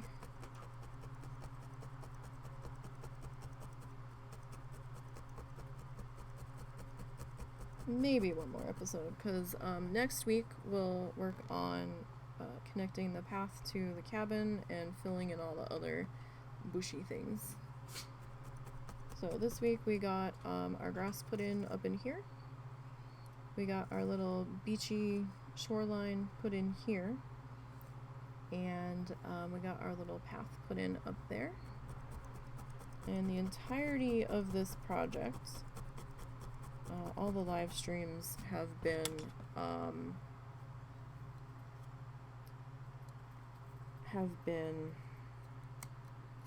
exported and are archived over on the YouTube channel. And YouTube channel is same name as here, NiseyBGN. So we have a Nisey Paints playlist that is all of, well, most of our art streams, not all of them, but most of them. And we have some different other game playlists for stuff that we've done over there, and some offline projects that we've posted as well. So you've been watched the show on Netflix, you think? You grew up with him and his kooky squirrel babies. He also has a channel on Twitch that streams on the weekend. They do marathons straight through where they're replaying his seasons here on Twitch. I think it starts Friday afternoon and might go until like noon on Monday or something like that. They have the times listed on there, but he does have a channel here that whoever's taking care of that stuff has going. And there is his YouTube channel as well, where you can find all of the seasons too, or at least most of them. I think they're all there though. So we've pulled the tutorial in the corner from his YouTube channel.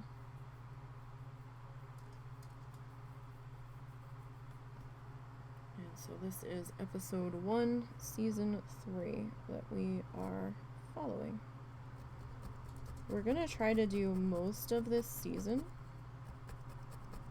I think there's a 1 or 2 in this season that we'll have to skip just because of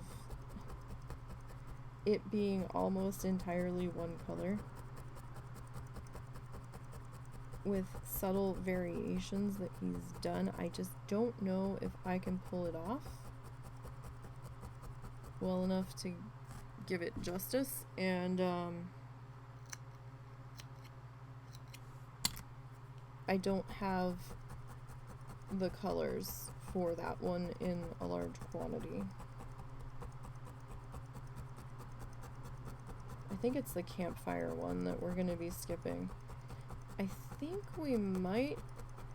I'm on the fence about skipping the lighthouse one that he does. I might have enough in the wool roving of the colors that I don't have in the acrylic yarn to supplement in to do that one.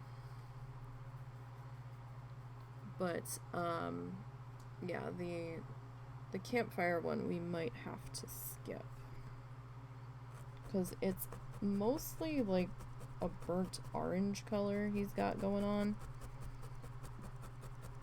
for almost the entire thing, from the glow of the fire off of the trees, and I just don't know if I can pull that off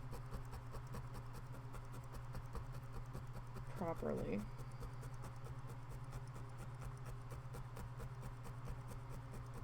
I'm just doing a little bit more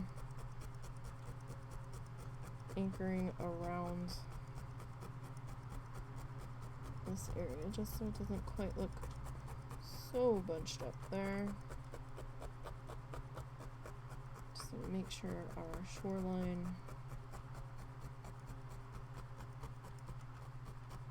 is good and seated. We do have a little spot up here. I might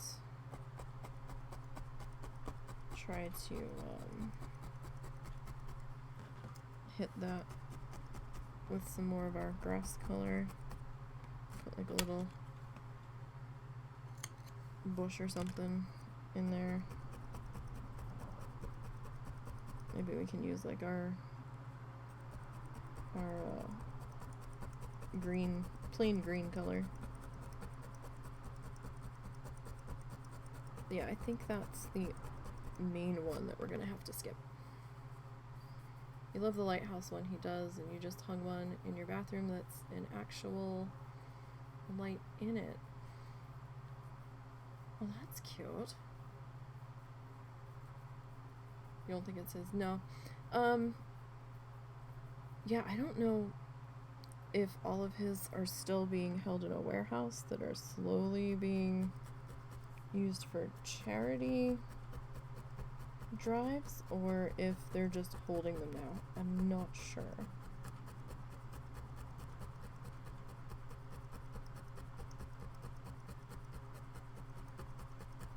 They might just be being held. I know there's been a couple documentaries and stuff. I haven't seen all of them. I think I saw the one. I haven't seen the most recent one. But there is another guy that they've got on the YouTube channel of his that's been kind of becoming, I don't want to say his replacement, but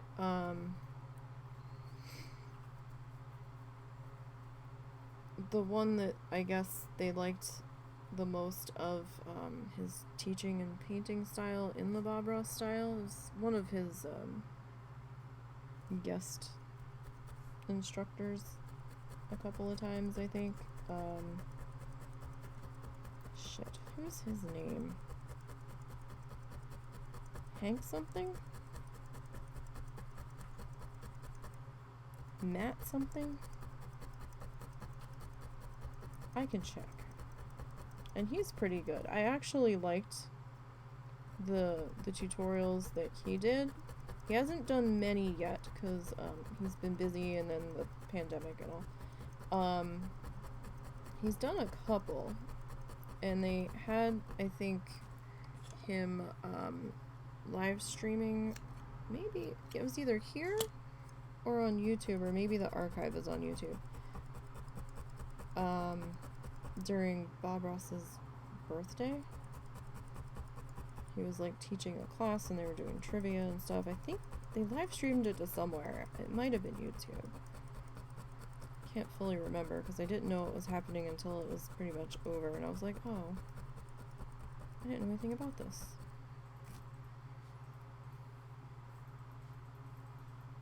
Protege? Yeah, maybe protege. That might work.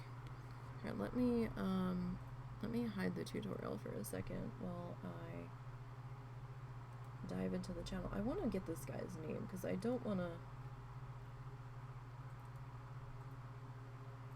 Hang on, I'm doing that backwards. Click that. There we go. Alright, what is the dude's name?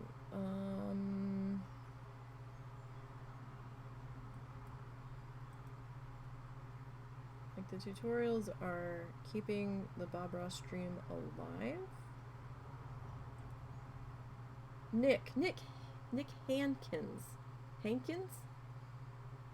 N-I-C is his first name, and last name is H-A-N-K-I-N-S. So that's where I'm getting the Hank from. Nick Hankins. He's pretty good.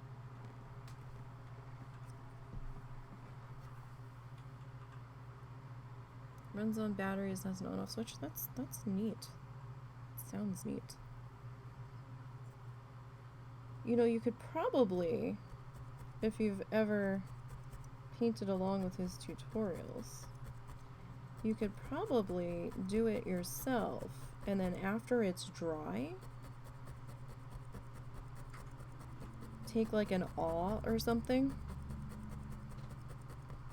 that you can poke a tiny hole through the canvas and get a little LED light, like maybe a little LED fairy light or something, and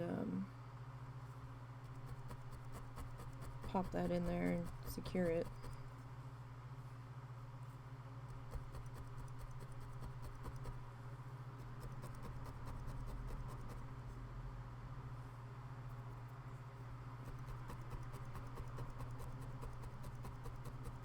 maybe put a little bit of glue around the edge of the hole once you're sure it's the right size, just to keep the canvas from being weird in that spot. And then pop it through.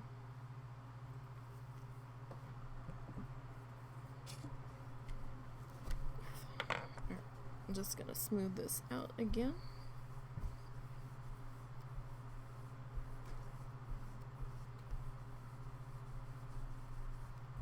Don't know how it would look, but you know, that might work. Might be like a trial and everything. I would test it first on something else, just to see if you're happy with it. Alright. Oh, we are still a little too zoomed in. Let's, from earlier. There we go. There we go. Alright. Let me find our tutorial again. Boop. Okay. Alright, so we have just a little bit more grass to put in here.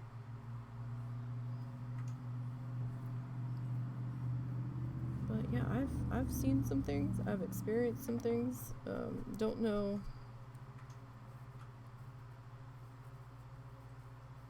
what they are. I don't know how people feel about ghosts. I know some people think it's bullshit. I know some people are like, I don't know, I haven't experienced it. I would have to experience it myself in order to make a decision on that. And then other people are like, hands down, yes, they're real. I've experienced some things over the years in different places. Don't know. I don't know for sure. I can't say. All I can say is that I've seen some shit that I can't explain.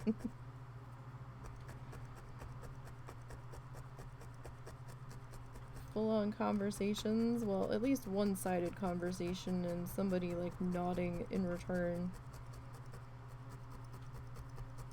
To me in answers, and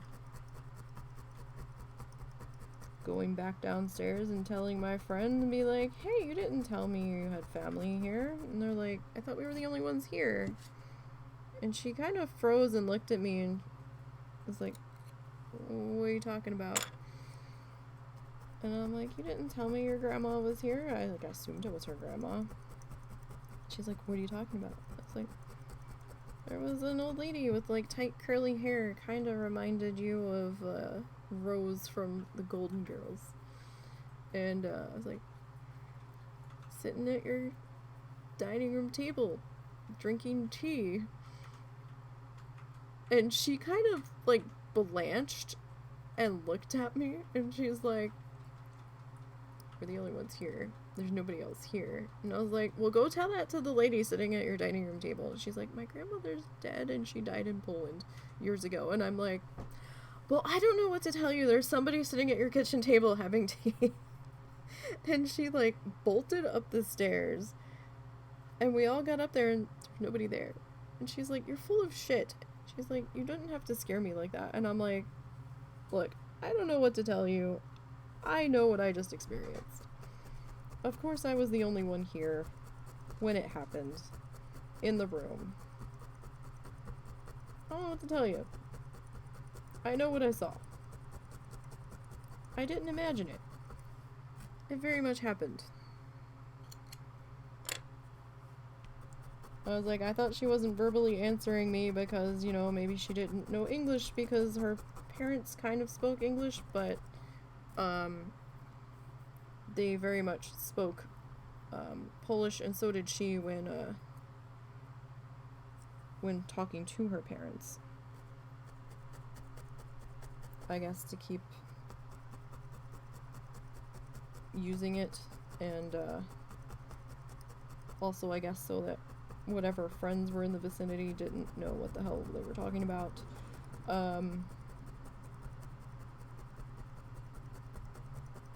I'm like, I know what I saw, and I know what happened, but so let's see. what's this made out of? This is a felt square base, so just a normal felt sheet. Let me grab one here out of my drawer. So, this will do. This was a project I had started on that I haven't gotten very far on. So it's just like a normal felt square, like standard size that they come from the craft store. And you can use roving, wool roving. If you can find it in the colors that you need, in the quantities that you need, that your budget will allow. All of this except for this light rust color on the roof here is acrylic yarn.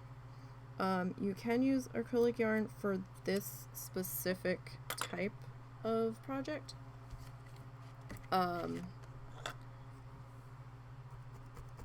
If you're doing like the needle felted figurines, like the little animals and stuff, that you're going to want to use the wool roving for, because it'll stick to itself better.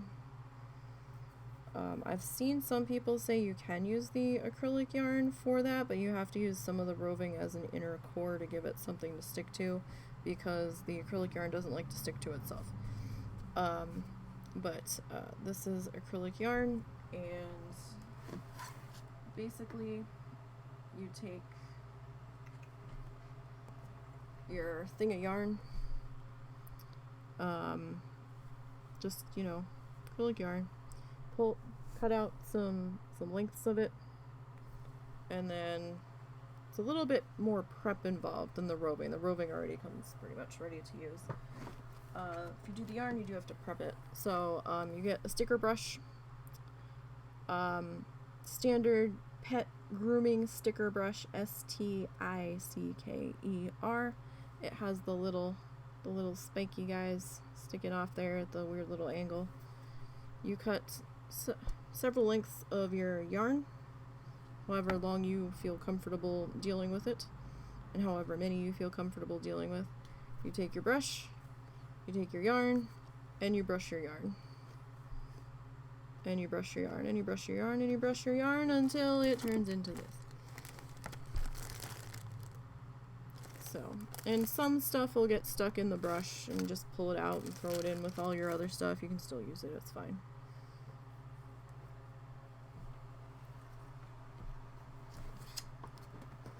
And then you've got fluff that you can... Okay, that drawer doesn't want to shut. I will shut it later. And you've got fluff that you can felt with. So, I mean, there is a little bit of prep with going with the yarn, but the yarn was so much cheaper. I'm not gonna lie. If you find a good yarn sale, definitely take advantage of it. So, the yarn I'm using is acrylic, 100% acrylic. It's from Joann Fabrics, not sponsored in any way, shape, or form. It's from their line, it's their house line, in-house brand called Big Twist, and it's the Big Twist Value. They've got a couple different types of Big Twist. So this is Big, I can type twist, and it's their value line. They've got like Big Twist soft, Big Twist chunky. I think there might even be a variegated set of it. I had found it on a 50% off sale on their website in, I think, over New Year's. So I grabbed like 20 some colors for $1.99 for that size skein of yarn. I think it was 380 yards, roughly, depending on the color. Some colors there was a little more, some colors they were a little smaller. But yeah, they were on sale for $1.99, 50% off. I think they're regularly like $4.99 or something. So, your sister puts it on her wish list every year. She's the crocheter of the family. She tried to teach you, but you suck. I was taught how to knit by my grandmother, but she only taught me 2 stitches. She taught me how to knit, and she taught me like the basic knit stitch and the basic purl stitch, but she didn't teach me how to do anything with it. She only taught me how to do the 2 stitches. So I can kinda, I guess, make a scarf or like make squares and then sew them all together for a blanket. She tried to teach me how to crochet.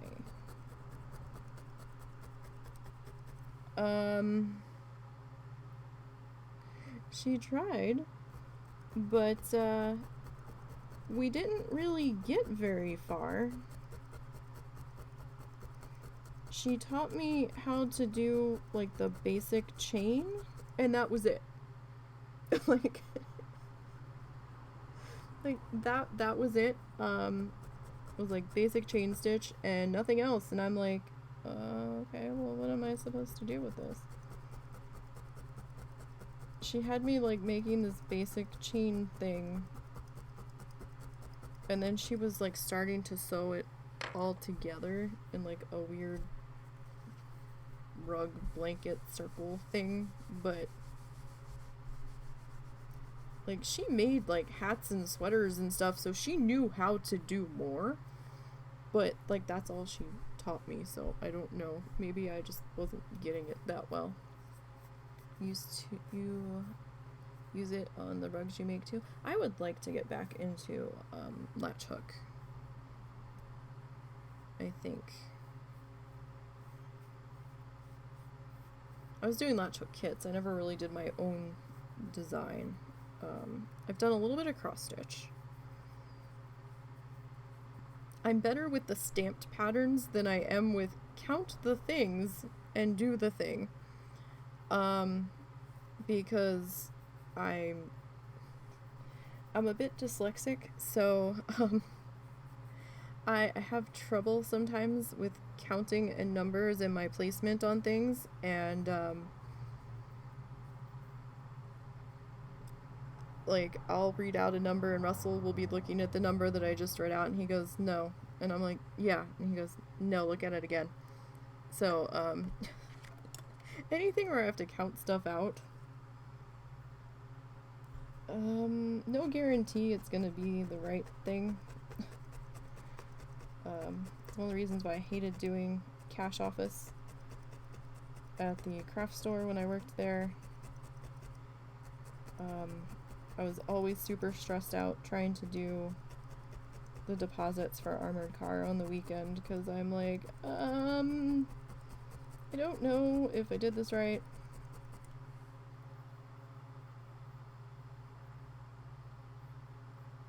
So you love to latch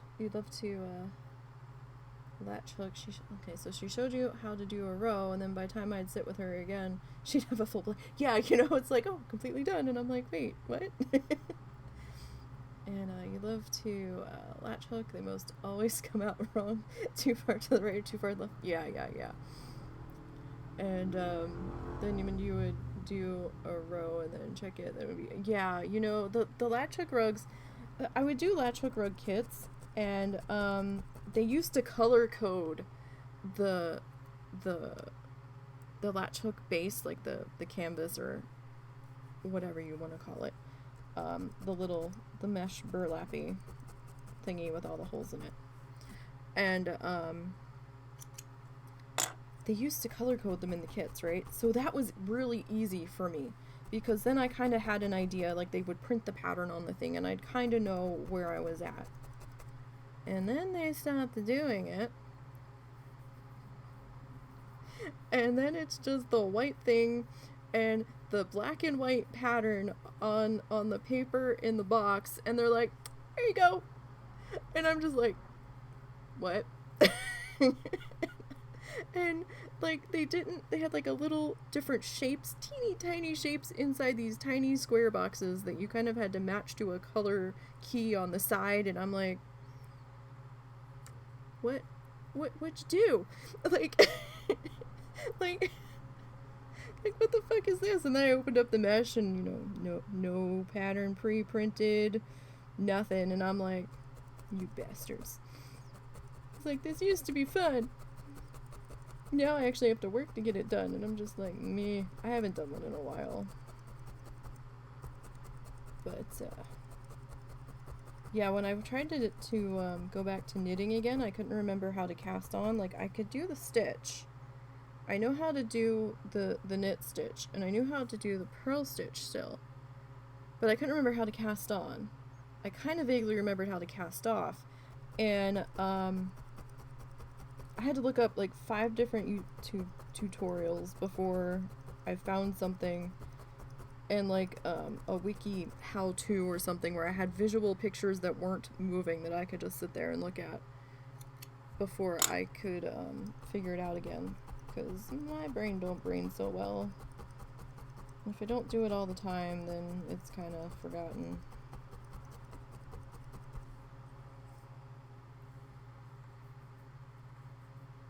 Yeah, they matched the colors to the paper, and it was great. It was great. And then they changed it depending on the brand that you were doing, and then it got stupid, and it's like, no, I want it back the way it was. You guys had a good thing going here, and then you made it harder. Like why? So yeah, I can do a little bit of cross stitch, but they would stamp the pattern on some of the kits. And those I was fine with. I could do those. The ones where they didn't stamp the pattern on, fuck it, I'm lost. It's not gonna be in the center. It's gonna end up going halfway off the thing, and no amount of, oh, well, you know, maybe we can fix this, ever tried to recenter it without ripping all of it out. And I was just like, fuck it, I'm done.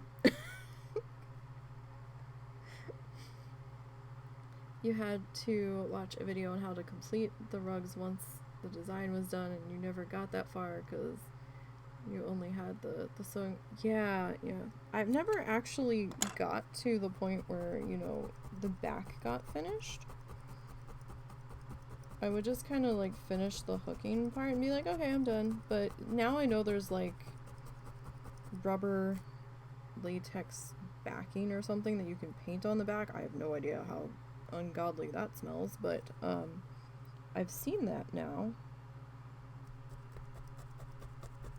I guess it also kind of helps hold everything together.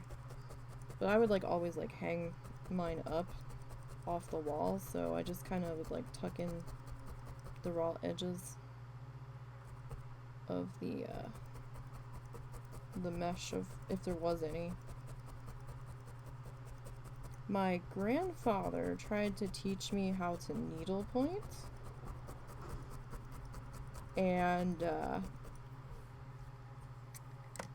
they would buy me these little like sewing kids craft kits that, you know, would kind of teach you how to needlepoint, and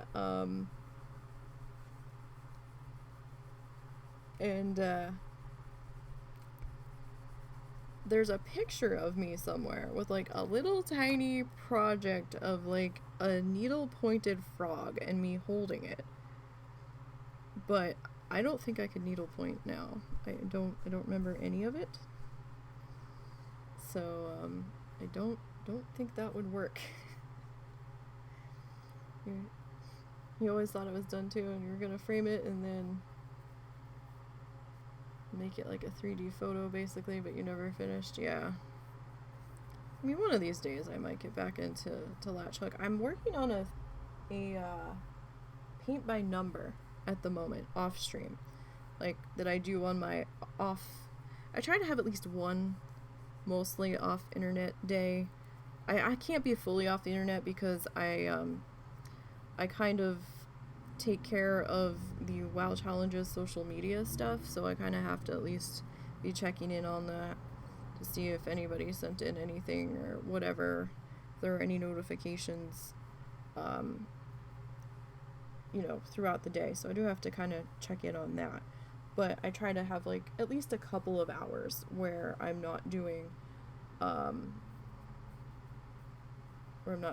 anything computer based. So I'm working on a paint by number. Let me see. I think I have a sample. So you don't do hand washing and that's how you care for them. And I was like, nope, 3D photo it is. Yeah, you know, definitely.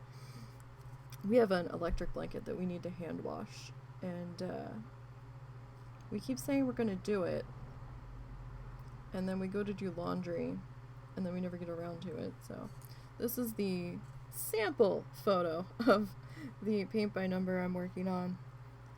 And I was not prepared. Like, it said 16 by 20, right? And in my brain, I'm like, oh, cool. I've been working small for so long that I forgot what size a 16 by 20 canvas looked like. And it came rolled up in the box. It wasn't a flat box, it was like a tube, basically, is what it came in. And fortunately, I have an art board that I got years ago that's just kind of been bumming around, and it's huge.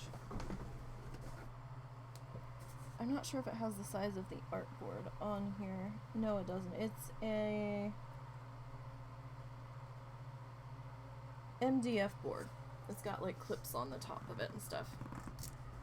Oh. Yeah, it's probably not going to fit into frame. So this is sort of how far I am. I'd have to zoom way out. There's a reason why we're not streaming this sucker, because it's huge, and it doesn't fit in my workspace. I have to do a secondary workspace to work on it. We have like a little portable table that we can pop out that I plop it on, and I face my chair away from my computer, so I wouldn't be able to watch chat if we rigged the camera for that to work. So, but we got that going on my non-streaming days. I'm trying to work on that, as well as work on some recording projects. I hate editing though, so I kind of drag my feet on Flamingo Falls, which is our Planet Zoo sandbox that I'm doing for YouTube. I hate editing though, so I'm like really slow getting the episodes out. That, and I just haven't had a whole lot of time to work on that zoo. We've started, you're like, me, forget measurement of regular size photos. I thought 8x10 was normal standard size of a photo, and it's actually like 4x6 or something. Yeah, we've done so many small things. Like, a lot of our stuff, I had to go small because of the workspace that I have right now. I'm very limited. I only have room for my computer desk, so we have to work on the computer desk. There's just not room in this house or an area for me to set up a / computer art desk combo. I did see one that I really like, but we just don't have the room for it, or the money to get it right now. And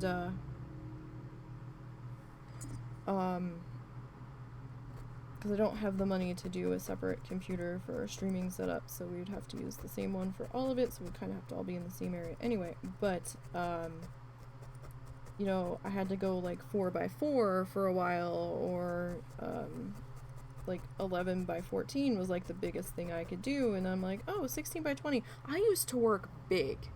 I used to work really big. I would buy the canvases that were like 5 feet by like 3 feet across. They were expensive. They were like 60 bucks on sale when I could get them on sale. Like, I loved working big. I didn't know how to work small. it was like, oh no, I love this. I'd be using my sea sponges and, you know, all of the things, and oh, it was great. And I loved to work on the big canvases. They were as big as me, like almost as tall as me. And I loved it. Loved it. I can't do that anymore because we don't have the room. And I don't work for the craft store anymore, so I don't get an employee discount on them. So, yeah. That was the one nice thing about working for the craft store, was that I got an employee discount and could use a 40 off coupon. So that was nice. Alas, that craft store has gone under. I think they closed their doors last year? Year before? Maybe it was the year before. I used to work for AC Moore in South Jersey. They were a mostly an East Coast craft chain. Toyed with working at Hobby Lobby when we first moved down here. And then I learned about Hobby Lobby, and then I'm like, yeah, no, that's not happening. One of my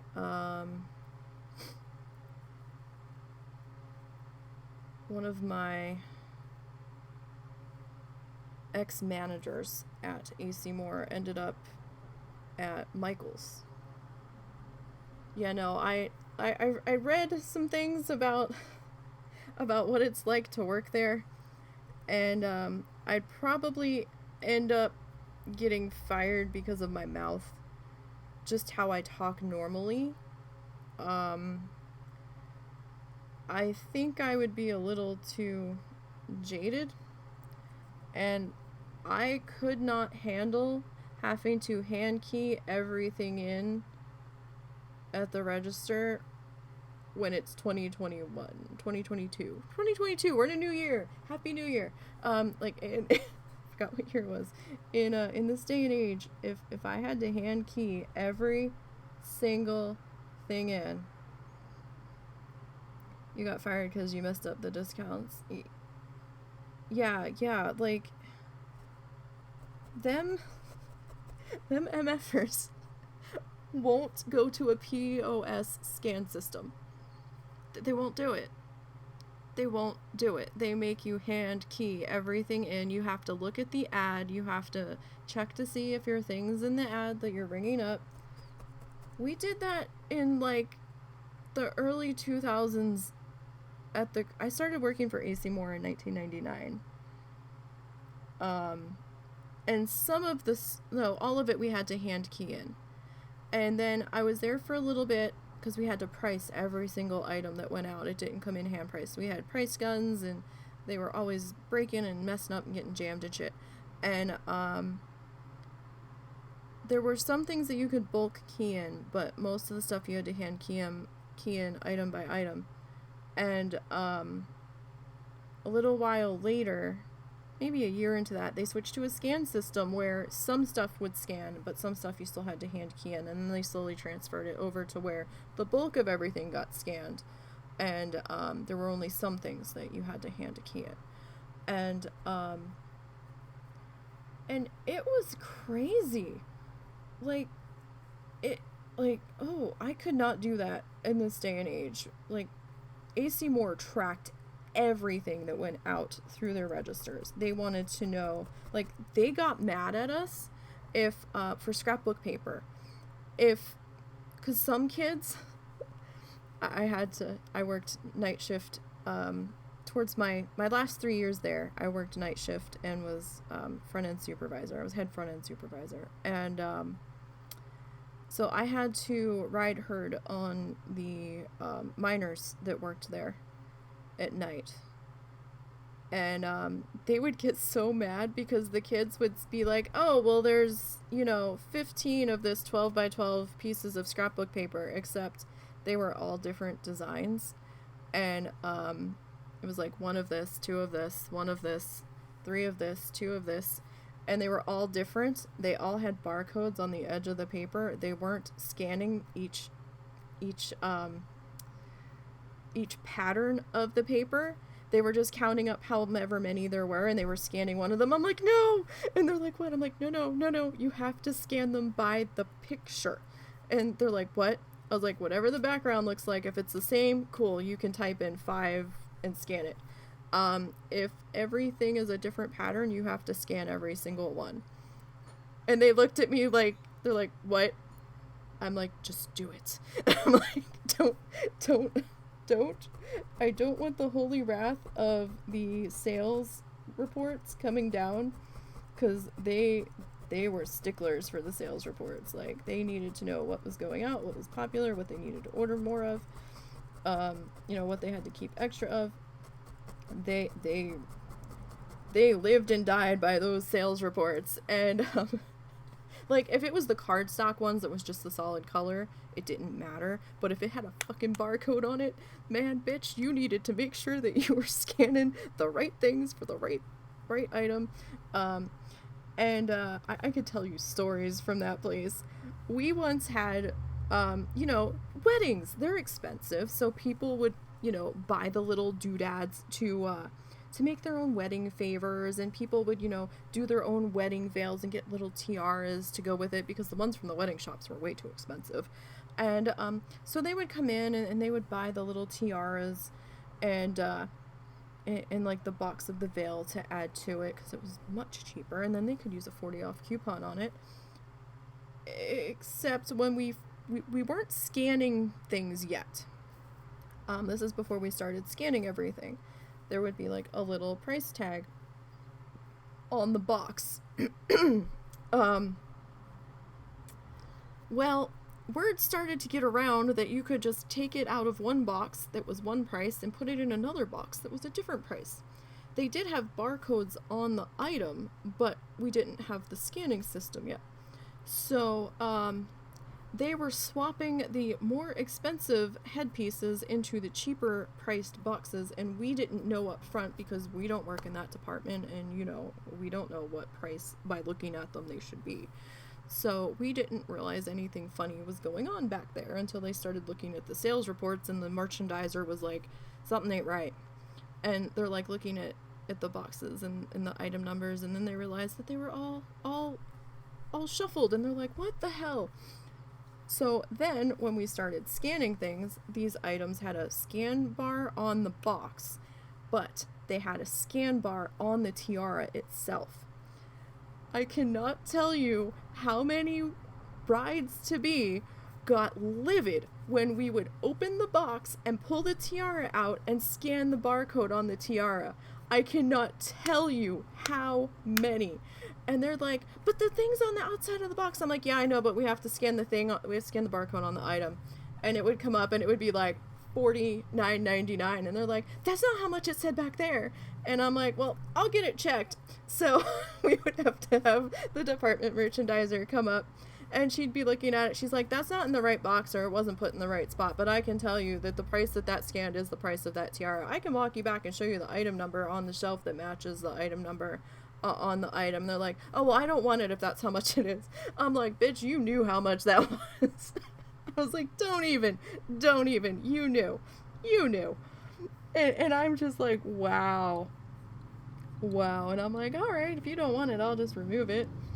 I was like, are you sure you can still use your 40 off coupon on it because it's not on sale? And they're like, no. And I'm like, okay. But yeah, there was a lot of times where we had to tell the kids, make sure you're opening the box and you're scanning the barcode on the item. It got to the point where anything that had an interior to it, yarn bags, storage containers if they had solid sides on them, unfinished wood chests, like little treasure chests and stuff, had to open them and look inside. Anything like that people had in their carts that was big, we had to go around the register and look in it. Portfolio bags in the fine art department were another good example. People were shopping and putting their expensive doodads from the fine art department, like tubes of $20 watercolor paint, or that $15 fine squirrel hair brush, you name it, watercolor pads. We had to open everything, and I'm like, wow, really?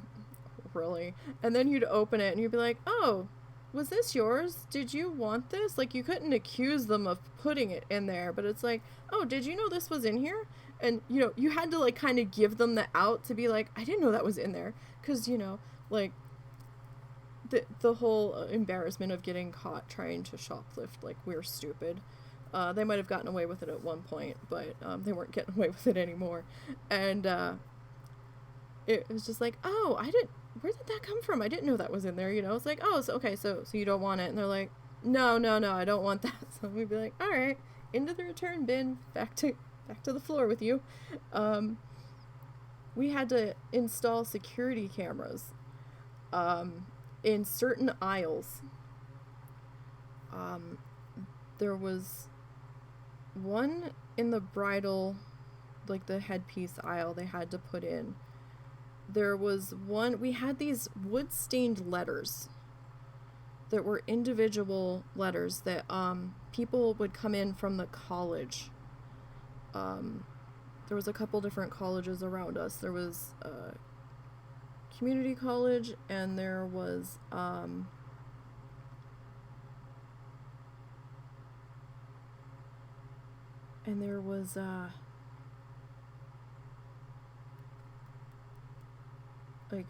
another university and a couple other places, and they would sell these long, like, wooden paddle things, and there'd be all these different sized stained letters, some in, like, the little Latin symbols and stuff for, like, the sorority houses and things. Sorority houses, frat houses, where they'd have to, like, do a thing or whatever. So they had to put a camera down there because the letters were sold by the letter, but they just had them in loose bins, so you could pick out what you wanted and what size that you wanted, because there was a couple different sizes, and people were pocketing them. And they were stained because they were more than the unfinished stuff. And they had to put another one in the embroidery floss aisle, but the embroidery floss aisle also showed the aisle, the turn off to the bathroom, because, like, it was our embroidery floss aisle, and then there was a little short tiny hallway that went to the bathrooms that was right there, and so that they could keep an eye to see if anybody was taking any merchandise into the bathroom to try to walk out with it. And then they had to put another camera over in the jewelry making aisle. And there was another camera somewhere else, and I can't remember where it was. It might have been the paintbrush aisle, or the paint aisle in the fine art section, like all the expensive, like, oil paint and watercolor paint tubes, because some of those tubes, man, some of the pigments on the watercolor paint, for, like, a little tiny tube, like maybe this big. I don't know how many milliliters that would be, but that would be, like, almost $30 depending on the pigment. Some of them were more like $10-15, but certain pigments, they were fucking expensive. I almost shit myself the one day I scanned up one, and it came up like $35.99, and I was like, what? I was like, that can't be right. And the person that bought it, they're like, no, that's right, that pigment's expensive. And I was like, oh shit. They're like, yeah, but I have a 40 off coupon. I'm like, there you go. And it was really expensive. Like, Saturday was the busiest day in there. My Saturday started at 6. My Saturday started at 6. Because I had to do cash office on the weekends. And I did that, I think, for 2.5 years, maybe 3 years. And so I would have to come in and count the registers down from the night before, reset them to what they had to be for the day, the starting amounts, and get them ready for whoever was coming in to do front end until I was done in the office. And I'd be getting everything set for there. And then when I came out, I was up front running registers for like maybe an hour or two before I went to lunch. And then, you know, as soon as I got back from lunch, the other person was going to lunch, and then all of the kids were going to lunch, and then we were playing, you know, okay, one person from this side, one person from that side, and one person from the middle of the store, because we had to have at least one person on all sides of the store. And the people in the middle of the store didn't run register. So we had to be, it was all a very delicate balancing act of who could go when, and we usually had set times for those sides of the store. It's like, this is when you're going. Well, can't I go with this person? And I'm like, they're on the same side of the store as you. No. You had to be the bad guy a lot.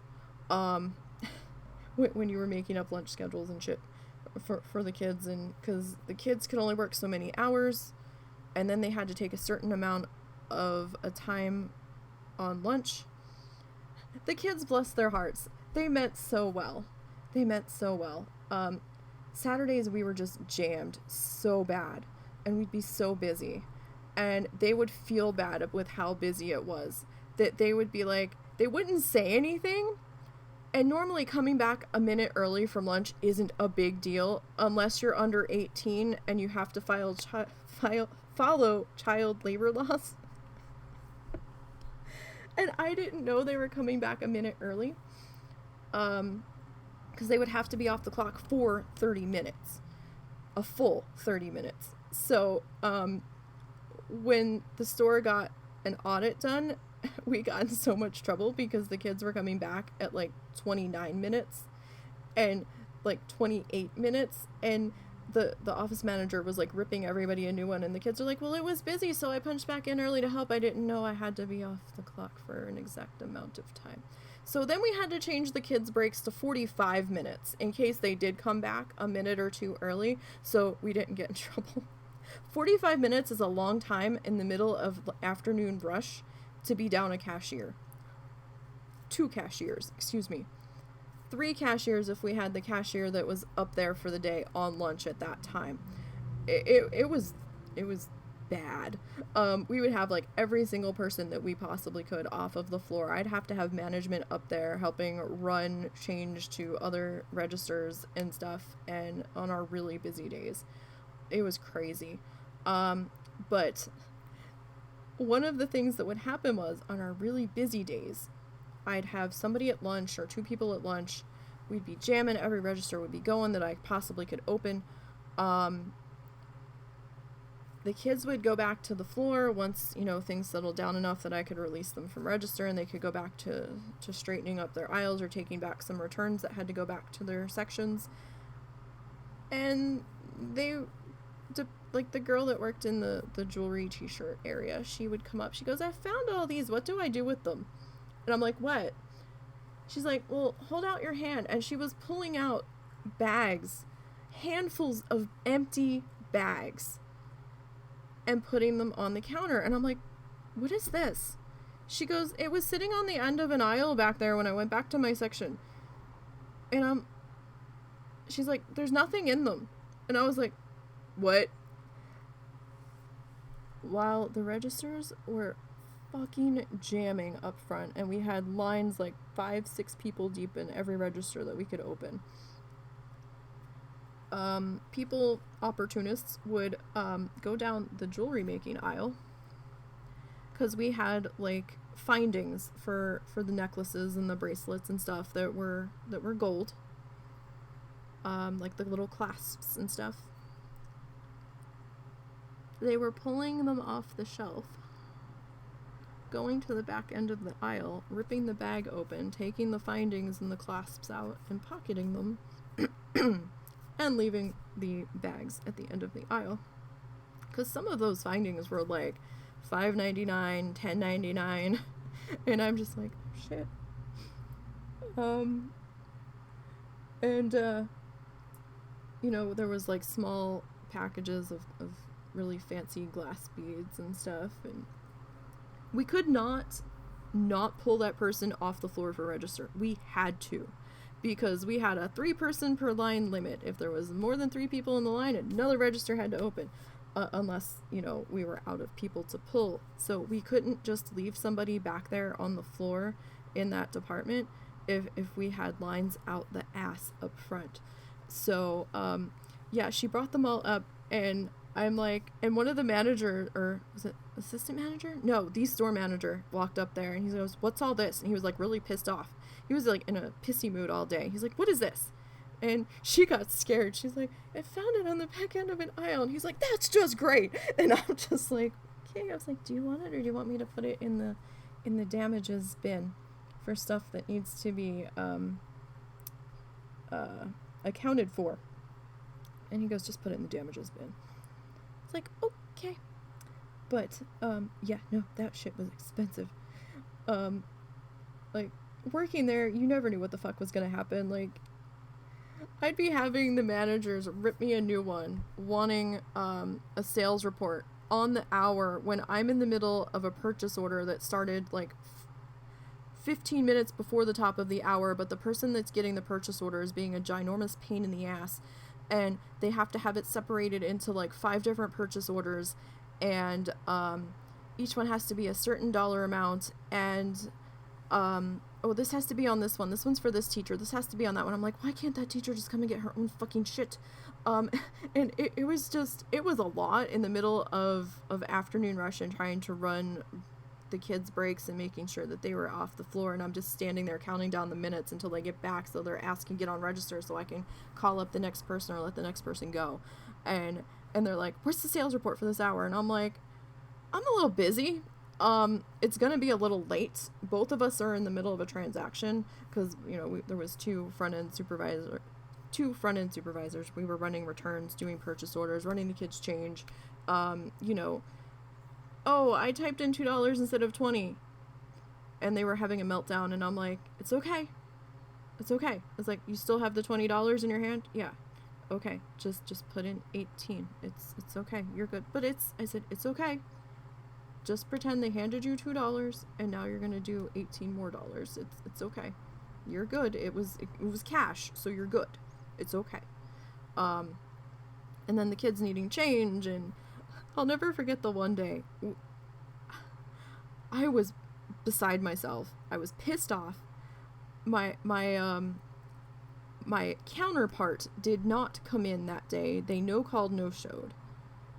We had about 5 shopping carts of returns overflowing, sitting up front, that it was so busy nobody had time to run them back to where they needed to go. And then I had about 5 to 6 shopping hand baskets overflowing because I had nowhere else to put them, and I didn't have time to separate them out into the shopping carts because it was just nonstop. One thing. And I finally got a 2-minute breather. And somebody's like, "I need change." And I'm like, "Okay." I got their change, and I turned around to go give it to them. There's an assistant manager and the store manager are up front talking at the end of my counter. And the leaning tower of hand baskets that I had of returns was near the little swing door that we had to go in and out of our register area. Because it was 2 registers back to, you know, the working spaces were open to each other because it was like a little cubicle thing. So there was a swing door to come in and out. The leaning tower of hand baskets fell over in front of the swing door, and I couldn't get out without taking more time to dig my way out and to move the hand baskets. And I just about had a fucking meltdown. I just looked at them. I looked at the chick needing change. People were starting to get back in line again. And I'm like, I'm gonna fucking cry. And I just stared at it. And the one store manager stopped talking, and he looked at me. I hopped up on the counter, swung my feet over, jumped the counter, and got her change, and then did the same back thing to get back into the counter because nobody was on the register that was behind me.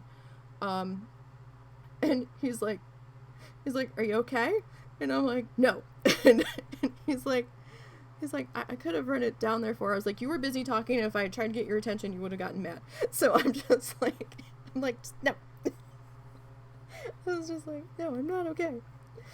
And because he was a bit of a prick. If I had said to him, I was like, hey, can you do this? He would have rolled his eyes at me and given me a bunch of shit like, I don't have time for this. So, or can't you see I'm in the middle of something? That's the kind of guy he was. He would have done that totally. And I'm like, yeah, sure, you would have run it. Sure you would have. But, so I was just like, fuck it. I'll just, whatever. It is what it is. Kid needs change. I'm not gonna stand there waiting for you to dick around. She's holding her register drawer open so I can get her change so I don't have to fucking open it. So I'm just like, yeah, no, we'll just do it this way. And then the next day when I came in, I was reamed out for the amount of returns we had. And I'm like, I'm sorry, what? And they're like, what's with all the shopping carts and returns up here? Do you know how many there were? I was like, yes, I do. I put them there. And they're like, why was there so many? Why wasn't this stuff back shopped? I'm like, well, the store was trashed. The kids had to clean and zone and make the store presentable for in the morning. The kids had to be out of here by 10 o'clock on the dot. We're in the middle of fourth quarter. The store closed at 10 during fourth quarter. So it was left with 3 adults on the sales floor to finish cleaning what the kids didn't. And we still didn't get out of there till 11 o'clock. So yeah, no, the returns didn't get done, and you need to talk to so-and-so who was on manager shift last night, who said, don't fucking worry about it. We'll deal with it in the morning. So, that's not a me problem. That's a you and him problem. So, you two need to have a talk and leave me the F out of it. I'm just doing what I'm fucking told. So, it's like, yeah, I totally didn't send these returns back on purpose. Like, I was told not to. So, yeah, screw you. And whatever stick crawled up your ass today, because, yeah, like, I'm just gonna not send returns back. Like, we didn't have time. Like, 2 people called out that night, including the other customer service person. I had to go clean the bathrooms when I got done pulling registers because our maintenance guy, is that what we were called him? I don't know if he's really called maintenance. He might have been called something else. Or stockhand, that's what it was. He didn't show or quit or something. One of the assistant managers, I had to play store manager on the floor for about 10 minutes because he went out to go get shopping carts, and I'm just like, oh, good, yeah, no. In fact, I think that night we did have to help bring back shopping carts before we left. It was fucking pandemonium. I don't know what the hell happened, but, like, everybody and their grandmother decided to return something that night. It didn't help that a wedding had gotten called off, and so somebody that special ordered all of this glass returned it, and it wasn't in the cases that they bought it in. Like, they bought, I'm gonna call them what they're called, but it's gonna give, like, they were called little fish bowls. Kind of think like a betta fish bowl. Not quite the same size as the cup that they come in the pet store. Maybe twice that size. And it has like a little, not really fluted, but it has like a little bended, wavy pattern around the top edge. People will buy them to put like goldfish or whatever in them on their table settings. she had special ordered like 1, 2, 3, 4, I think 8 cases of these. And I think there was like 12 to a case.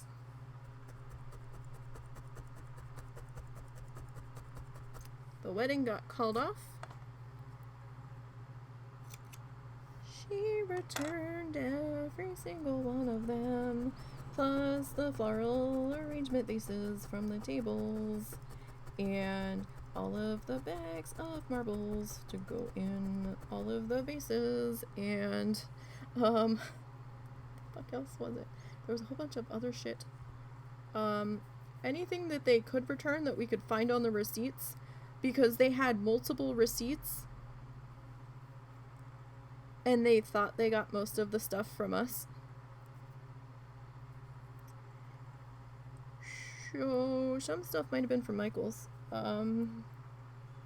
But if it showed up on one of their receipts and we could account for most of it, we had to take it back. And the little tiny fishbowl thingies, when they returned them,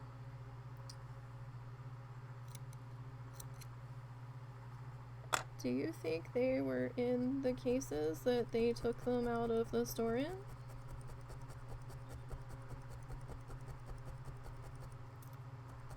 No, they were not. They came back individually. I wanted to cry. I'm like, what? So, yeah, we had all kinds of shopping carts up front with that, and now all of this shit was overstocked because it wouldn't fit on the shelves. I think the next morning when the merchandiser came in, she must have had a fucking conniption fit because they had special ordered in that many, because we don't keep that many in stock, and we didn't have a policy of if you special order it, you can't return it. Like, it was if you have the receipt, you can return it, and there wasn't a time limit at the time on returns. It was only if you had the receipt, and if you didn't have the receipt, it was at the lowest sale price that you could get for it, that it ever went on sale for, which was usually 40% off, because we never knew if somebody used a 40 off coupon. So if you returned without a receipt, you would get the item back at 40% off, and it would go to a gift card. You wouldn't get the cash. So they had the receipts for most of it, and stuff that we couldn't find on the receipts, they were very gracious about, and said, okay, we must have gotten this at a different store. Or maybe there's a receipt that we haven't found yet. But holy shit. That was a lot of stuff. So much stuff.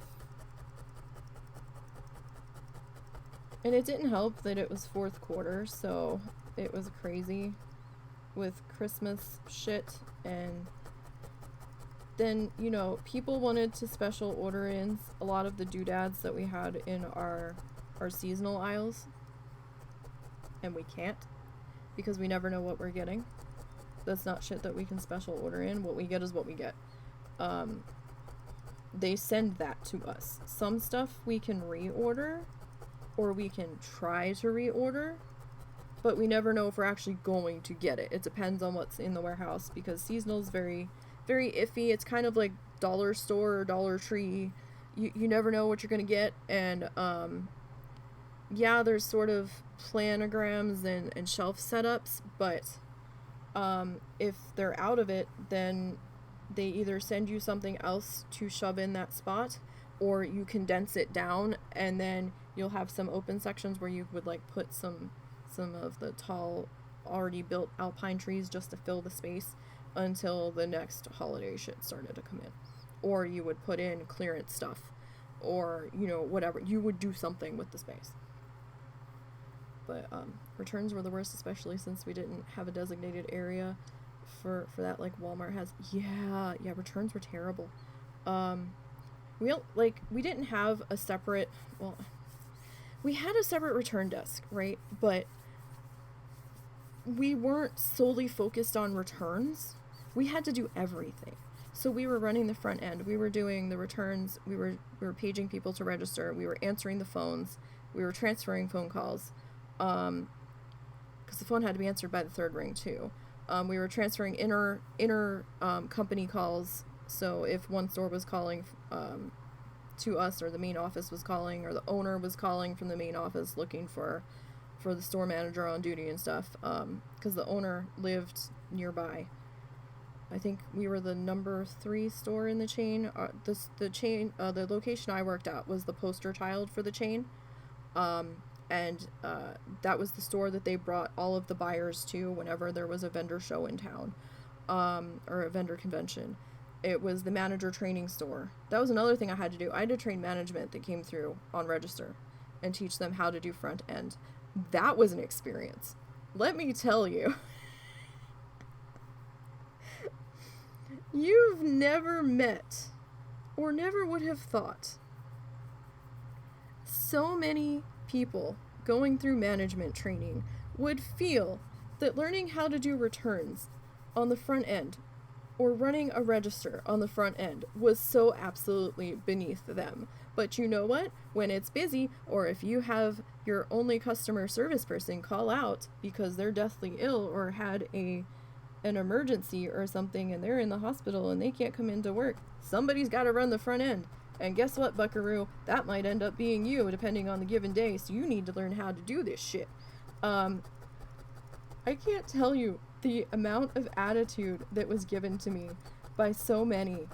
They're like, why do I even have to do this? And they would kind of get huffy with me at times when I'm like teaching them how to do the thing, and they obviously didn't know how to do the thing, because then when it came time to do it, they're just kind of standing there lost, like, well, what do I do? Well, I need change. Well, you have to get it from a change drawer, but you can't let go of your register. You're up front. You have the ability to do a no sale because of your level of cashierism in the store. So you can either get your counterpart that's next to you to get you the change, so you don't have to close your till and reopen it, because they really didn't like us opening them unnecessarily, or you can, put it through the credit card slot and then lift the tray up and pull it out when you reopen it again if you don't want to do the no sale, or just keep your hand on it and try to grab the change and then then close the drawer. But I couldn't understand the one day when I came in, the office manager was like, okay, you need to train this person on register, and you need to make sure that they're up here. They need to be up here training. And I'm like, okay. Like, she was like fucking pissy and adamant about it. And I'm like, okay. Well, I can't make anybody do shit when they are above my pay grade, okay? They might have been management training, but they were still above my pay grade, and they could still tell me what the fuck to do. So I'm just like looking at her, I'm like, well, we're up there, and about 5-10 minutes after she bails out for the day and went home, my trainee says, yeah, I was in the middle of doing an order or something. I just need to go finish that real quick. It'll be like, 10 minutes. And I was like, all right. I don't know if they're lying or not. So they went to go do whatever. I'm standing up there. I had come back from... No, I was getting ready to go to lunch, I think. Because I had to... Myself and my counterpart had to go to lunch and be back before 5 o'clock? No, we had to be back by 4:30 because we had to get ready for 5 o'clock shift change. And so our breaks had to be done. We came in at 1:30. I had to go to my dinner break at 3:30. So, and then I got like a 15-minute break at like 7:30, something like that. Whenever we really could squeeze them in. So I'm up there. I come back from lunch. And I said to the person that was up there, I said, "Where's so-and-so? Did they come back yet?" And they're like, "No, I think they're still out on the floor." And I was like, "All right, they're still here though." And they're like, "Yeah." I'm like, okay. So I'm up there and doing my thing, doing my register thing, doing calls, paging people up to take back what they can, you know, getting the dinner break sorted for the kids based off who was coming in that night or who should have been coming in that night, and providing nobody switched that I didn't know about. And the phone rings, and I pick it up, and the office manager's like, "Where's so-and-so?" And I was like, "Ah!" I'm like, "I don't know. When I came back from lunch, or right before I went to lunch, they said they had to finish an order or something on the floor that they had been in the middle of, and I haven't seen them since." And they're like, "Page them." And I was like, "Oh God." So I put her on hold, and I paged the person to pick up the line. And about 5 minutes later, they were back up front looking pissed as shit. And I was like, they can see who's logged into the registers at home. Like, the office manager was the daughter, or one of the daughters of the owner of our store. So we never knew if the owner was just gonna stroll in out of nowhere. Like, the store always had to be on point all the time. Like, nothing could be out of place. Everything had to be in its place. We had to look fantastic because he lived like an hour and a half from the store, and you didn't know if he was just gonna waltz right in. And we're like, ah! So everything had to be perfect all of the time. It was an experience and a half. So you were a trainer at D&B, and one of the girls you trained had the worst attitude. You wanted to smack her so bad. And she's lead on... She's like, she'd follow me and then disappear, and then go after a few hours, and then she was caught the next day with one of my coworkers' purse in her hand. She had stole it when they'd let her go, then came back to eat. What? Oh my God. Some fucked up shit. Wow. Oh, goodness. I have one story from when I worked at the casino. Well, I've got a couple stories from when I worked at the casino, but one of the time, like, I don't know how this ends up happening, but it seems like no matter where I go, they make me train people, okay? Except for the brief store transfer I did. I didn't have to train anybody there because they were supposed to be training me, and they weren't. But when I worked at the casino, they had hired a new person because we were pretty tight staff-wise. If one of us called out, there was no wiggle room, and most of the time I was the only person working overnight, or at least the entire overnight. There would be one person that I would overlap with by like two hours or so. So if I called out, then they would have to stay like an hour or two extra until the next person came in. But they were working on training this girl part-time to help us out, I think on the weekends when we were so fucking busy. She seemed okay. And she seemed like she was getting it. She understood stuff that I was saying. When they interviewed her, it was wintertime, so she had like a bulky coat on.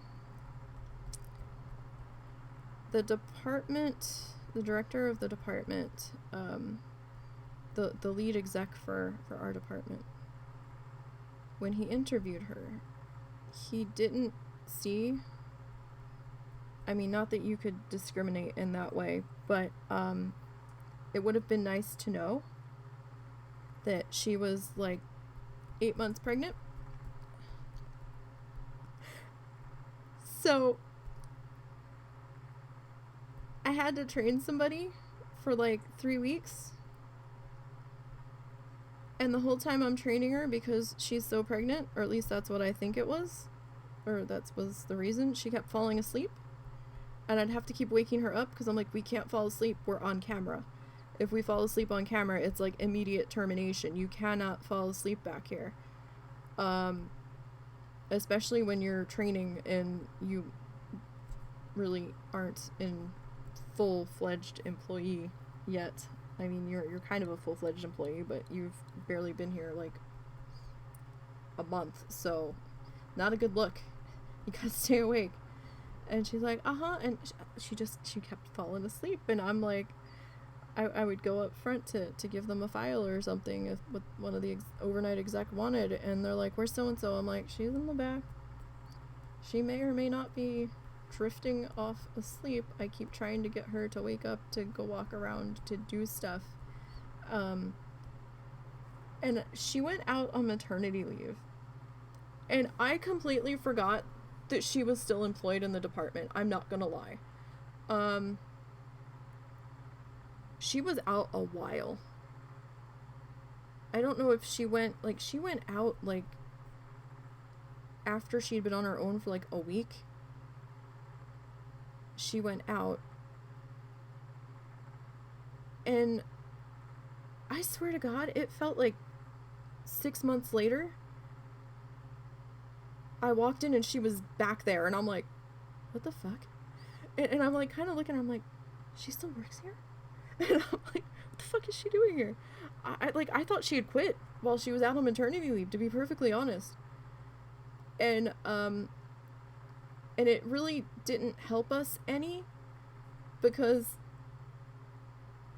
the director was trying to get somebody in there that could help us during, like, our most busy time, and he had hired her, and then she went out on maternity leave. So it was like we'd never hired anybody extra, and I'm just like, oh my God. And I think she came back for maybe 2 weeks, and then I think she got fired because she fell asleep. And I was like, I fucking told you not to fall asleep. It was so fucking bizarre. Like, she had been gone so long, I actually thought she had quit. I just totally wrote her off as even still working there, and I'm just like, oh my God. Totally caught me off guard when I walked in and she was there, because I was not expecting her to be there. And our job was not that difficult at the casino. A pain in the ass at times, yes. Difficult, not really. I worked in the in-house credit department, where people would apply for lines of credit to play against the casino's money. So it was a bit of a pain in the ass. But you got caught once, and then they sent me home for the rest of the day off. Yeah, no. We worked in our department. Like, some casinos, the credit office was its own separate entity. It would be near the cashier windows, but it would be like a separate entrance and stuff in some of, like, the newer casinos. Our property was a bit of an older one, so we didn't have a separate work area. Our work area was meshed in with the main cage, the main cashier area. So there had to be 45, 50 cameras back there covering every single angle, every single cashier window, everything possible that could have a camera pointed at it. There was cameras. There was cameras at our window where we talked to people about signing up for credit and stuff. The high roller windows were right next to where our credit office window was. Like, the main cashier bank, where people came and got change for other sides of the cashier windows, or picked up their bank bags to work on the other side of the casino. They made the deposits back there for the casino. There was locked carts with money that they'd pull in and out of the main bank vault, and it was a lot going on back there. And we were just kind of sandwiched in the middle of all of the chaos, with our 1, 2, 3, 4, like 5 computer terminals that we had back there, and like, well, maybe 6 computer terminals. The one computer was only used for scanning signatures. But, we had our own set little space, and then we had 1, 2, 3, I think 4 rows of rolling filing cabinets that we had to turn a little wheel on, or like a little handle, and it would open up the rows so you could get in between them to file stuff. It was pretty cramped back there, and the main cashier cage and the cage supervisors pretty much had the whole area. We were just kind of shoved in. So whatever you did was going to be on camera. Whatever you did. We weren't allowed to handle money, so we couldn't touch chips. If people wanted to pay off the money that they owed on their line of credit, they had to go to the cashier window. If people wanted a credit card cash advance, they had to go to the cashier windows. Like, we would call other casinos for information if somebody was trying to set up with us to see if they had established anywhere else. If they didn't, then we had to call their bank with them on the phone, and like, it wasn't terribly hard. It was just a pain in the ass calling the banks. That was the worst part, because half the time the banks didn't want to talk to you. They would only talk to the customer. Even if the customer got on the phone and gave their consent, like, sometimes, like, you would have to be on a 3-way phone call with all of the casino noise in the background, and you'd be saying, okay, Mr. or Mrs. So-and-so, can you please ask the bank representative this question? The bank couldn't answer us. Some banks would only answer the customer. So then the customer had to repeat the question, and we would have to write the answer down. It was a bunch of fucking bullshit, but it wasn't hard. It got to be a pain in the ass, certain nights. The weekends were terribly busy. During the week, right before I left, for like 2 or 3 months, it was pretty much a ghost town in there. I had nothing to do half of the nights, because it would be during the week, the clerks that would be in the office would have most of the paperwork done. Like, there were files that we would update periodically just because the dates came up in the computer, and it's like, ping, this person's played recently. We have to, due to New Jersey bureaucracy and red tape, we would have to update the reports in their files once a year or once every 2 years if there had been any recent activity with them coming into play. So, I mean, they would have most of that done before I came in, so I wouldn't have anything to do. And then we started finding files missing, and that's a big problem, because New Jersey rules and regulations and red tape, we had to have a file in the building for every single customer that had a line of credit. It was not allowed to leave the building. We got in some serious shit if the file wasn't there. So, because it had very sensitive financial information in there, and personal information in there, like social security numbers and bank account numbers and credit reports and you know, those sort of things. So they had to be kept secured, because we had to pass through security checkpoints, 2 very big, heavy, vaulted doors that security had to buzz us through to get back in there to work as it was. So they weren't supposed to leave. If there was a court thing, or if they had to take somebody to court for not paying the money that they owed, we had to make a dummy file, which was a copy of the primary file that we had for the customer. We had to write on there that it was a dummy file on the front to give to legal so that they could take it to court, and then they brought it back to us. They would sign it out so we knew who had it. But that was the only time anything could leave. The original could not leave the office. One of our execs had a habit of leaving files on his desk and getting on the desk out in front where the customers could just walk in and walking away and leaving them right out there in the open. And I'm back behind a counter, back behind a grate, like metal bars. I'm caged in. I can't do it. I can't do dick if somebody decides to do something with those files. So don't, you know, and if I'm in the back filing, you know what? That's on him, because he left them there. So I don't know what the fuck he's doing. I'm in the back. I'm digging through files, but during the week it would be so slow before I left. When the files started going missing, we would have notes on our bulletin board, and we'd be like, I can't find this file. I need to update them. This file is missing. So-and-so needed to look at this file, and we can't find it. We had a new person start around the time the files started going missing, how to word this? English was second language. I think either they didn't understand English alphabetical,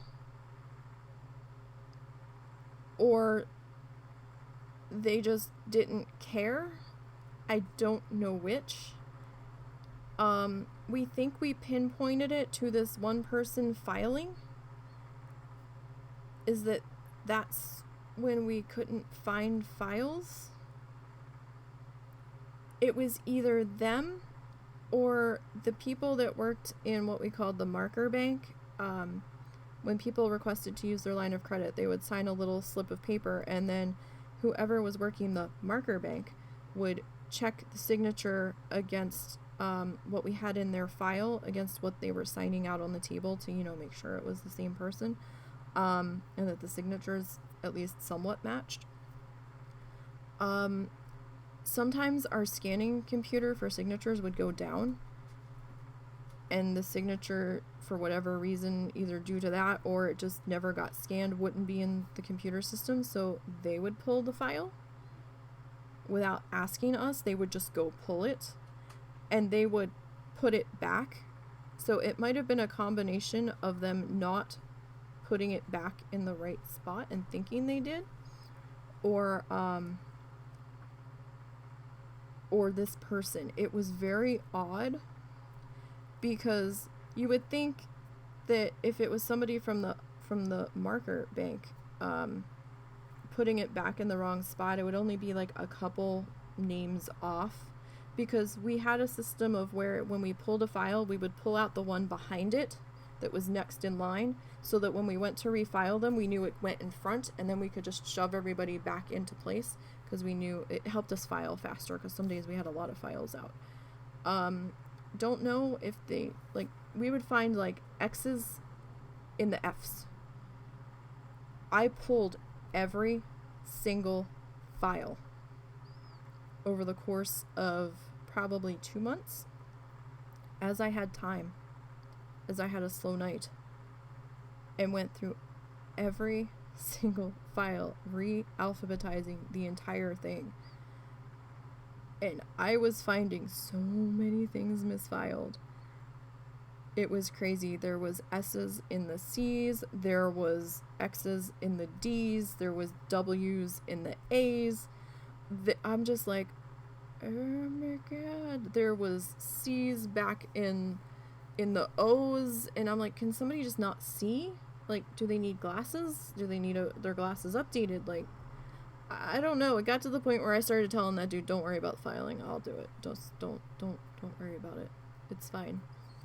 But he seemed very scared working in there. I wasn't so sure if it was a language barrier issue, because he did work at one of the restaurants at another casino as a waiter. We were told as a waiter. It might have actually been a bus person, but we were told that as a waiter. So they would have had to have understood to communicate back and forth what people wanted to order to some degree. But I think later it came out that they worked as a bus person, and then that made a little more sense, because they wouldn't have to understand as well to just bus the tables. They could get by. But you really did have to understand, because we had to call banks, we had to ask them specific questions, we had to put that information in specific fields in the computer, we had to call other casinos. He wouldn't even answer the phone, which was crazy. The phone rang off the hook the one night, and it was another casino trying to get information. I wasn't there that night. I was told this story, and the exec that was on duty didn't know where they went. They finally found them just sitting back there. And she was like, didn't you hear the phone ring? And he's like, I didn't know how to answer it. I trained him personally for 2 to 3 weeks. A week longer than people are normally trained. Plus, I wrote him copious amounts of notes explaining everything down to the key on the computer to hit. I would have taken photos if I could, but I couldn't take photos back there. because of all the cameras and shit. It wasn't allowed. So, like, I would have hand-drawn diagrams in some cases.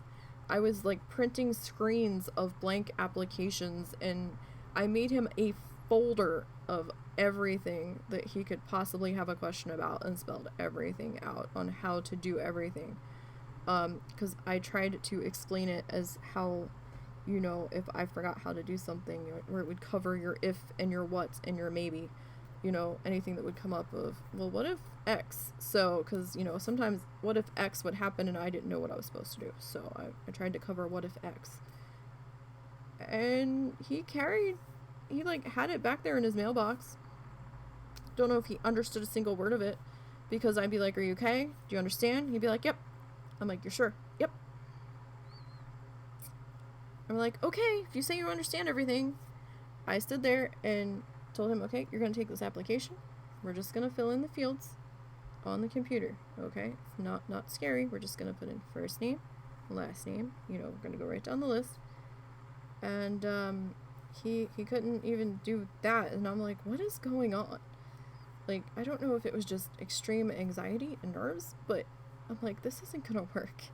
If you can't function, I know this is a lot when you're just thrown into it, but if you can't understand what we're asking you, this isn't going to work.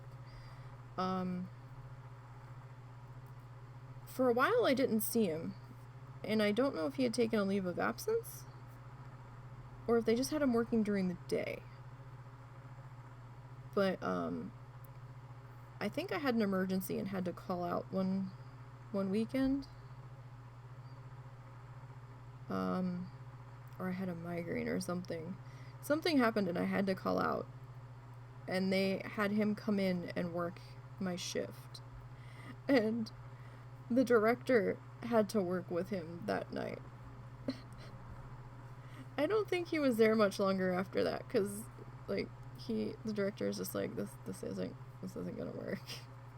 I don't know if whatever happened with that. I think that was settled after I left. But yeah, I left when they started talking about how, because it had been so slow, and there was talk of moving some of the table games to like video table games, they weren't going to need as many dealers on the floor, and you know, they were trying to tighten the wallets and the purse strings, and they had already kind of destroyed what medical package we had. There was really nothing there to keep me there any longer. And then because it was so slow, they were talking about, because somebody had to be in the office. It was technically supposed to be a clerk and an exec at all times, but then they decided that they could try to get away with having one of us physically there and the other one on call. So there was then going to be a 2-hour window between 4 a.m. and 6 a.m. where I wasn't going to have an executive in the building. And I looked at the other execs and I'm like, what? They're like, well, we trust you. You know what you're doing. So from like between 4 and 6, you won't have an exec here. If there's an issue, you'll just have to call that exec, because you have their cell phones, or you'll have to call the director. And I'm like, the director takes sleeping pills when he goes to bed. I've seen the execs personally not be able to wake him up for a couple of hours after he's taken these. And I just kind of looked at them and I'm like, you guys know, between 4 a.m. and 6 a.m. is when shit goes down. Like, everything you expect not to happen in the casino happens between 4 and 6 a.m. most of the time. At least as far as the credit office is concerned. Because it's the end of the night, your high rollers have been out gambling, and now they're out of money. And they want more money. I have had this happen more times than I can count, where a high roller rolled in unannounced at like 4:30 in the morning, wanting an extension on their line, or wanting their line reopened, and we're talking some money. like way above, like I wasn't able to approve anything on files. I was just a paperwork grunt. I could do nothing. I was not at the license level to be able to do anything. So, because we were licensed for state background check purposes and things. And because of the position that we held in financially sensitive, personal sensitive information, to make sure that, you know, we were on the up and up. So, or if something did go wrong, they could find us. So, I've personally seen high rollers walk in that have like $100,000 credit lines and up, wanting more money at 4:30 in the morning. I've seen it. It's happened. And they always would walk in when the exec that had just came in and switched shifts went upstairs to get something to eat before they really got started, or they went to the bathroom, or they went to go check on their friend that was one of the waitresses in the cocktail bar, and they were in there bullshitting with them, and I was gonna have to try to call their cell phone to get them to come back, or they wandered away, and I'm like, why? And I was just like, yeah, I'm not doing this. I'm not going to call and wake the director up between 4 and 6 a.m. and while I'm trying to get a hold of one of the other execs that should have been here that were perfectly fine coming in at 4 a.m. until we decided to do this fuckery. So I'm just not gonna, because this feels like something that I'm going to get in trouble for. And they're like, oh no, we can give you a verbal on the phone to just put in, you know, whoever you talk to's approval code. I'm like, yeah, but I have to call these other casinos, and I have to do all of your fucking work that's above my pay grade, above my license grade. And half of these other casinos, depending on what line the credit limit's at, they won't talk to a paperwork grunt. They want to talk to another executive. So, they're not going to talk to me. So, I don't know how that's going to work. Okay? And some of the casinos' credit offices in Vegas would close at a certain time, or like some of the maybe not Vegas, maybe it was Louisiana, would close at a certain time of day for the night, you know. And it's like, oh, yeah, no, nobody's there, I can't find out this. So I was like, yeah, we're just gonna go ahead and leave now. And then we ended up moving down here, so out of Jersey, so I was like, yeah, no, that's okay. So we're gonna call it here for today, since I went on rambling for a while. We're doing pretty good. We're almost done though, you guys. We're almost done. We just have to do our pathway and then put in whatever other bushy things we got going on here. So we're gonna connect these two with a little dirt path, and we'll do that next week. And I think next week we will wrap this one up. I hope. We'll see. I hope. But yeah, thank you guys for popping in. Thank you guys for staying for a while. You love my rambling though. Don't worry, there's more stories that we can tell. I tried to space them out as much as possible, but no, there's plenty more stories we can tell. Next week I can tell you guys about the time that I transferred to another store that seemed to be cursed. I can't remember if I told you guys about that or not. I might have as a side note, but we'll actually talk about that specifically next week. Yeah, so I'm happy with how we're looking. I'm gonna go make dinner. Let's go see. Don't forget to follow the things and stuff down below. We need to go see who we can visit. Who's streaming right now? I don't know who's streaming right now. Let's see. Let me refresh the other list. Nobody's on my personal list. Let's see. Who do we want to visit? Who do we want to visit? I don't know if we visited that person before. I don't think we visited this person before. Alright, let's visit this person. They're playing Valorant. I probably didn't say that right, but... Close enough. I'm pronouncing it the way it's spelled, so I don't think it's Valiant. There's an O in there, so Valorant. Gee, thanks, honey. What? It's what you do. Don't pretend it's not. I call it only child syndrome. I call it rambling like a nut job. That doesn't mean it's a bad thing. It just is. So we're gonna go see Not Ordinary. They don't have too many friends in their chat at the moment, so you guys take care. I will see you guys all on Wednesday, and have a good week.